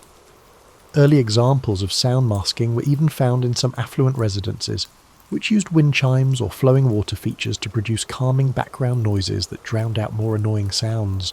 The Greeks invented architectural methods of scent control that improved the quality of sleep by using aromatherapy. Built-in niches for burning aromatic herbs, ventilation systems that drew air through herb gardens before entering bedrooms, or storage systems that kept bedding scented with rose petals or lavender are some examples of sleeping areas. These fragrant systems served as useful instruments for encouraging calm and sound sleep, not just enjoyable extravagances. Beyond merely concealing sleeping quarters from view, Greek sleeping architecture featured sophisticated approaches to privacy. Spaces that felt isolated, safe, and shielded from the outside world were created by these designs. Psychological privacy. The kind of profound relaxation necessary for genuinely healing sleep and fulfilling dreams depended on this feeling of sanctuary. The Greeks designed bedrooms that could comfortably accommodate both single people and couples, because they recognized that sleeping areas needed to support both individual and shared rest. Multiple sleeping alcoves in one room, movable partitions that could create private areas in larger spaces, or adaptable furniture arrangements that could be changed to suit shifting needs are a few examples of this. Greek architects created cutting-edge methods of climate control that allowed sleeping spaces to remain cozy all year round, without constantly using fuel. These could be passive ventilation systems that moved air without causing drafts, thermal mass walls that gradually stored and released heat, or movable architectural elements that could be adjusted seasonally to maximize comfort. Certain Greek houses had distinct sleeping areas for various family members and uses. The sleeping spaces for kids were made to offer suitable privacy and easy supervision. Security and hospitality were combined in the guest sleeping areas. Elderly family members may have sleeping arrangements that preserve their comfort and dignity while meeting their evolving physical needs. The Greeks developed architectural sleep-related storage solutions that kept clothes, bedding, and other personal belongings accessible and organized without overcrowding sleeping areas. In order to maintain peaceful, clutter-free sleeping spaces that encourage mental calm, built-in niches, underbed storage spaces, and specialty furniture blended practicality with visual appeal, Greek sleeping architecture frequently included features that shielded occupants from the harsher aspects of nature, while fostering a sense of connection with it. This could include windows that are framed by views of the sky or gardens, but are made to keep out intruding light, insects, and weather. The Greek belief that sleep was a natural part of life's rhythm was reinforced by these associations with nature. The Greeks created architectural strategies for artificial lighting that promoted restful sleep. Niches for oil lamps were placed to provide soft, movable lighting that could be progressively turned down as bedtime drew near. Certain sleeping spaces had various lighting settings that permitted various pre-bedtime activities, such as reading, talking, or peaceful reflection. Greek sleeping quarters frequently featured architectural elements that encouraged personal hygiene and pre-sleep rituals. These could include restrooms, places to keep and exhibit private religious objects, or areas intended for peaceful prayer or meditation.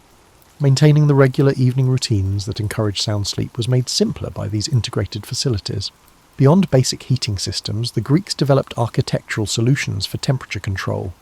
Sleeping spaces could have adjustable wall openings that could be adjusted to regulate airflow according to seasonal requirements, thermal chimneys that drew hot air away during the summer, or cold air wells that offered natural cooling.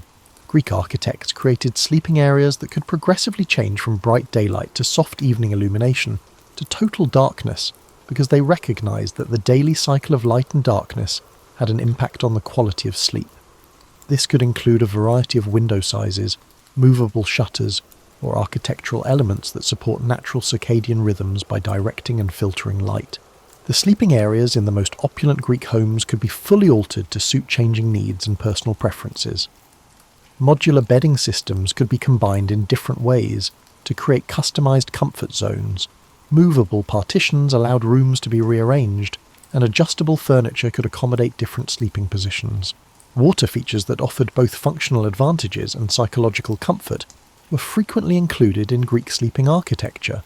Small fountains or water channels could offer psychological comfort from being in close proximity to nature, white noise to drown out distracting noises, and cooling during hot weather. Instead of interfering with sleep, these water features were intended to improve it. The Greeks created architectural security strategies that made sleepers feel totally secure without feeling confined. Multiple exits from sleeping areas, discreet yet secure locks, or design elements that offer unobstructed views of possible approach routes are a few examples of this. The type of profound relaxation that encouraged genuinely restorative sleep required physical security. Greek sleeping quarters frequently had architectural features that reinforced the idea that dreams were messages from God that needed to be properly received. Certain orientations with respect to temples or natural features, built-in spaces for dream recording materials, or architectural features that were thought to draw positive spiritual influences while you slept, are examples of this. Consider how the ancient Greeks modified their sleeping arrangements to complement, rather than conflict with, the natural cycles of the Mediterranean year as the seasons shift outside your contemporary climate-controlled bedroom. They took a sensible yet sophisticated approach to seasonal sleep adaptation, understanding that different tactics were needed at different times of the year to achieve comfortable sleep. Greek winter sleeping arrangements turned houses into comfortable havens that preserved the air quality required for restful sleep while optimizing warmth. Families would frequently combine their sleeping arrangements during the coldest months, switching from summer bedrooms to smaller, easier-to-heat winter sleeping areas that improved temperature control and used less fuel. Adaptable to changing temperatures throughout the night, winter bedding systems were masterworks of layered warmth. The Greeks would make their beds with heavy linen sheets that could be added or removed as needed, fur throws, and several wool blankets. Because they could be swiftly pulled up in the event that the temperature dropped during the night, the heaviest blankets were frequently stored at the foot of the bed. In order to prepare for winter sleep, the Greeks would heat their bedding before using it, use warming pans or heated stones, or even briefly expose blankets and mattresses to brazier heat. In addition to providing physical comfort, this pre-warming ritual was a warm evening custom that facilitated family members' transition from a busy day to a peaceful night. The purpose of winter sleeping clothes was to keep people warm without limiting their mobility or making them overheat. Many families had special winter nightwear that was both warmer and more comfortable than their summer sleeping clothes, and Greeks wore layered sleeping garments made of soft wool that could be adjusted during the night. In order to cope with the psychological effects of long dark nights and cold weather, the Greeks created sleep customs tailored to the winter season. During the months when people spent more time indoors, these could include long evening talks by the fire before bed, special winter foods that encouraged coziness and relaxation, or family bonding activities that took place in groups. The Greek understanding that the body's needs changed as daylight hours increased and temperatures became more moderate was reflected in the springtime sleeping arrangements. It was thought that spring was the best season to clean and reorganize sleeping areas, to air out bedding that had been stored during the winter, and to gradually switch from bulky winter sleeping arrangements to lighter spring comfort systems. In order to welcome the rebirth of nature, Greek spring sleep customs involved the ceremonial cleaning and blessing of sleeping areas. In celebration of the return of growth and life to the natural world, bedrooms were meticulously cleaned, bedding was cleaned and allowed to air out, and sleeping areas were frequently adorned with fresh flowers or herbs. Spring sleep schedules adapted bedtimes and morning routines to accommodate, rather than conflict with, people's innately higher levels of energy as daylight hours increased. The Greeks realized that modifying daily routines to align with seasonal energy patterns was more effective than fighting natural sleep rhythms. Ancient Greek summer sleeping necessitated completely different techniques aimed at staying cool while preserving security and comfort.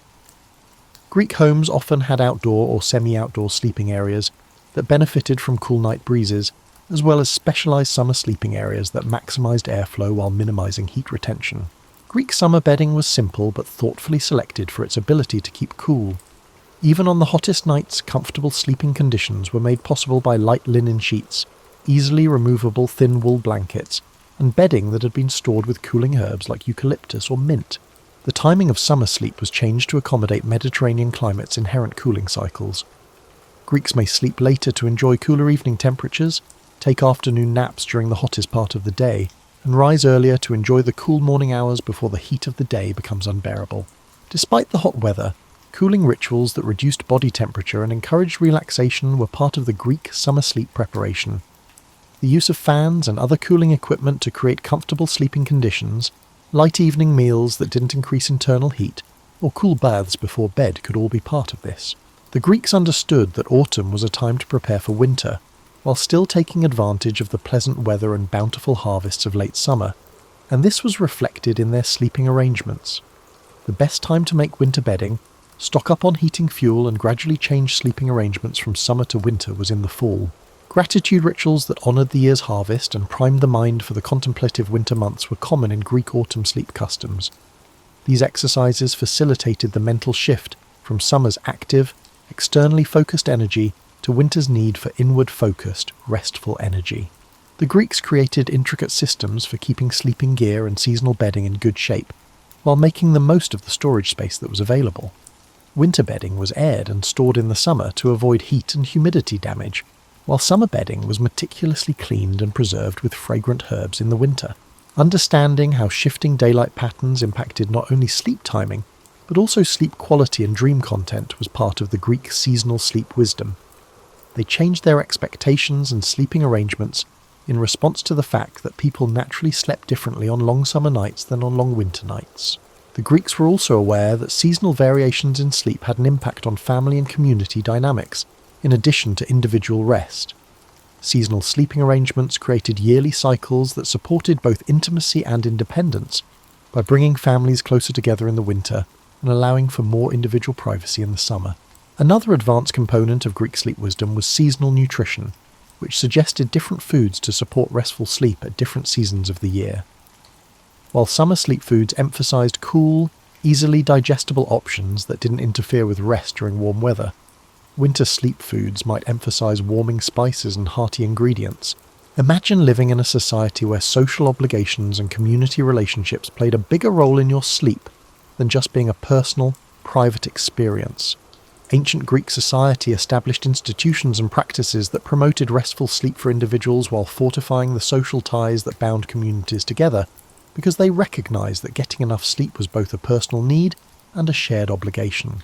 Greek architecture and social arrangements were based on the knowledge that family sleep patterns had an impact on everyone's health, which encouraged everyone in the family to get enough sleep.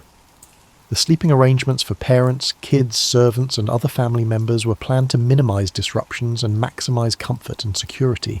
The Greek idea of philoxenia, or love of strangers, included particular duties to give visitors, travelers, and guests a comfortable place to sleep. These were considered to be sacred obligations that the gods themselves upheld, not merely polite social behaviour. Reputations were frequently based on the calibre of sleep that visitors received in specific homes, and families took pride in their ability to provide exceptional sleeping hospitality. Greek communities established unofficial but efficient procedures for controlling activities and noise that could interfere with sleep. There were unspoken norms in neighbourhoods regarding what kinds of nighttime activities were appropriate, how late social gatherings could go on, and when noisy activities should stop. Everyone was able to rely on the silence required for restful sleep, thanks to these community norms. Because the Greeks understood that sleep issues could impact entire communities, they developed collective approaches to sleep health that address social and environmental factors that affect the quality of sleep.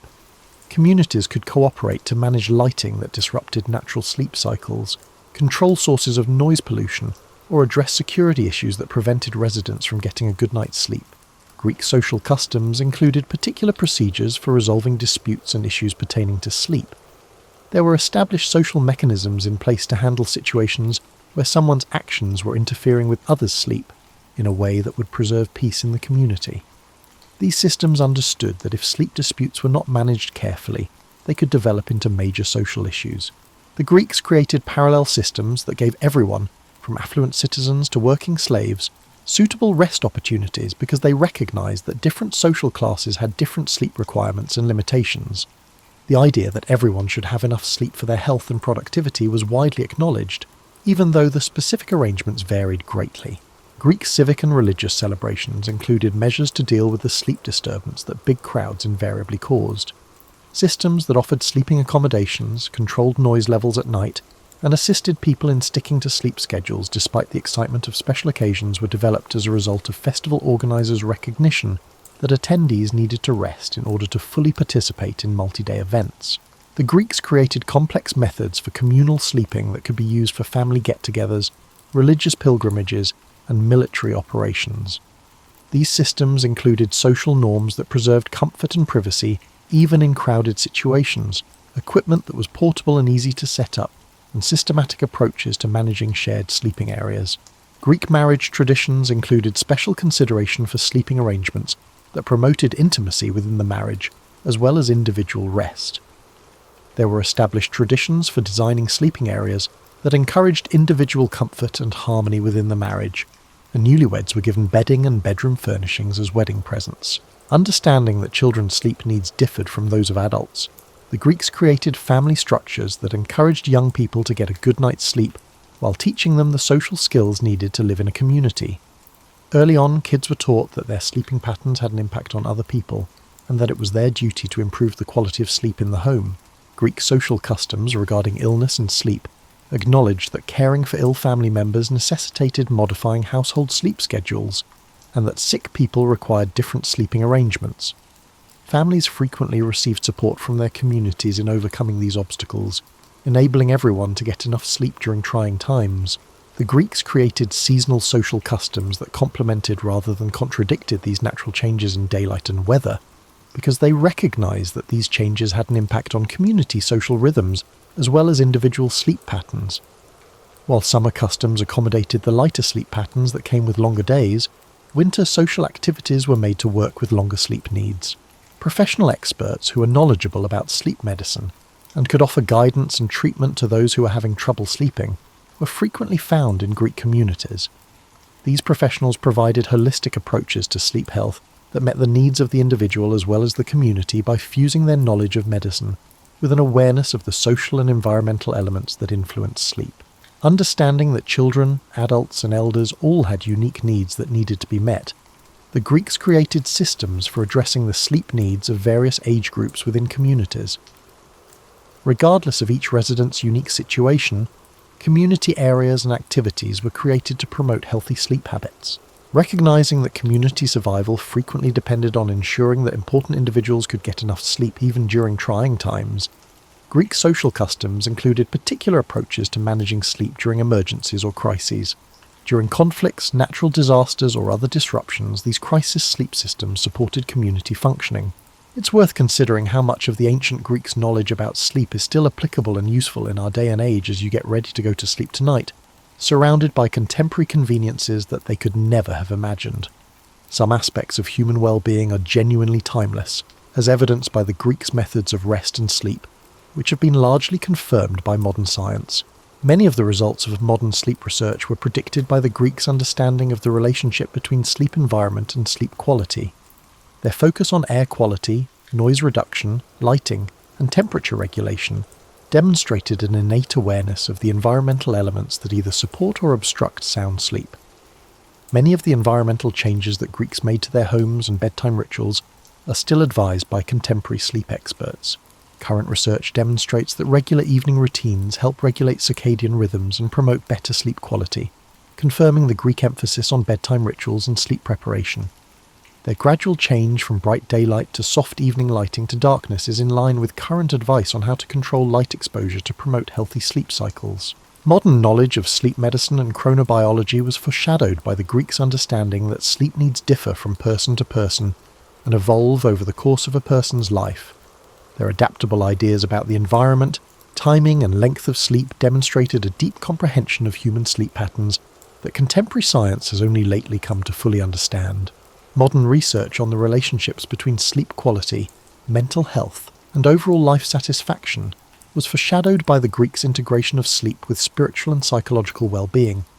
Modern sleep studies have fully validated their understanding that sleep has an impact on social relationships, intellectual performance, emotional stability, and physical health. For anyone who wants to work with natural rhythms rather than against them, Greek approaches to seasonal sleep adaptation are still applicable.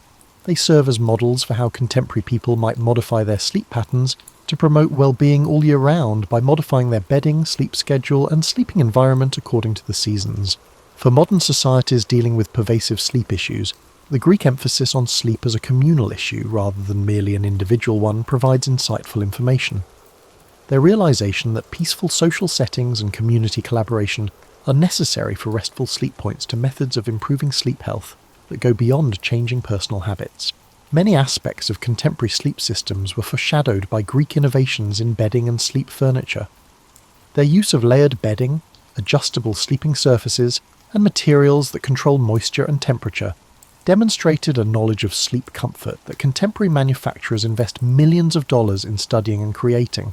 Current studies on sleep's role in memory consolidation, emotional processing, and creative problem-solving have confirmed the Greek understanding that dreams and sleep states serve significant psychological and spiritual purposes.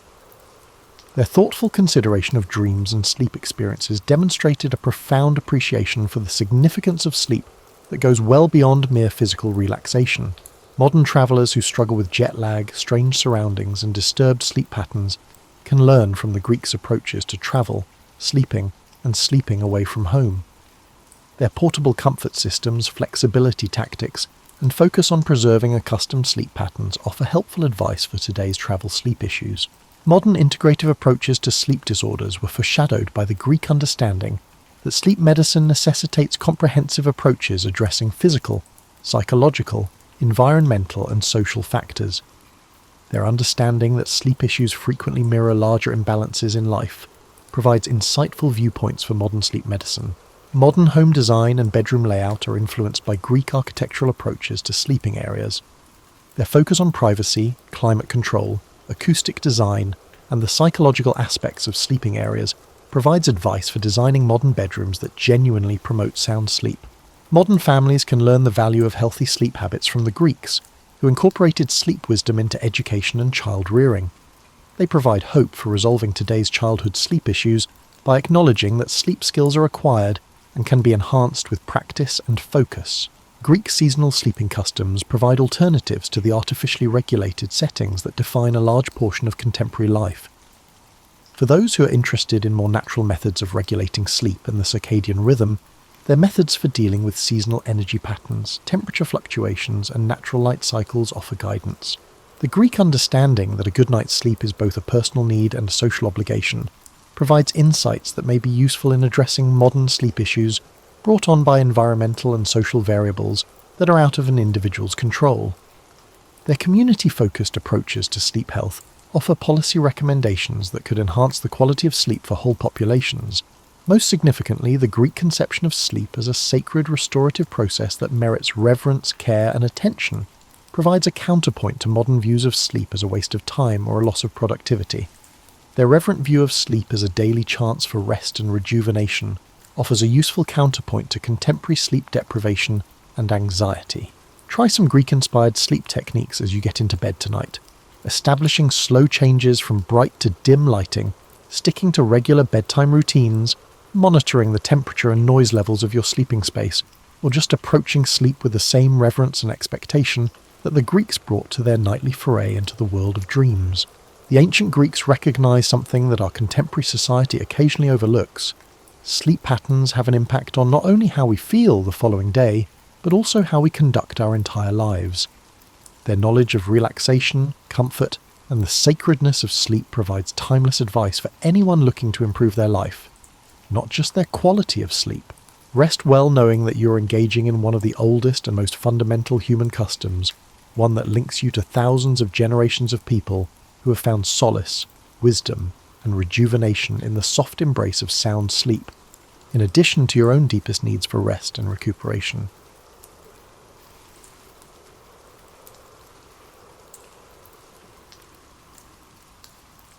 Mansa Musa, known to history as Musa I of Mali, came to power under circumstances that were both intriguing and obscured by time. Born around the late 13th century, he belonged to a lineage of rulers who guided the Mali Empire, a realm spanning parts of modern-day Guinea, Senegal, Mauritania, and Mali. Although tales often highlight his legendary wealth, Musa's rise rested on a political context shaped by earlier sovereigns, most notably his predecessor, Abubakari II. Oral traditions hint that Abubakari ventured west across the Atlantic, entrusting the throne to Musa as deputy. When the predecessor did not return, Musa ascended to rule.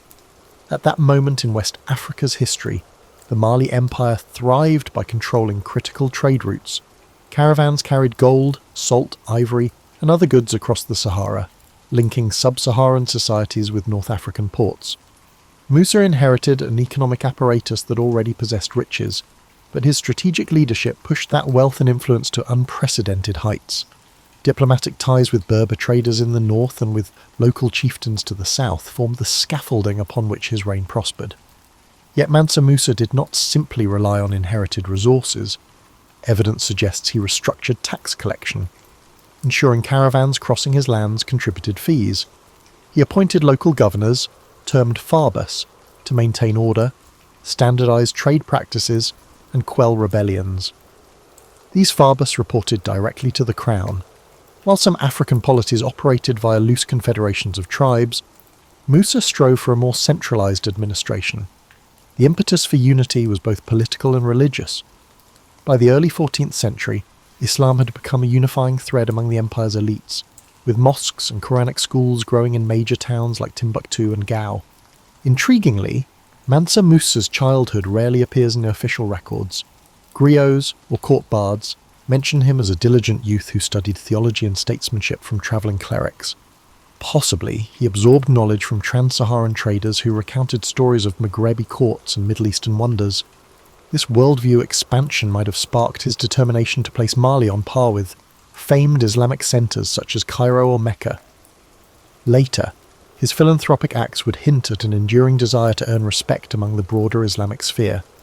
During Musa's early years as Mansa, he faced local errors near the fringes of the empire. Some provinces tested his authority, hoping he might prove less formidable than past kings. Instead, he dispatched well-trained cavalry to reaffirm Mali's dominance. The empire's cavalry, famed for their agility, utilised horses bred in the savannas. Coupled with archers who fired poison-tipped arrows, they efficiently subdued rebellious enclaves.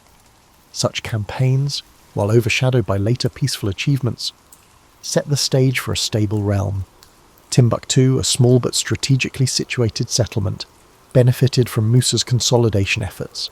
He recognised that controlling Timbuktu meant controlling a confluence of river transport, desert caravans, and fishing communities. Over time, the city would bloom into a learning centre, with an influx of scholars and artisans. Early in his reign, Musa allocated funds to fortify the town's walls, establish improved storage for trade goods, and encourage visiting scholars from across North Africa. This policy laid the groundwork for Timbuktu's future golden era. Though rarely described in immediate detail, Mansa Musa's personal style likely displayed both regal bearing and approachability. Unlike some rulers who cloistered themselves in grand palaces, he purportedly listened to grievances from merchants, travellers, and local notables. Diplomatic sources from North Africa record how visiting envoys found Mali's court refreshingly open, though still anchored in an elaborate protocol. Musa's readiness to incorporate outside ideas, especially from the Islamic heartlands, broadened the empire's cultural horizon. However, Musa's greatest fame had not yet blossomed. Musa's greatest fame was yet to blossom. While local West African circles recognised Musa's leadership, the broader Islamic world and, in time, even distant Europe would only learn his name after his spectacular pilgrimage to Mecca. That journey, or Hajj, showcased both the empire's wealth and Musa's personal devotion. It would transform him into a near legendary figure whose gold-laden caravans dazzled every city along the route. This pilgrimage provided glimpses of a man who balanced religious piety with an almost theatrical display of power. Thus, by the early 1320s, Mansa Musa had established a stable domain, subdued pockets of resistance, invested in commerce, and forged diplomatic ties. Mansa Musa set the stage for an event that would firmly establish him on the map of the medieval world. Neither Mali nor the Islamic realms would be quite the same after his caravans traversed the sands, sowing tales of a West African empire brimming with gold and governed by a ruler whose name would echo through centuries. Historians debate the exact date Mansa Musa embarked on his renowned pilgrimage, but a commonly cited time frame is the early 1320s to somewhere between 1324 and 25. This journey was far from spontaneous. Preparations likely spanned months, if not years, given the massive scale of his entourage. Musa intended not just to fulfill a religious obligation, but to make a statement. Mali was no mere frontier kingdom, and its ruler possessed the means to rank among the wealthiest, most pious monarchs of the Islamic world. Contemporary chronicles, notably those by North African scholar Ibn Khaldun and traveller Ibn Battuta, though Battuta himself visited Mali after Musa's reign, describe the pilgrimage in sensational terms. They mention caravans with thousands of attendants. Some accounts claim as many as 60,000. Camels laden with gold dust, embroidered fabrics, and provisions for the trek snaked across the Sahel. Sub-Saharan Africa had long provided a major chunk of the global gold supply, and Mansa Musa's baggage train exemplified that wealth. He brought not only lumps of raw gold but also minted gold coins, an unusual measure since the region often traded in dust and ingots. Additionally, Mansa Musa's travelling retinue included slaves dressed in fine silks, scribes to document events, reciters of the Quran for spiritual ambiance, and a range of advisors. Some historians caution that the numbers might be inflated by storytellers, yet even if the actual group was smaller, the effect on onlookers would have been overwhelming. The pilgrimage route took them northward through the Sahara, passing through famed salt mines around Takaza, then pivoting east to reach the bustling city of Tuat, or perhaps the legendary Sijil Massa oasis. In each settlement, rumours spread of the Malian monarch dispensing gold with an almost casual generosity. Crucially, Mansa Musa's distribution of wealth was part religious almsgiving, part diplomatic manoeuvre. Almsgiving, zakat, was a pillar of Islam, and Musa's piety motivated lavish gifts to local mosques and the needy.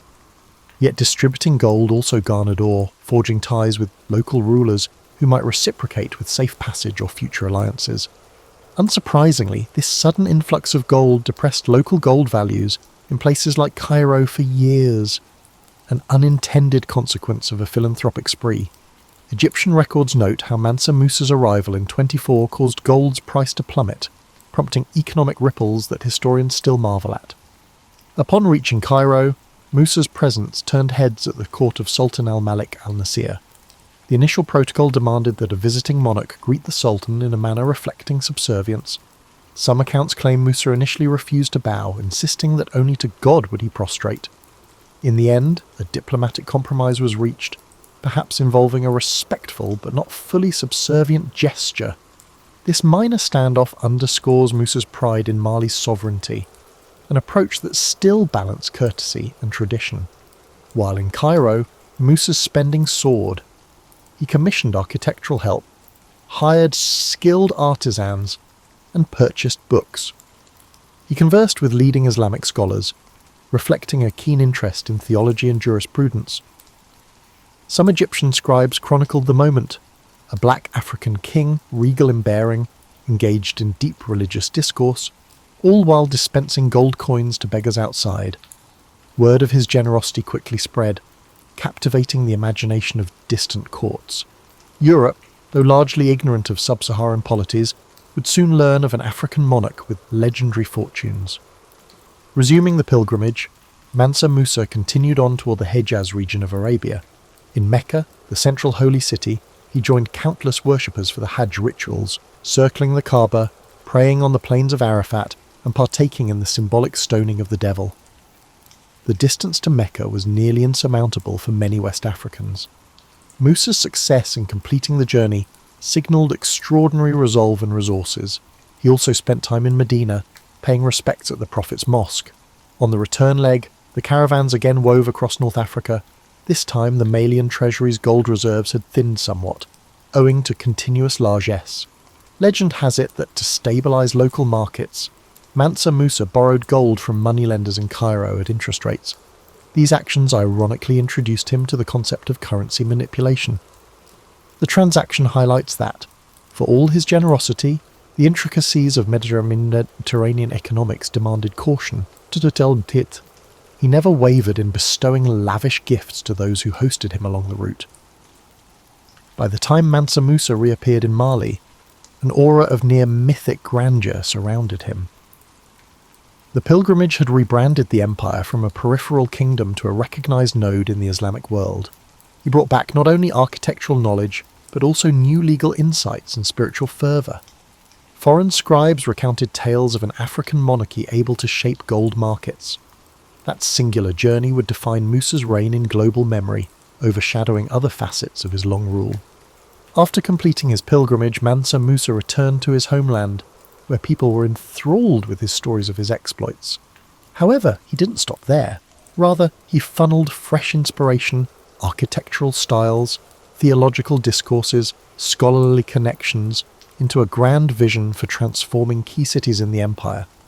The lessons gleaned in Cairo and Mecca spurred him to commission new buildings, especially mosques, to reinforce Mali's Islamic identity and elevate its cultural standing. At the same time, he recognised that religious centres could anchor trade networks, enticing merchants and scholars to settle. Timbuktu, long a commercial hub, now received particular focus. Musa brought along architects from North Africa, such as Abu Ishaq es-Saheli, who guided local masons in constructing structures that blended Sahelian earthen techniques with Maghrebi motifs. The Sankore Mosque, in particular, blossomed into a campus of learning.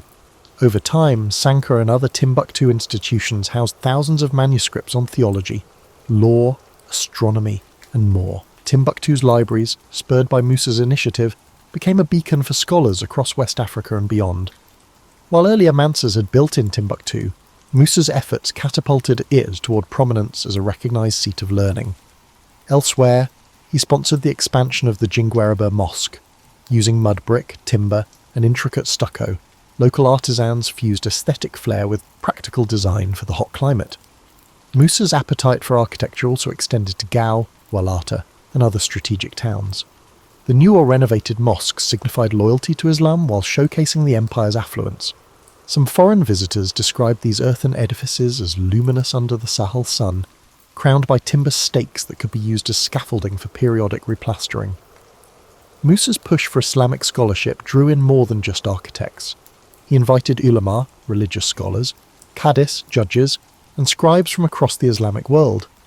These learned individuals introduced refined administrative methods and jurisprudence.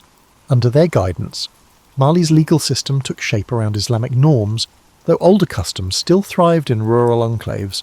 The official court increasingly used Arabic for record-keeping, complementing local languages for everyday discourse. This bilingual synergy let Mali engage with trans-Saharan trade partners on equal footing. Alongside these intellectual pursuits, Mansa Musa never neglected the empire's economic sinews. He maintained a keen interest in gold mines near Bambouk and Bure, ensuring they were managed efficiently. Additional caravans carried salt from Takaza, exchanging it for cereals, textiles and horses. In one sense, the empire's commercial backbone preceded Musa, but his reign stamped it with organisational vigour. By standardising weights, measures and trade protocols, he cut down disputes, facilitating smoother commerce. Customs officers at city gates or river crossings enforced fees that fed the royal treasury, which in turn funded public works. As for governance, Mansa Musa employed a multi-tiered approach. He left local chiefs in place where loyalty was assured, but inserted trusted courtiers where rebellion threatened. From the capital, Niamey, though some debate exactly which city served as the prime seat, he dispatched messengers to check on provinces. The empire's scale made direct micromanagement impossible, but well-placed loyalists ensured his edicts carried weight. This decentralised yet cohesive model thrived when anchored by a charismatic ruler. That said, some interior clans harboured resentment, preferring older animist traditions or less tribute. Meanwhile, news of his generosity on the pilgrimage had inadvertently changed external perceptions. North African historians documented how merchants from the Maghreb or the Levant now looked to Mali for profitable exchange. Some arrived in caravans seeking gold and ostrich feathers while bringing silks, beads or cowrie shells. Mansa Musa welcomed these interactions, though he also insisted on regulated prices, warding off unscrupulous profiteers. The empire's wealth soared, but so did the complexities of balancing local production with foreign demand. In personal terms, Mansa Musa's family life remains a patchwork of hints. Griots mention multiple wives, children groomed for leadership roles, and court intrigues, typical of a grand monarchy. Musa's personality is said to have fused devotion with indulgence in the finer things, music, dance, and well-brewed beverages. He championed moral behaviour under Islam, yet seemed untroubled by the pageantry of a royal court. He strolled the palace in fine robes, received envoys with lavish banquets, and still prayed fervently in the newly built mosques. Such was the duality of Mansa Musa's reign. Pious yet splendid, Islamic yet reliant on older Malian customs, practical in economics yet prone to flamboyant generosity. This synergy established the empire at a pivotal cultural intersection, uniting sub-Saharan heritage with North African sophistication. By the mid-14th century, the synergy reached its zenith, forging a powerful realm that beckoned travellers from across Africa and beyond. Still, every peak holds seeds of future transitions, and for Musa, the twilight of his rule would see shifts that tested the empire's toughness. As the 1330s approached, Mansa Musa's authority remained largely unchallenged, but natural challenges and changing trade patterns hinted at potential subtle strains. The vast domain, knit together by his vigour, demanded constant oversight. Musa strove to ensure that each border region complied with tribute obligations and respected the empire's religious orientation. Meanwhile, the Niger River's seasonal floods shaped agricultural cycles, some years bountiful, others prone to drought. The delicate balance between good harvests, stable trade, and local loyalties meant that a single upheaval could ripple widely. In this period, historical glimpses of Mansa Musa's final years become hazy. Some sources claim he briefly abdicated in favour of his son, Mansa Maga, only to resume power later. Others suggest he remained on the throne until his death. The multiplicity of oral traditions complicates any strict timeline. Still, it's clear he focused on two enduring priorities: strengthening Islamic scholarship and fostering prosperity. He invited additional jurists from Fes and Tunis, expanding Timbuktu's academies. Diplomatic relations with Morocco and Egypt stayed cordial, with scribes at Musa's court producing letters in refined Arabic, praising cultural ties. One lesser-known aspect of Musa's reign was the forging of local alliances through intermarriage. Princes of subjugated regions sometimes wed relatives of the royal family, creating a patchwork of dynastic bonds. This practice tempered rebellious impulses, as each clan now had a stake in preserving peace. In day-to-day rule, Musa relied on a cadre of advisors. Some were devout clerics, others savvy administrators who understood the empire's trade-based wealth. The interplay between religious counsel and economic strategy shaped the empire's direction. The empire also felt the weight of potential competition from emerging powers. Farther east, the Hausa city-states gained momentum, while to the west, coastal polities engaged with Atlantic trade. Although these developments wouldn't immediately topple Mali's dominance, they foreshadowed a shifting frontier in African commerce. The centuries-old reliance on trans-Saharan caravans faced subtle challenges from evolving sea routes. Mansa Musa, however, remained confident that Mali's gold resources and central position would endure. He might not have foreseen how future generations would grapple with the new maritime corridors introduced by European explorers. Meanwhile, Timbuktu's intellectual bloom continued. Scholars from the Arab world praised its manuscripts. Cadiz presided over local courts, melding Sharia law with customary resolutions. This synergy made Timbuktu a magnet for intellectuals seeking quiet study among the city's sun-dried brick homes. Mansa Musa occasionally commissioned new volumes of hadith or historical genealogies, rewarding scribes with gold. Over time, a robust tradition of calligraphy took root, with intricate lettering reflecting North African influences. Students recited texts under open-air courtyards, weaving knowledge with local languages. In the capital, Niamey, the royal palace presumably boasted a mix of clay architecture and stone embellishments, though few remain survive. Chronicles mention grand reception halls where the Mansa offered visitors an audience. Gift exchanges were integral. Envoys from distant lands arrived with spices or glass beads, receiving in return gold dust or lavish robes. Musa's personal routine likely balanced daily prayer, the supervision of farbas, and public appearances that showcased his approachability. He recognised that ruling a culturally diverse empire required more than force. It needed a unifying aura of generosity and moral leadership. Amid all these successes, one senses the ephemeral nature of empire. Overextension lurked as a silent hazard. Some outlying provinces had grown used to direct oversight from the Mansa's central officials. Any prolonged royal absence might sow confusion. Furthermore, rumours of salt caravans taking alternate routes could shift wealth distribution. Mansa Musa's solution was typically to dispatch trusted lieutenants with tokens of the monarchy, perhaps a gold staff or a special garment, symbolising delegated authority. So long as loyalty endured, this system held. By the mid-30s, accounts suggest Mansa Musa's health began to decline. He might have endured the effects of age, or the repeated fevers common in the region's climate. The exact date of his death is disputed, typically placed around 1337. In some traditions, he died soon after concluding the building projects in Gao. Others say he passed quietly in his capital, surrounded by family. Whatever the details, the empire mourned him as a cultural and spiritual beacon. The fabled Mansa who had brought renown to Mali across continents. The stage was then left to his successors, faced with preserving the world he had shaped. While Mansa Musa's personal generosity and cunning had made Mali a name recognised from Cairo to Venice, the looming question was how robust that legacy would remain in his absence. For now, though, the empire could still recall the wondrous days of gold-laden caravans and a Mansa whose devotion and spectacle etched themselves into global lore. After Mansa Musa's death, the mantle fell to his descendants, notably Mansa Maga and later Mansa Suleiman. These rulers inherited a realm at the zenith of its influence. However, the aura of Musa's personal magnetism was difficult to replicate. His successors tried to maintain the elaborate administrative framework, the emphasis on religious scholarship, and the trading networks that underpinned Mali's fortunes. For a time, the empire remained stable, continuing to draw caravans from North Africa. Scholars still travelled to Timbuktu. The glow of Musa's pilgrimage lingered in foreign memories, but cracks emerged. Some outlying tributaries tested the new Mansas, doubting their ability to impose discipline. Regions near the Niger Bend, or along the forest-savanna boundary, required gentle but firm control. Mansa Musa's approach of personal oversight and reward-laden visits had kept them in line. Now, lesser envoys struggled to command the same respect. Occasionally minor rebellions flared.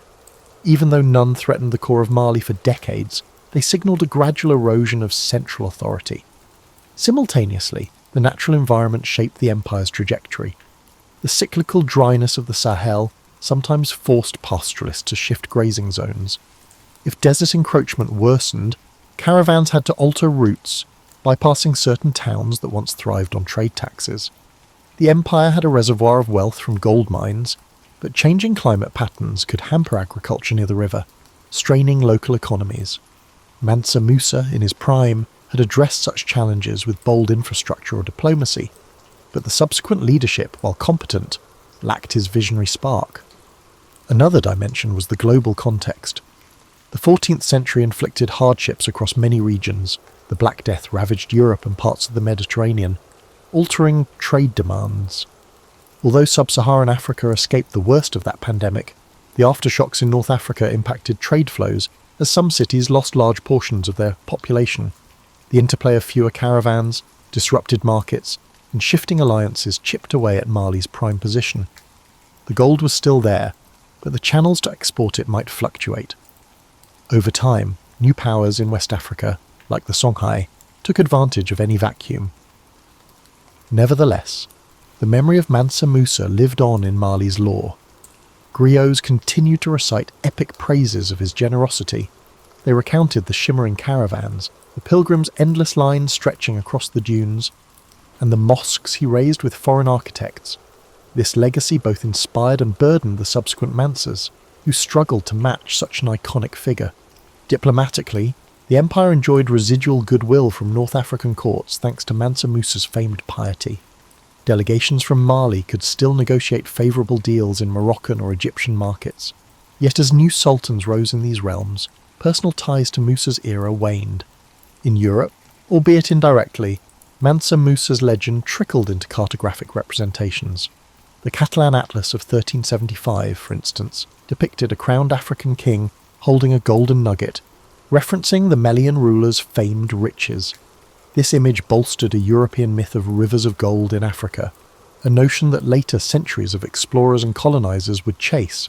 Ironically, the lavish portrayal overshadowed the nuance of Musa's intellect, governance, and religious devotion, reducing him to a mere emblem of extraordinary wealth. Within Mali, religious scholarship advanced for some time. The libraries of Timbuktu, Gao, and Djenné expanded their collections.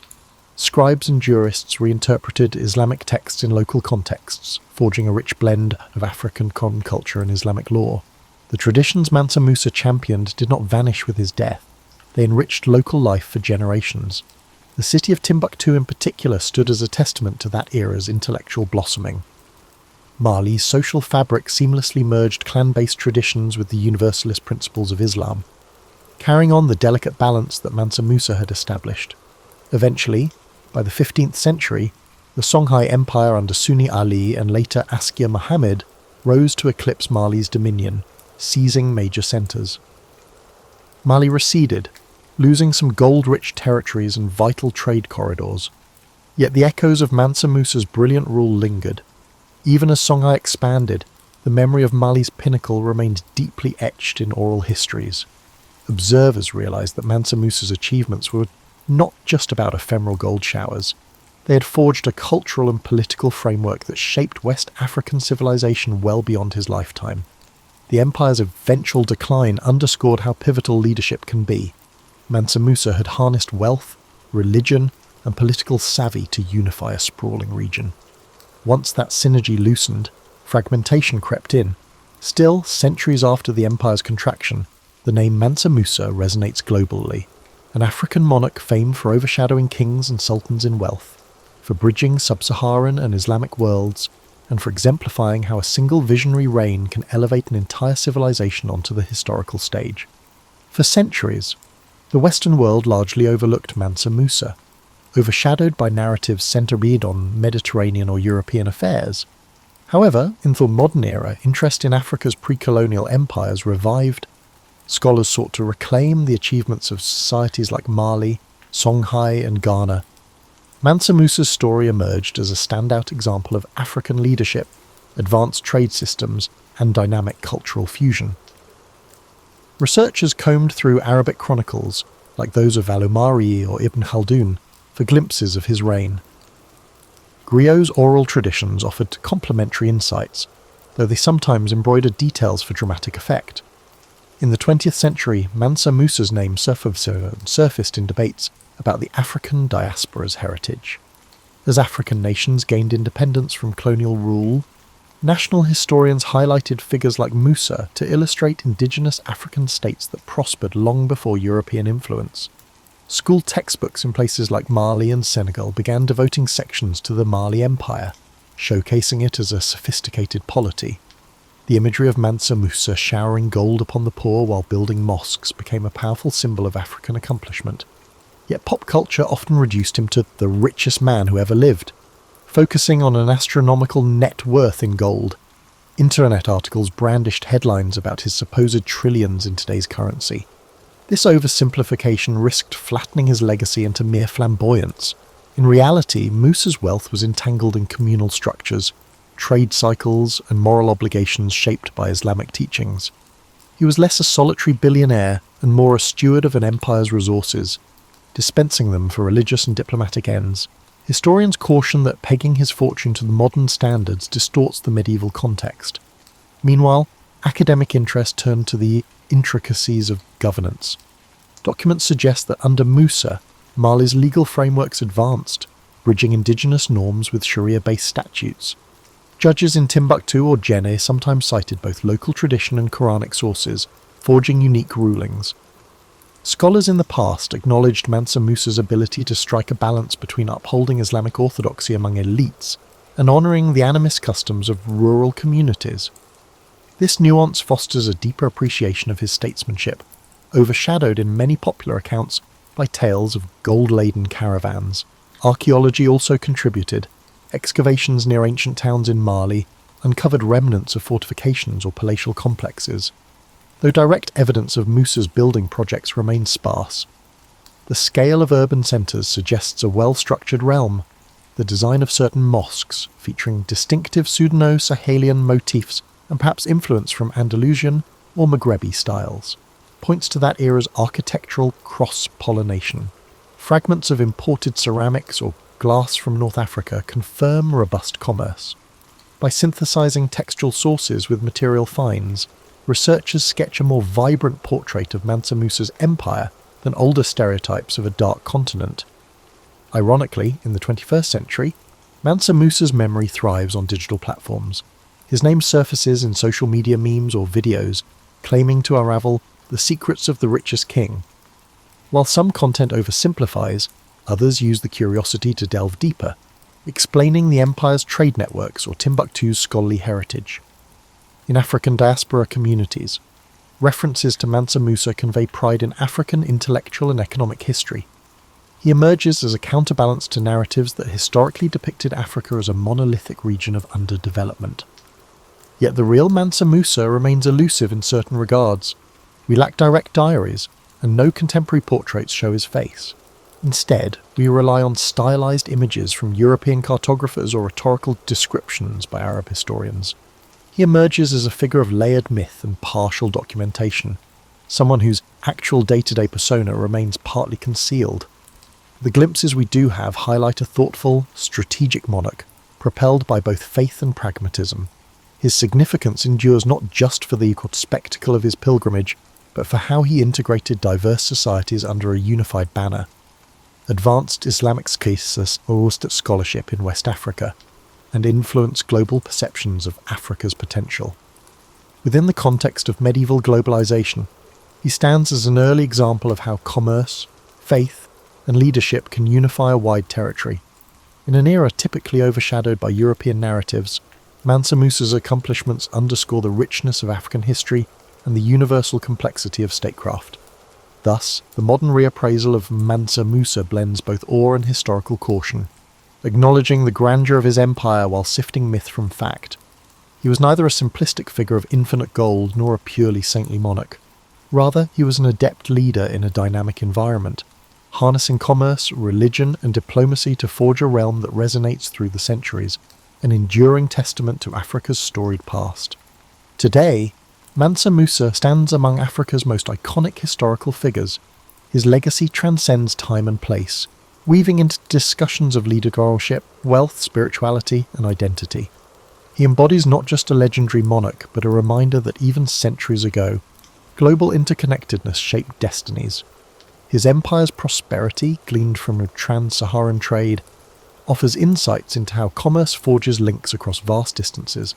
His dedication to Islam and scholarship underscores the potency of faith in unifying diverse peoples under a cultural and ethical framework. One might ask, what can we learn from Mansa Musa's reign beyond the gold-studded anecdote? Firstly, his story highlights the value of strategic vision. He inherited a robust empire but catapulted it to new heights through conscientious policies, from codifying taxes on caravans to commissioning educational hubs. He recognized that harnessing wealth isn't solely about accumulation. Distributing it effectively, whether in philanthropic gestures or infrastructure, can amplify a leader's influence. This approach resonates in modern governance discussions, where wise resource allocation sets outstanding administrators apart from mere hoarders. Secondly, Mansa Musa's architectural and scholarly investments exemplify how cultural achievements bolster an empire's legacy. The mosques and libraries of Timbuktu, Gao and beyond, which blossomed under his patronage, endured even after Mali's political decline. They catalyzed centuries of learning, preserving texts that remain significant historical sources. This enduring dimension of cultural capital suggests that fostering education and the arts can surpass ephemeral political wins. In a world rife with ephemeral trend-chasing, Mansa Musa's example underscores the intangible dividends of intellectual stewardship. Moreover, his experience with gold-based economics prompts reflection on the complexities of global finance. Though medieval markets differ from modern ones, Mansa Musa's distribution of gold that depressed local currencies exemplifies how large infusions of wealth can distort economies. Today's parallels might involve monetary policies, foreign direct investment, or resource booms that upend local markets. The lesson is timeless. Even generosity can have unintended consequences if not carefully calibrated to the broader economic milieu. On a more personal level, Mansa Musa illustrates how piety and power can intersect. By presenting himself as a devout Muslim, He earned credibility among Islamic polities. His approach highlights the power of genuine religious conviction, when combined with benevolence, to foster diplomatic relations. Yet, it also raises questions. To what extent did he wield religion as a political tool? We might glean that authenticity and canny statecraft can coexist, each fueling the other toward mutual benefit. For an audience grappling with modern complexities of church-state relations, Mansa Musa's example suggests nuance. Faith-based values can unify communities, but realpolitik remains essential for large-scale governance. In terms of Africa's historical narrative, Mansa Musa dispels outdated stereotypes of a continent absent of complexity. The Mali Empire's advanced administration, trading acumen, and cultural vibrancy in the 14th century counter any notion that sophisticated statecraft was exclusive to Europe or Asia. By acknowledging Mansa Musa's place in the grand tapestry of medieval history, we appreciate that Africa was fully engaged in trans-regional dialogues, its gold fueling global economies, its scholars contributing to the Islamic intellectual tradition. Lastly, the ephemeral nature of power emerges in his story. Even a realm as wealthy as Mali faced eventual decline. Mansa Musa's leadership soared, but no empire remains unchallenged forever. Subsequent shifts in trade routes, internal strife, and external expansions by Songhai underlined how reliant Mali's empire was on sustained, adept rulership. For those analysing present-day geopolitics, the lesson is that resilience hinges on structural stability, not just a single charismatic era. Legacy is shaped by continuity of governance, not a lone golden moment. In sum, Mansa Musa's tale glistens with more than gold. It resonates through layered truths, the interplay of devotion and diplomacy, the forging of alliances across desert expanses, and the enduring imprint of knowledge institutions. His memory, once overshadowed, now re-emerges in scholarly works and public fascination, signifying a broader revaluation of Africa's historical prominence. For anyone who may be mind-seeking both reflection and novelty, his saga offers a vantage point on leadership's timeless challenges. Rich in paradox, Mansa Musa's reign reveals that wealth, no matter how immense, serves best when funneled into communal uplift, melding prestige with purpose. And that perhaps is the truest legacy of the man known as Mansa Musa.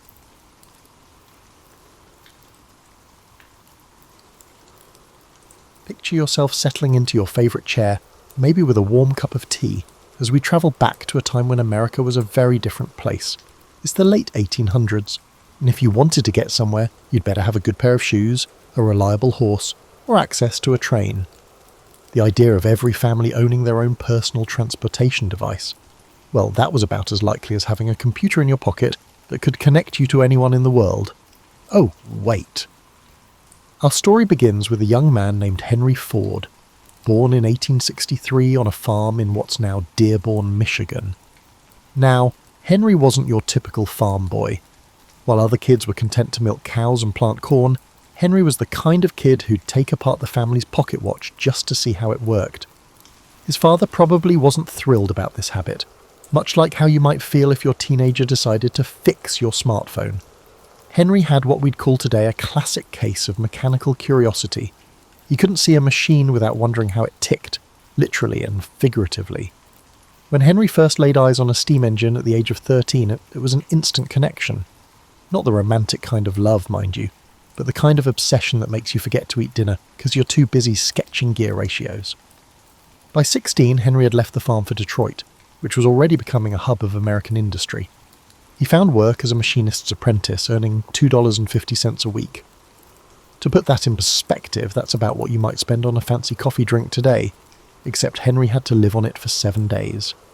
But he was learning, absorbing everything about how things worked, from steam engines to the newfangled electricity that was just beginning to light up cities. What made Henry different from other tinkerers of his time wasn't just his mechanical aptitude, it was his vision. While others saw machines as individual marvels, Henry began to see them as part of something bigger. He understood that the real magic wasn't just in making something work, but in making it work for everyone. The project wasn't just about building a better mousetrap, this was about reimagining how society itself could function. During these early years in Detroit, Henry worked for the Edison Illuminating Company, eventually becoming their chief engineer.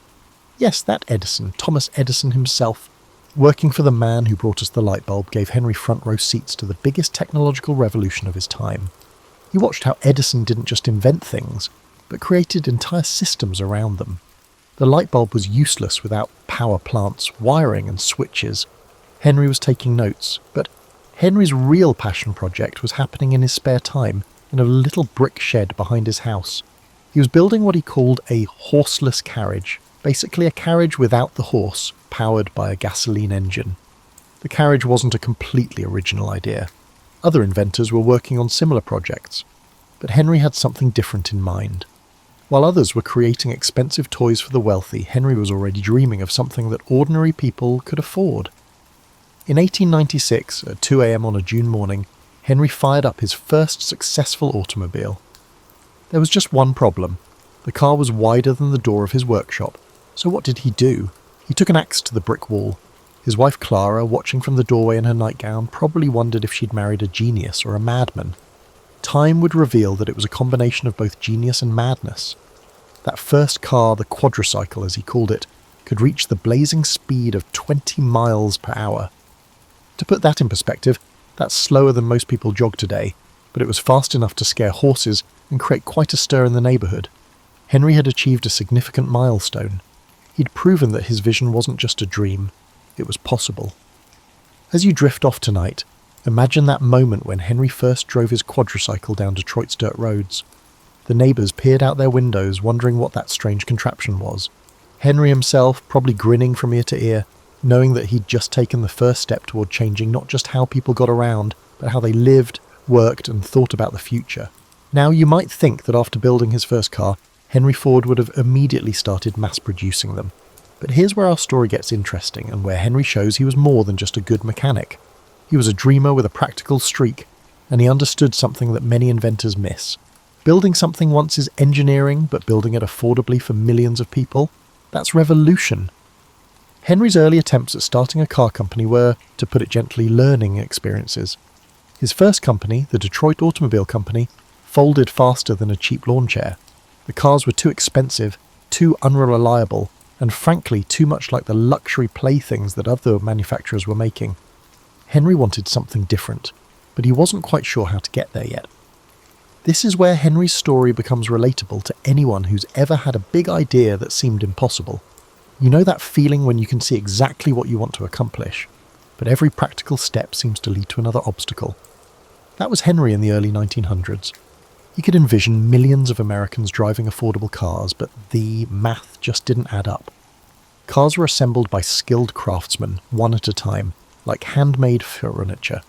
The result was beautiful but expensive, about $3,000 for a basic model, which was more than most people made in 2 years. But Henry was stubborn in the best possible way. Instead of giving up or settling for the luxury market, he became obsessed with a single question. How do you make something both good and cheap?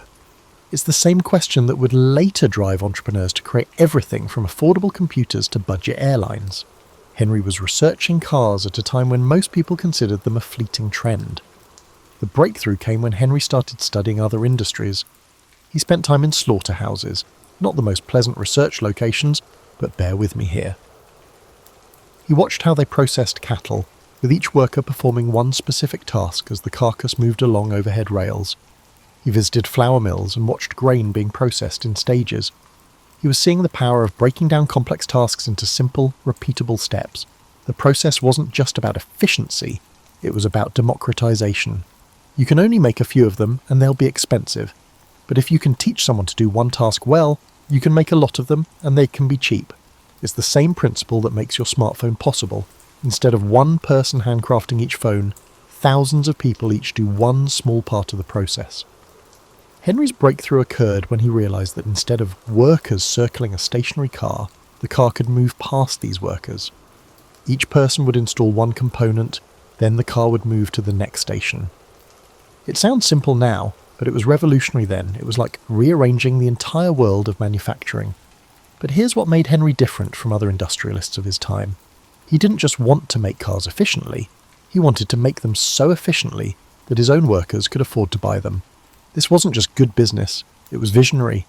He understood that the people who made the cars should also be able to enjoy them. It's a lesson that some modern companies are still learning. In 1903, Henry founded the Ford Motor Company with $28,000 in capital. That's roughly $850,000 in today's money. Significant, but not the billions we associate with major companies today. From the beginning, he was clear about his mission: I will build a car for the great multitude. He was not building a car for the wealthy or the elite, but for everyone. The first Ford Model A sold for $850, which was still expensive but considerably less than the competition.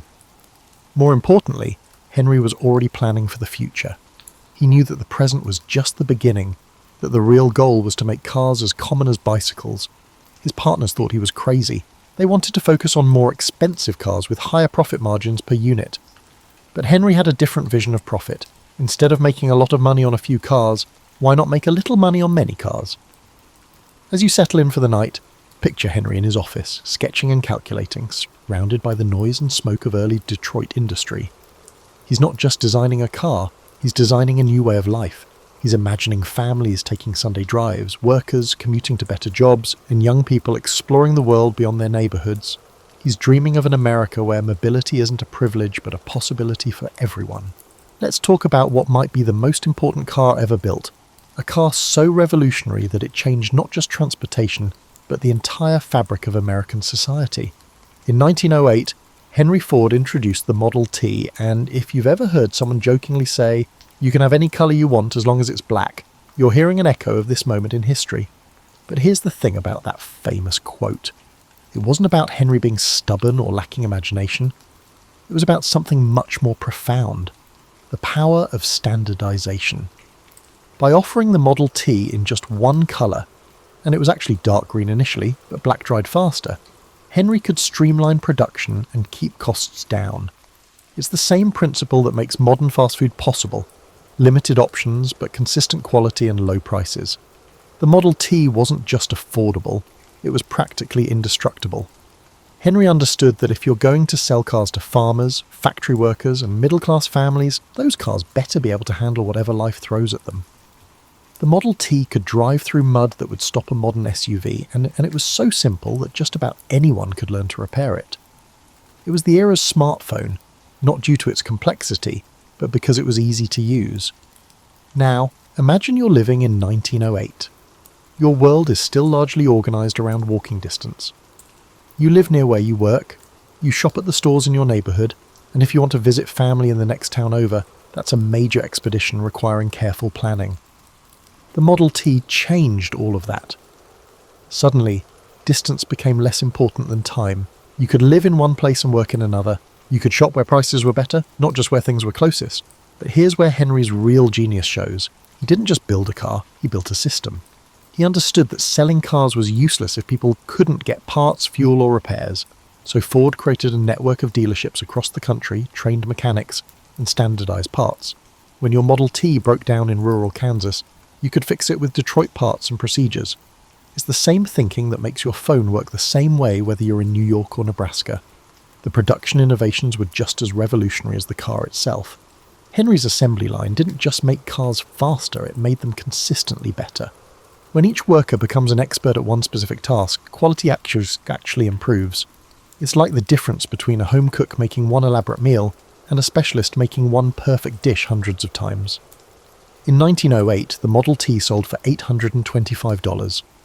By 1925, the price had dropped to $290, even though the car had gotten better. That's the opposite of what usually happens with products. They typically get more expensive over time, not cheaper. Henry found the learning curve. The more you make something, the better you get at it, and the cheaper it is. But the real revolution was social. The Model T democratized mobility in a way that changed everything about how Americans lived. Young people could court someone from the next town over. Families could live in suburbs and commute to city jobs. Farmers could get their products to market faster and cheaper. It's hard to overstate how fundamentally these innovations changed daily life. The Model T also created something we take for granted today: the weekend road trip. Before cars, leisure travel was something only the wealthy could afford. But with a Model T, a middle-class family could pack up on the Saturday morning and explore places they had only heard about. This marked the start of America's passion for the open road. extending from Route 66 to the interstate highway system. Henry's workers were among the first to benefit. In 1914, he made a decision that shocked the business world. He doubled his workers' wages to $5 a day. Other industrialists believed he had gone insane, but Henry understood something they didn't. If his workers could afford to buy the cars they were making, he'd have a whole new market. It wasn't just generosity, it was brilliant business strategy. The $5 day did more than boost sales. It created a new kind of middle class.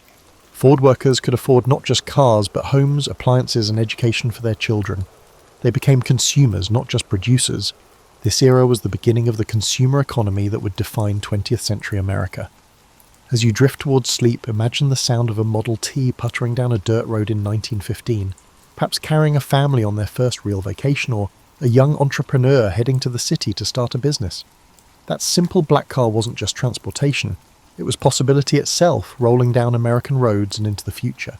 Now we come to the most important part of our story, when Henry Ford changed how everything was made. The assembly line wasn't just a manufacturing technique, it was a complete rethinking of how work itself could be organised. Like many revolutionary ideas, it began with a simple observation and a willingness to challenge traditional methods. Picture the world of manufacturing before Henry's innovation. If you desired a car, a skilled craftsman would construct it from beginning to end. He'd be part mechanic, part artist, and part engineer. Each car was unique, like a handmade piece of furniture. It was beautiful in its way, because it was also slow, expensive, and required workers with years of training. It's like the difference between having a master chef prepare your meal from scratch versus having a kitchen staff where each person specialises in one aspect of the meal. Henry's breakthrough came from watching that slaughterhouse we mentioned earlier, but also from studying his workers. He noticed that when someone did the same task repeatedly, they got remarkably quick at it. They became not just slightly faster, but significantly faster. A worker who could install a dashboard in 20 minutes could do it in 5 minutes after doing it 100 times. The steep learning curve led to substantial improvements, but the real innovation was moving the work to the worker, instead of the worker to the work. Instead of craftsmen walking around a stationary car with their tools, the car would move along a line while workers stayed in one spot with their tools organised exactly how they needed them. It sounds obvious now, but it was revolutionary then. It's akin to the difference between a chef frantically gathering ingredients in a kitchen and having everything they need within easy reach. The first assembly line at Ford's Highland Park plant was almost comically simple. They used a rope and pulley system to drag car frames past workers onto a wooden floor. But it worked. The time to build a car dropped from 12 hours to 2.5 hours almost immediately. And this improvement was just the beginning. As they refined the process, adding conveyors and optimizing the workflow, the time kept dropping. But here's what made Henry's approach different from other industrialists. He obsessed over the details that made workers' lives better, not just more productive.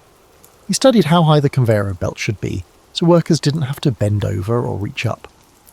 He figured out the optimal speed, fast enough to maintain efficiency, but not so fast that workers felt rushed or made mistakes. He was essentially inventing ergonomics, though that word wouldn't be coined for decades. The results were staggering. By 1914, Ford's Highland Park plant could produce more cars in a day than most manufacturers could make in a month. The Model T, which had taken 728 minutes to assemble in 1930, was taking just 93 minutes by 1914. That's not just improvement, that's transformation. But with this efficiency came new challenges. Repetitive work could be mind-numbing. Worker turnover was initially high as people found the work boring compared to the variety of traditional craftsmanship. Henry's solution was typically direct. He paid workers well enough that they wanted to stay. The famous $5 a day wasn't just about buying cars, it was about creating jobs that people actually wanted to keep. This is where Henry's philosophy really shines through. He understood that efficiency without humanity was ultimately self-defeating. Happy workers were productive workers.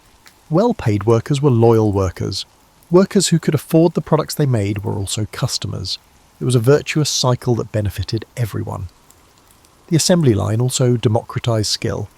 Previously, making cars required master craftsmen with years of training, but Henry's system could take someone with no experience and make them productive in days.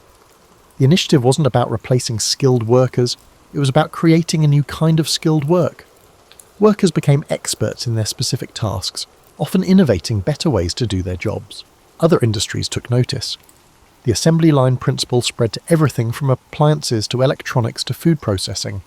Even today, when you unwrap a smartphone or open a packaged meal, you're benefiting from principles Henry Ford pioneered. The modern world of abundant, affordable goods traces back to that first rope and pulley system dragging car frames across a factory floor in Detroit. But perhaps the most important thing to understand is that Henry didn't just speed up production, he made it more predictable. Before the assembly line, you never knew exactly when a car would be finished. With the assembly line, you could plan production weeks in advance. This predictability made everything else possible: supply chains, dealer networks, even consumer financing. As you rest tonight, think about how many things in your daily life exist because of Henry's innovations. The device you're listening to this on, the car in your driveway, even the grocery store where you shop, they all owe something to that moment when Henry decided to move the work to the worker instead of the worker to the work. He didn't just change how cars were made, he changed how everything was made. January 5th, 1914 was a day that changed not just Ford Motor Company, but the entire relationship between workers and employers in America. On that day, Henry Ford announced something so radical that newspapers across the country struggled to believe it was real. He was going to pay his workers $5 a day. To understand why the news was so shocking, you need to know that the average industrial wage at the time was about $2.50 a day. Henry wasn't just raising wages, he was more than doubling them. Other business leaders believed Henry was insane. The Wall Street Journal called it an economic crime and predicted it would ruin Ford Motor Company. Competitors were furious, worried that they'd have to raise their wages to compete for workers. But Henry had done his math, and his reasoning was both simple and brilliant. If we pay our workers well, they'll be able to buy our cars. The immediate effect was chaos, but the good kind of chaos. The next morning, thousands of men lined up outside Ford's Highland Park plant, hoping for jobs. Police had to use fire hoses to control the crowds. Word spread that Ford was paying wages that could actually support a family, and workers came from across the country. It was like the gold rush, except instead of searching for gold, people were searching for good jobs. However, Henry's $5 day was not without its limitations. Workers had to meet certain standards, not just at work but in their personal lives. Ford created a sociological department that would visit workers' homes to ensure they were living properly. This meant no drinking, no gambling, keeping a clean house, and sending children to school. By modern standards, the arrangement seems intrusive and paternalistic, but in the context of 1914, many workers saw it as a fair trade, a middle-class wage in exchange for middle-class behaviour. The programme worked better than even Henry expected. Worker turnover dropped to under 20%, down from over 300% annually, meaning they had to hire 3 people for every job just to keep positions filled. Quality improved dramatically. Productivity soared. The workers who stayed were invested in their jobs in a way that had never been seen before in industrial America. But the real revolution was what happened after work. For the first time in American history, you had industrial workers who could afford more than just survival. They could buy homes, not just rent them. They could purchase appliances, furniture, and yes, cars. They could send their children to high school instead of putting them to work at age 14. They could plan for the future instead of just surviving the present day. Henry had essentially created a new social class, the industrial middle class. These weren't farmers or shopkeepers or professionals, they were factory workers who lived like middle-class people. The idea was revolutionary. Throughout history, people who worked with their hands had always been poor. Henry changed that equation. The ripple effects were enormous. When Ford workers could afford to buy homes, the construction industry boomed. When they could afford appliances, the appliance industry grew. When they could afford cars, the entire automotive industry expanded. Henry had discovered something that economists would later call the multiplier effect. When you put money in workers' pockets, they spend it, which creates more jobs, which creates more spending. Other companies slowly began to follow Ford's lead, not out of generosity, but out of necessity. They discovered what Henry had already figured out. Well-paid workers were more productive, more loyal, and more innovative. The idea that paying workers well could build a better business challenged the notion that paying them as little as possible would work. But the $5 day was about more than wages. It was about dignity. For the first time, industrial workers experienced a sense of partnership in the business, rather than being mere components. They had a stake in the company's success because that success directly affected their lives. When the Model T sold well, Ford workers benefited. When the company grew, their job security increased. Henry also understood something that many modern companies have forgotten.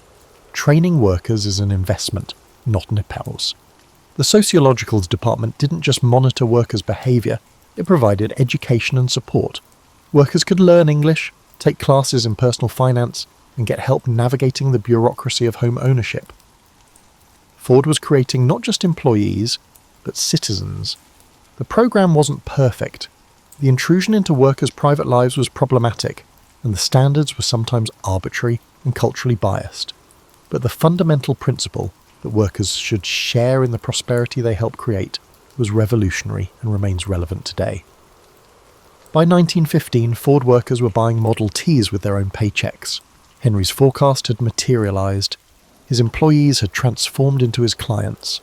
More than that, they had become tangible evidence that the American dream was achievable for individuals who employed their hands, not just their minds. As you settle into sleep, imagine what it must have felt like to be a Ford worker in 1915, driving home in a car you built and paid for with wages that seemed impossible just a few years earlier. You weren't just going home from work, you were driving toward a future that previous generations of workers could never have imagined. By the 1920s, something remarkable had happened in America. The country had become mobile in a way that no society in human history had ever been before. Thanks to Henry Ford's vision and the Model T's success, cars were no longer luxury items for the wealthy. They were becoming as common as telephones and electric lights. And this transformation was changing everything about how Americans lived, worked, and thought about themselves. The numbers tell an incredible story. In 1910, approximately 500,000 cars were present throughout the United States. By 1920, there were 9 million. By 1930, there were 26 million. That's not just growth, that's a complete transformation of society. It's like the adoption of smartphones, but even more fundamental because cars changed where people could live, work, and play. Think about what this development meant for a typical American family. In 1910, your job options were limited to what you could reach on foot or by streetcar. Neighbourhood stores were the only places you could shop. Your social life was limited to people who lived nearby. Your children's education was limited to the local school. By 1925, all of those limitations had been swept away. The car had given ordinary people a kind of freedom that had previously been available only to the wealthy. The transformation was especially dramatic in rural areas.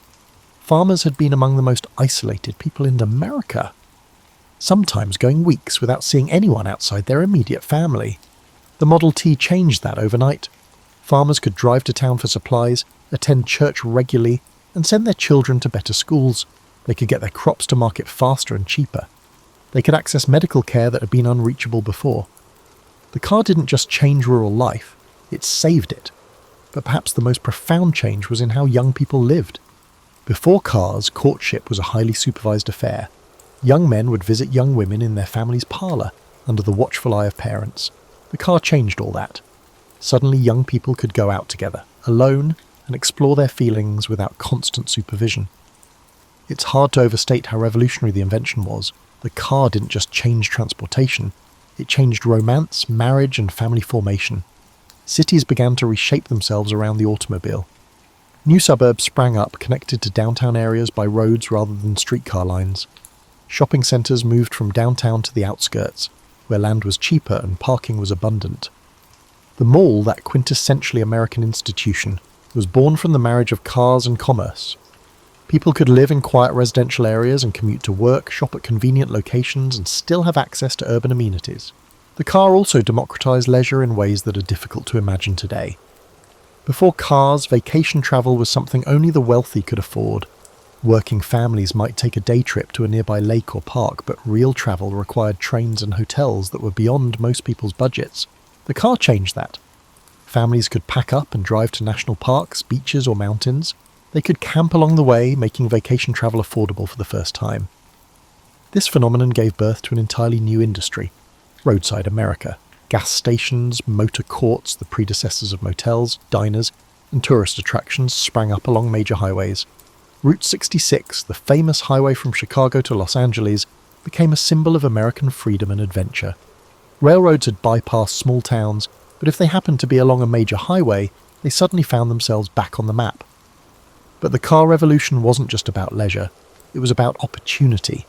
Workers could live in one place and work in another. which meant they could choose jobs based on quality rather than just proximity. Businesses could locate where land was cheaper and still attract workers. The entire economic geography of America was being redrawn by the automobile. Henry Ford had predicted this transformation, but even he was probably surprised by how quickly and completely it happened. The Model T had become more than just a product. It was the catalyst for a new way of life.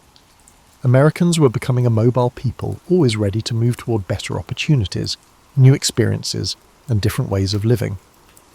The psychological impact was just as important as the practical one. Owning a car gave people a sense of control over their lives that they'd never had before. They weren't dependent on streetcar schedules or limited to walking distance. They could make decisions about where and when to go there. It was a kind of personal freedom that was entirely new in human experience. Of course, this transformation brought challenges too. Traffic jams, parking problems, and air pollution were the price of mobility. Traditional communities began to break down as people became more mobile and less tied to specific neighbourhoods. The car enabled suburbanization, which had both positive and negative effects on American society. But for most Americans in the 1920s, the car represented pure possibility. It was the physical embodiment of the American dream, the idea that with hard work and determination you could go anywhere and become anything. Henry Ford had built more than just an affordable car, he had built a machine that made dreams feel achievable. Imagine the excitement of a family in 1925, packing their Model T for their first real vacation, heading out on roads that led to places they'd only read about in books. They weren't just driving, they were exploring a new kind of freedom that their parents could never have imagined. As we reach the end of our story, it's worth reflecting on just how completely Henry Ford changed not just America, but the world.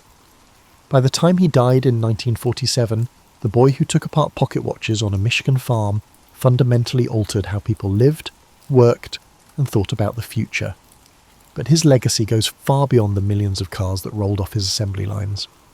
Henry's greatest achievement wasn't technical, it was philosophical. He proved that mass production and high wages could work together, that efficiency and humanity weren't opposites, and that the people who made things should also be able to afford them. His approach wasn't just a business strategy, it was a new way of thinking about the relationship between work and prosperity. The principles Henry pioneered, standardization, continuous improvement, and treating workers as partners rather than just labour, became the foundation of modern manufacturing. When you buy something today that's both high quality and affordable, you're benefiting from ideas that Henry Ford developed in his Detroit factories. From smartphones to furniture to food, the modern world of abundant consumer goods traces back to those early assembly lines. But perhaps Henry's most important contribution was proving that innovation could be democratic. Before Ford, most new technologies were luxury items that gradually became more affordable. Henry reversed that process. He started with the goal of making cars affordable for everyone, then figured out how to make them efficiently. He began with the customer, not the technology, and that customer-first approach revolutionized how businesses think about innovation. The social changes Henry set in motion were even more profound than the economic ones. The automobile culture he created, the freedom to live where you want, work where you want, and travel where you want, became central to the American identity. The suburbs, the shopping mall, the family road trip, the drive-in restaurant, even the drive-through bank, all of these trace back to Henry's decision to make cars affordable for ordinary families. Henry also demonstrated something that many modern companies struggle with: the power of long-term thinking. While his competitors focused on quarterly profits, Henry was thinking in decades. He understood that building a sustainable business meant creating a sustainable society where workers could afford to be customers, where efficiency served humanity rather than replacing it, and where innovation made life better for everyone, not just the wealthy. The influence of Henry's ideas extended far beyond the automotive industry.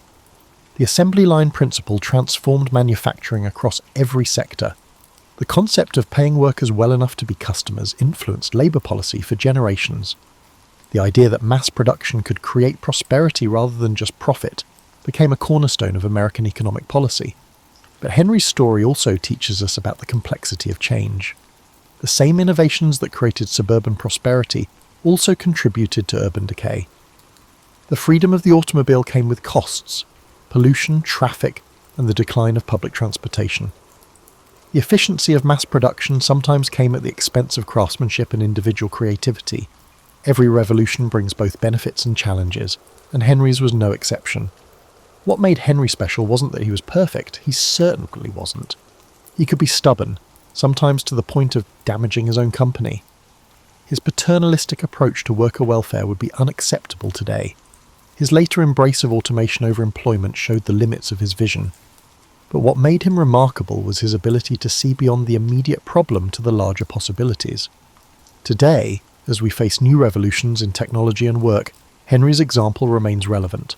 His approach, starting with human needs rather than technical capabilities, thinking about workers as partners rather than costs, and believing that innovation should serve everyone, not just the few, offers lessons for our digital age. When you drive your car tomorrow, remember that you're not just using a machine, you're participating in a revolution that began with a young man who couldn't resist taking things apart to see how they worked. When you buy something that's both high quality and affordable, you're benefiting from principles that Henry Ford pioneered over a century ago. Henry proved that work can provide not just survival, but prosperity. The boy who left his father's farm to work in Detroit factories became the man who showed the world that technology could serve humanity, that efficiency could coexist with fairness, and that innovation could create opportunities for everyone. He didn't just change how cars were made, he changed how we think about work, prosperity, and the possibilities of American life. As you settle into sleep tonight, remember that you're living in the world that Henry Ford helped create, a world where ordinary people can afford extraordinary things, where innovation serves humanity, and where the next great breakthrough might come from someone who simply refuses to accept that things have to be done the way they've always been done. Remember, every revolution begins with someone brave enough to imagine that things could be different.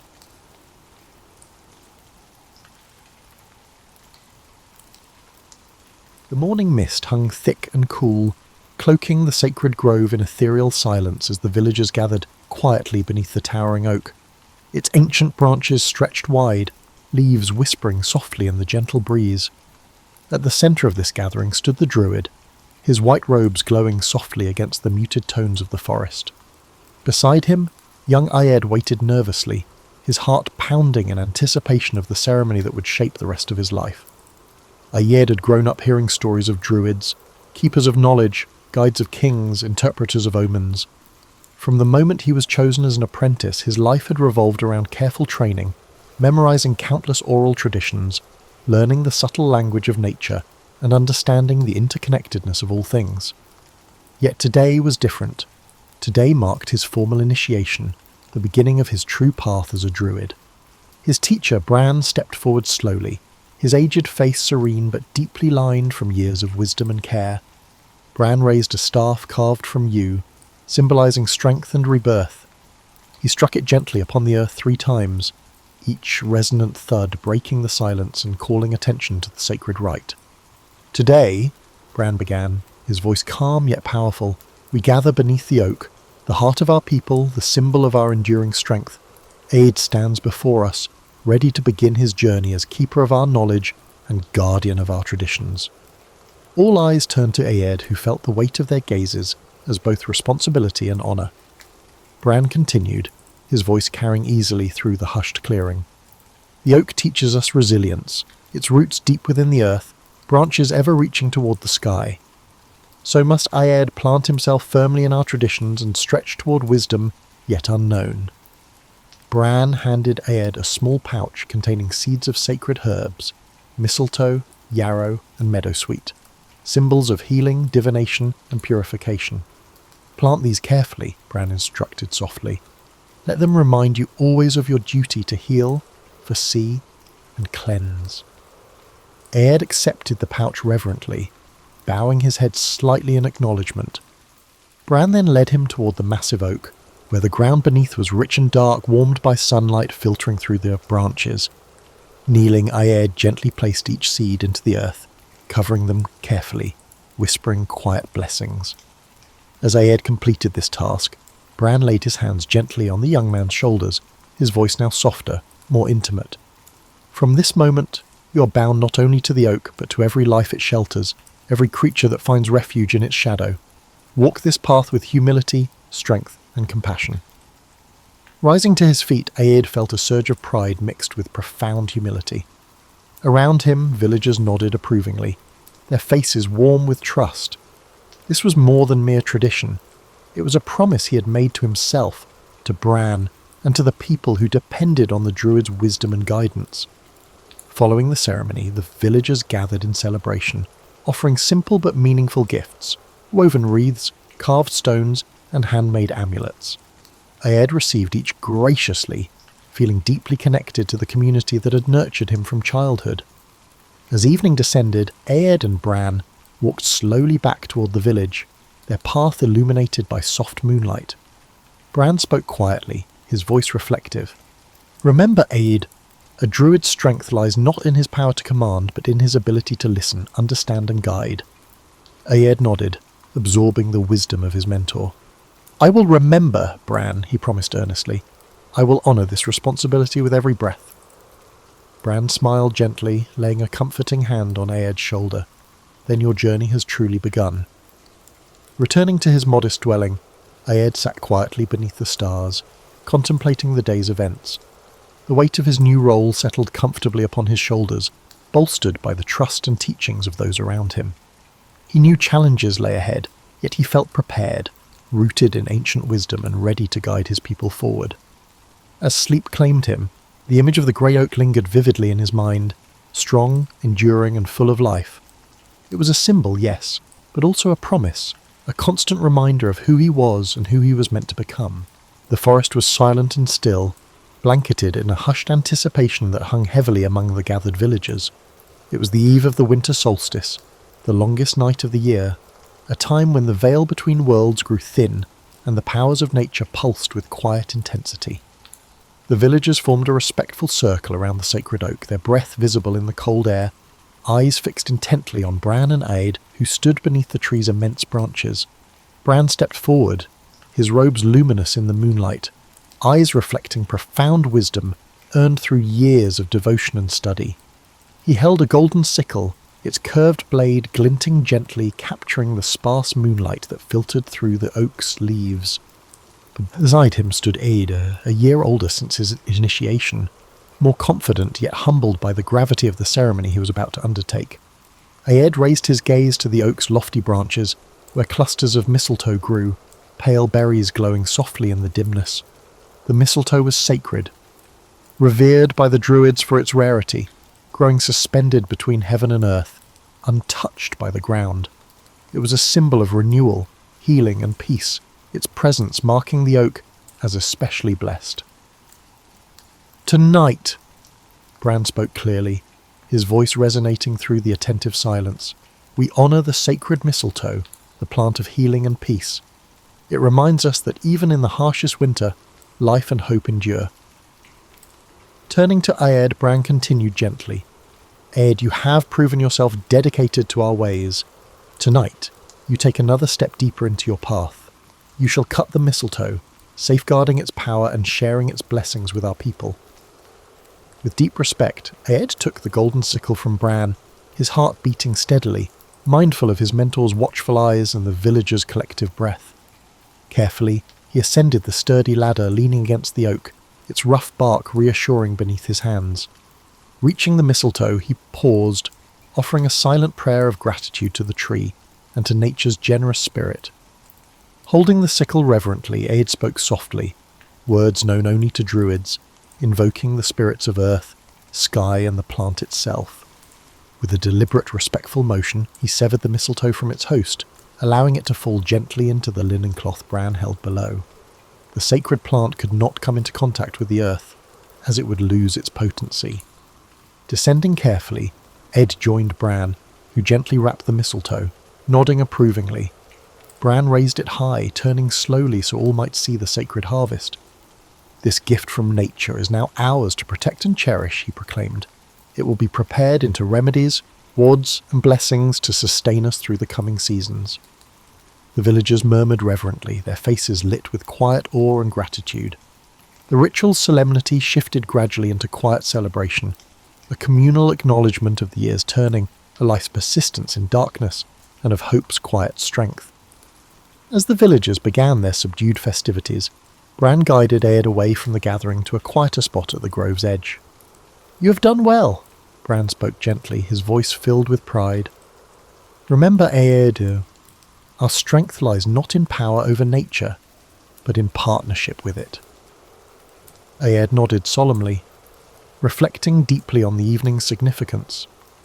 I feel this partnership deeply tonight, he admitted softly, looking up at the branches above them, silhouetted against the stars. Good, Bran replied warmly. Carry this lesson with you always. In moments of darkness, when doubt may cloud your path, recall the mistletoe's silent message, that light and life persist even unseen. They stood quietly together, absorbing the calm energy surrounding them, drawing strength from each other's presence and the eternal rhythms of nature. Eventually, Bran placed a reassuring hand on Aed's shoulder. Come, he said gently, let us join the others and share in the joy of this sacred night. Returning to the gathering, Aed felt deeply connected to his mentor, his community, and the ancient traditions guiding them all. The night was filled with quiet laughter, stories, and shared hopes, a testament to their unity and strength. As the fires dimmed and villagers dispersed, Aed carried the memory of this night firmly within his heart, understanding more profoundly the responsibility he now bore. He had taken another important step on his druidic journey, strengthened by tradition, guided by wisdom, and inspired by the enduring power of nature's gifts. The village was isolated by dense thickets of hawthorn and elder. When Aed arrived, the air had a scent of wet earth and wood smoke. He moved quietly through narrow paths past low stone cottages where people paused their work to watch him pass, their expressions a mix of respect and cautious hope. His journey had taken 3 days on foot, guided only by the whispered directions given by a passing traveller. The message had been urgent. A young woman, Ethna, daughter of the village smith, lay gravely ill following childbirth. No healer within the village could help her, and so Aed had come swiftly, driven by a sense of duty deeper than his fatigue. Ethna's home was at the village's edge, near a stream that murmured quietly beneath twisted alders. Inside, the dim cottage was crowded with concerned relatives and neighbours, who stepped aside silently as Aed entered. He felt their eyes upon him, their quiet desperation tangible. He approached the low bed where Ethna lay, her pale face glistening with sweat, breaths shallow and laboured. Beside her, the newborn slept peacefully, unaware of the quiet fear around him. Aed knelt and touched Ethna's forehead, feeling the fever's heat against his palm. She stirred slightly, murmuring incoherently. Bring water from the stream, Aed instructed gently, addressing the nearest woman, and fresh linen.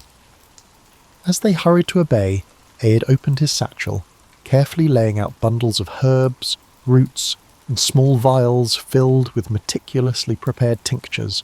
The villagers watched, their curiosity mixed with awe, as he crushed dried leaves of willow and meadowsweet into a bronze bowl, adding hot water to make a bitter, aromatic infusion. He lifted Ethna's head gently, coaxing her to drink slowly. She winced but managed a few sips. Then he bathed her forehead and wrists with cool cloths soaked in the fresh stream water, murmuring ancient healing chants softly under his breath. Each word resonated with intention, invoking the spirits of water and earth to restore balance to the woman's weakened body. As night deepened, Aed remained by Ethna's side, tirelessly applying poultices of crushed herbs and moss. He taught the village midwife how to mix remedies of chamomile and mint for calming sleep, instructing her carefully so the healing wisdom could stay long after he'd gone. The villagers moved quietly around him, offering food he gently declined, his focus entirely on his patient. By dawn, Ethna's breathing had steadied, her skin less feverish to the touch.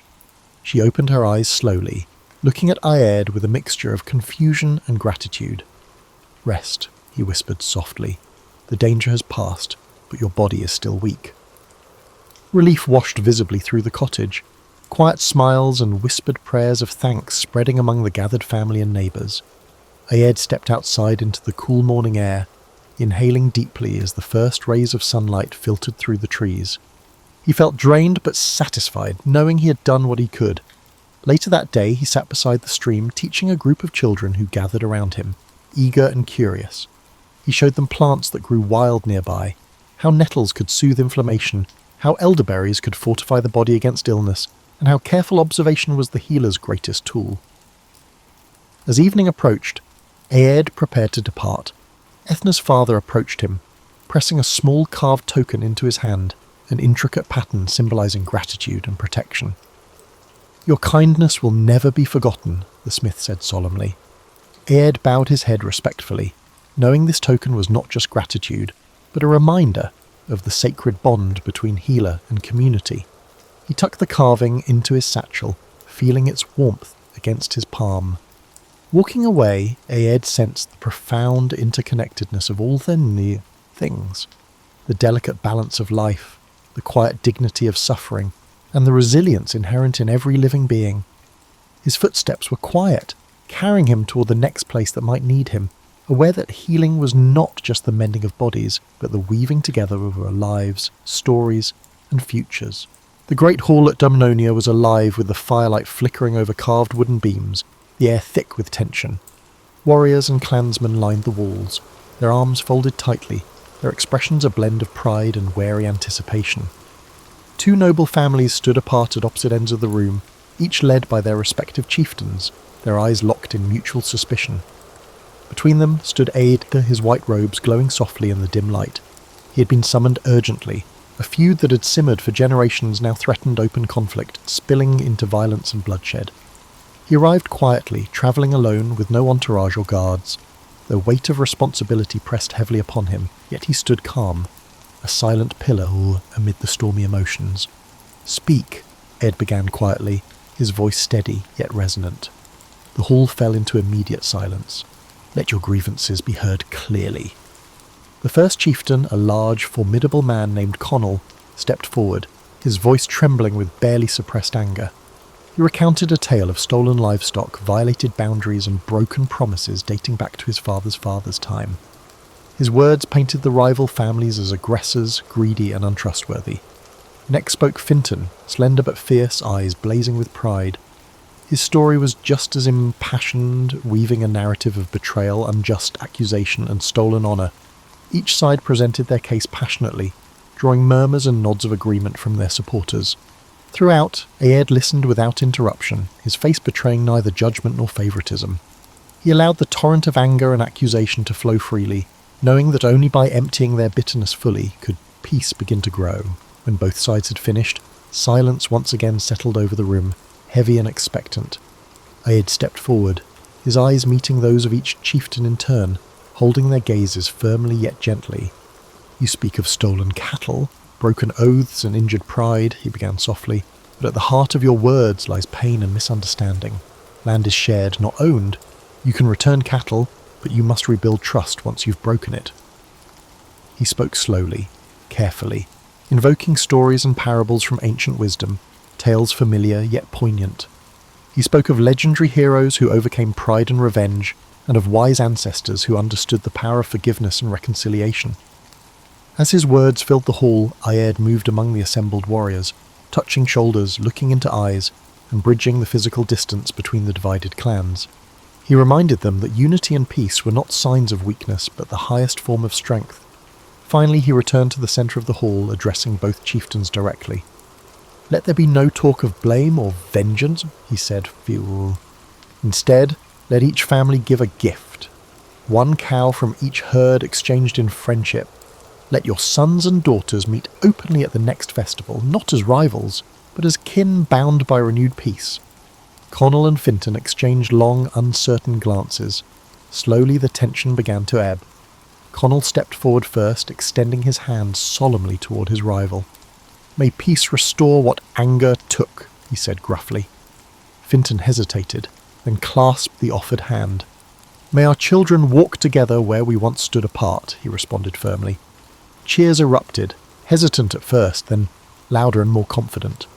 The warriors relaxed, their postures easing, smiles and laughter breaking through the previously tense atmosphere. Aed stepped back quietly, content that his council had steered the clans away from violence. Later that evening, as the clans celebrated their newfound accord, Aed sat quietly beside the hearth, sipping warm mead and reflecting on the evening's events. He knew that true peace required vigilance and continued guidance. Yet for now, the cycle of anger and retaliation had been broken, replaced by tentative friendship and renewed hope. The chieftains approached him again, offering gratitude. Aed smiled warmly, reminding them gently, "Peace is not achieved in a single evening, Nurture this agreement, water it with trust and patience, and it will bear fruit for generations." Under the glow of the firelight, his words resonated deeply, reinforcing the bonds freshly made. As he left the hall, walking into the moonlit night, Aed felt the quiet satisfaction of a purpose fulfilled. He knew his role was far from over, yet tonight his voice of counsel had brought harmony to discord, turning bitter enemies into cautious friends. The sacred oak stood majestically, its gnarled branches spreading wide, casting dappled shadows upon the moss-covered clearing. This oak was not just ancient, it was revered, a living testament to generations of druidic wisdom. Aed stood beneath its massive limbs, his white robe illuminated by shafts of sunlight filtering through the leaves. Gathered around him were villagers and warriors, each face etched with anxiety and curiosity. Today the oak grove served as a court where justice would be decided not by sword or might, but by careful consideration and wisdom. Aed had been summoned to judge a matter of grave importance. A young warrior, Cathal, was accused of stealing cattle, a crime severe enough to ignite clan warfare. Cathal stood defiantly at the grove's edge, arms crossed, his expression stubborn yet tinged with fear. Opposite him stood Fergus, an older warrior renowned for bravery and honour, whose cattle had been taken. Fergus's eyes were dark with anger, his fists clenched at his sides. Aed raised his hand, signalling silence. He began with a clear, steady voice. "Speak plainly, that truth might emerge from the shadow of accusation." Fergus stepped forward, recounting the theft with passionate conviction, describing the prized cattle and the devastating loss to his family. His words resonated deeply among the crowd, drawing murmurs of sympathy. Cathal, however, maintained his innocence fiercely, insisting he was wrongly accused, his voice shaking with frustration. His friend stood behind him, murmuring support, eyes darting nervously between him and Aed. Listening carefully, Aed detected discrepancies, not deliberate falsehoods, but misunderstandings born of anger and haste. He called forth witnesses from both sides, questioning them patiently, coaxing forth details with gentle but firm probing. He watched their faces, noting subtle shifts in posture, tone and expression. Finally, Aed stepped toward the oak, laying his hand upon its rough bark. "Truth," he declared quietly, "is not a sword to cut through lies, but a root that grows slowly, hidden from sight until it reveals itself." He turned to Cathal, asking softly, "Have you ever seen these cattle?"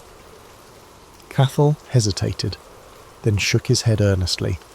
"No, I swear upon my ancestors." Aed turned back to Fergus. "Could another perhaps seek to benefit from your loss? Is there someone whose absence you overlooked while feeling angry?" Fergus paused, uncertainty flickering across his stern face. He looked back at his men, doubt beginning to creep into his expression. "Perhaps," he admitted reluctantly. Aed nodded. "Search your own house first," he advised calmly. "The truth often lies closest to where trust is strongest." Reluctantly, Fergus agreed, ordering his warriors to search carefully and fairly. Hours passed as tension lingered, villagers whispering anxiously while waiting beneath the oak's watchful presence. Finally, a group returned, bringing with them a youth named Ronan, Fergus's own cousin, guilt and shame etched deeply into his face. Ronan confessed, explaining his actions were born of envy and foolish pride. Fergus stared in shock and sorrow, his anger melting into disappointment. The crowd murmured softly, eyes moving between the cousin and Aed awaiting judgment. Aed approached Ronan, his gaze firm but compassionate. Restitution must be made, but forgiveness can heal wounds deeper than punishment. He turned toward Fergus. "Accept a fair penance, then let anger rest beneath this oak, replaced by wisdom and mercy." Fergus nodded, his shoulders relaxing. He embraced Ronan, acknowledging family bonds stronger than pride. Cathal, exonerated, sighed deeply, gratitude filling his eyes as he bowed to Aed. As villagers dispersed peacefully, justice had been served not through vengeance, but through understanding and restoration. Aed remained briefly beneath the oak, its silent strength reinforcing his resolve. Justice, he knew, was more than judgment. It was balance, patience, and mercy woven tightly together beneath the shade of wisdom's ancient branches. Aed stood at the top of a solitary hill beneath the vast expanse of night, where the heavens stretched endlessly above. It was a sacred place, marked by a circle of ancient stones whose purpose only the druids remembered. He wrapped his cloak tighter against the biting wind, eyes lifted toward the constellations. Each star, each subtle shift in the heavens, whispered secrets known only to those who watched with patience and reverence. Tonight was the winter solstice, the longest night when darkness held sway, and the boundary between worlds grew thin. The stars gleamed brightly, clear and sharp in the frigid air. Around him, villagers gathered quietly, their breath visible in the cold, awaiting guidance for the year ahead. Aed raised his staff, carved with symbols representing the cycles of the moon and the sun, and began to speak softly. His voice carried through the silence, gentle yet filled with quiet authority. Tonight, darkness is strongest, but even now the wheel turns, the sun returns. Rebirth follows darkness as spring follows winter. Watch closely, and you will see your lives mirrored in the stars above.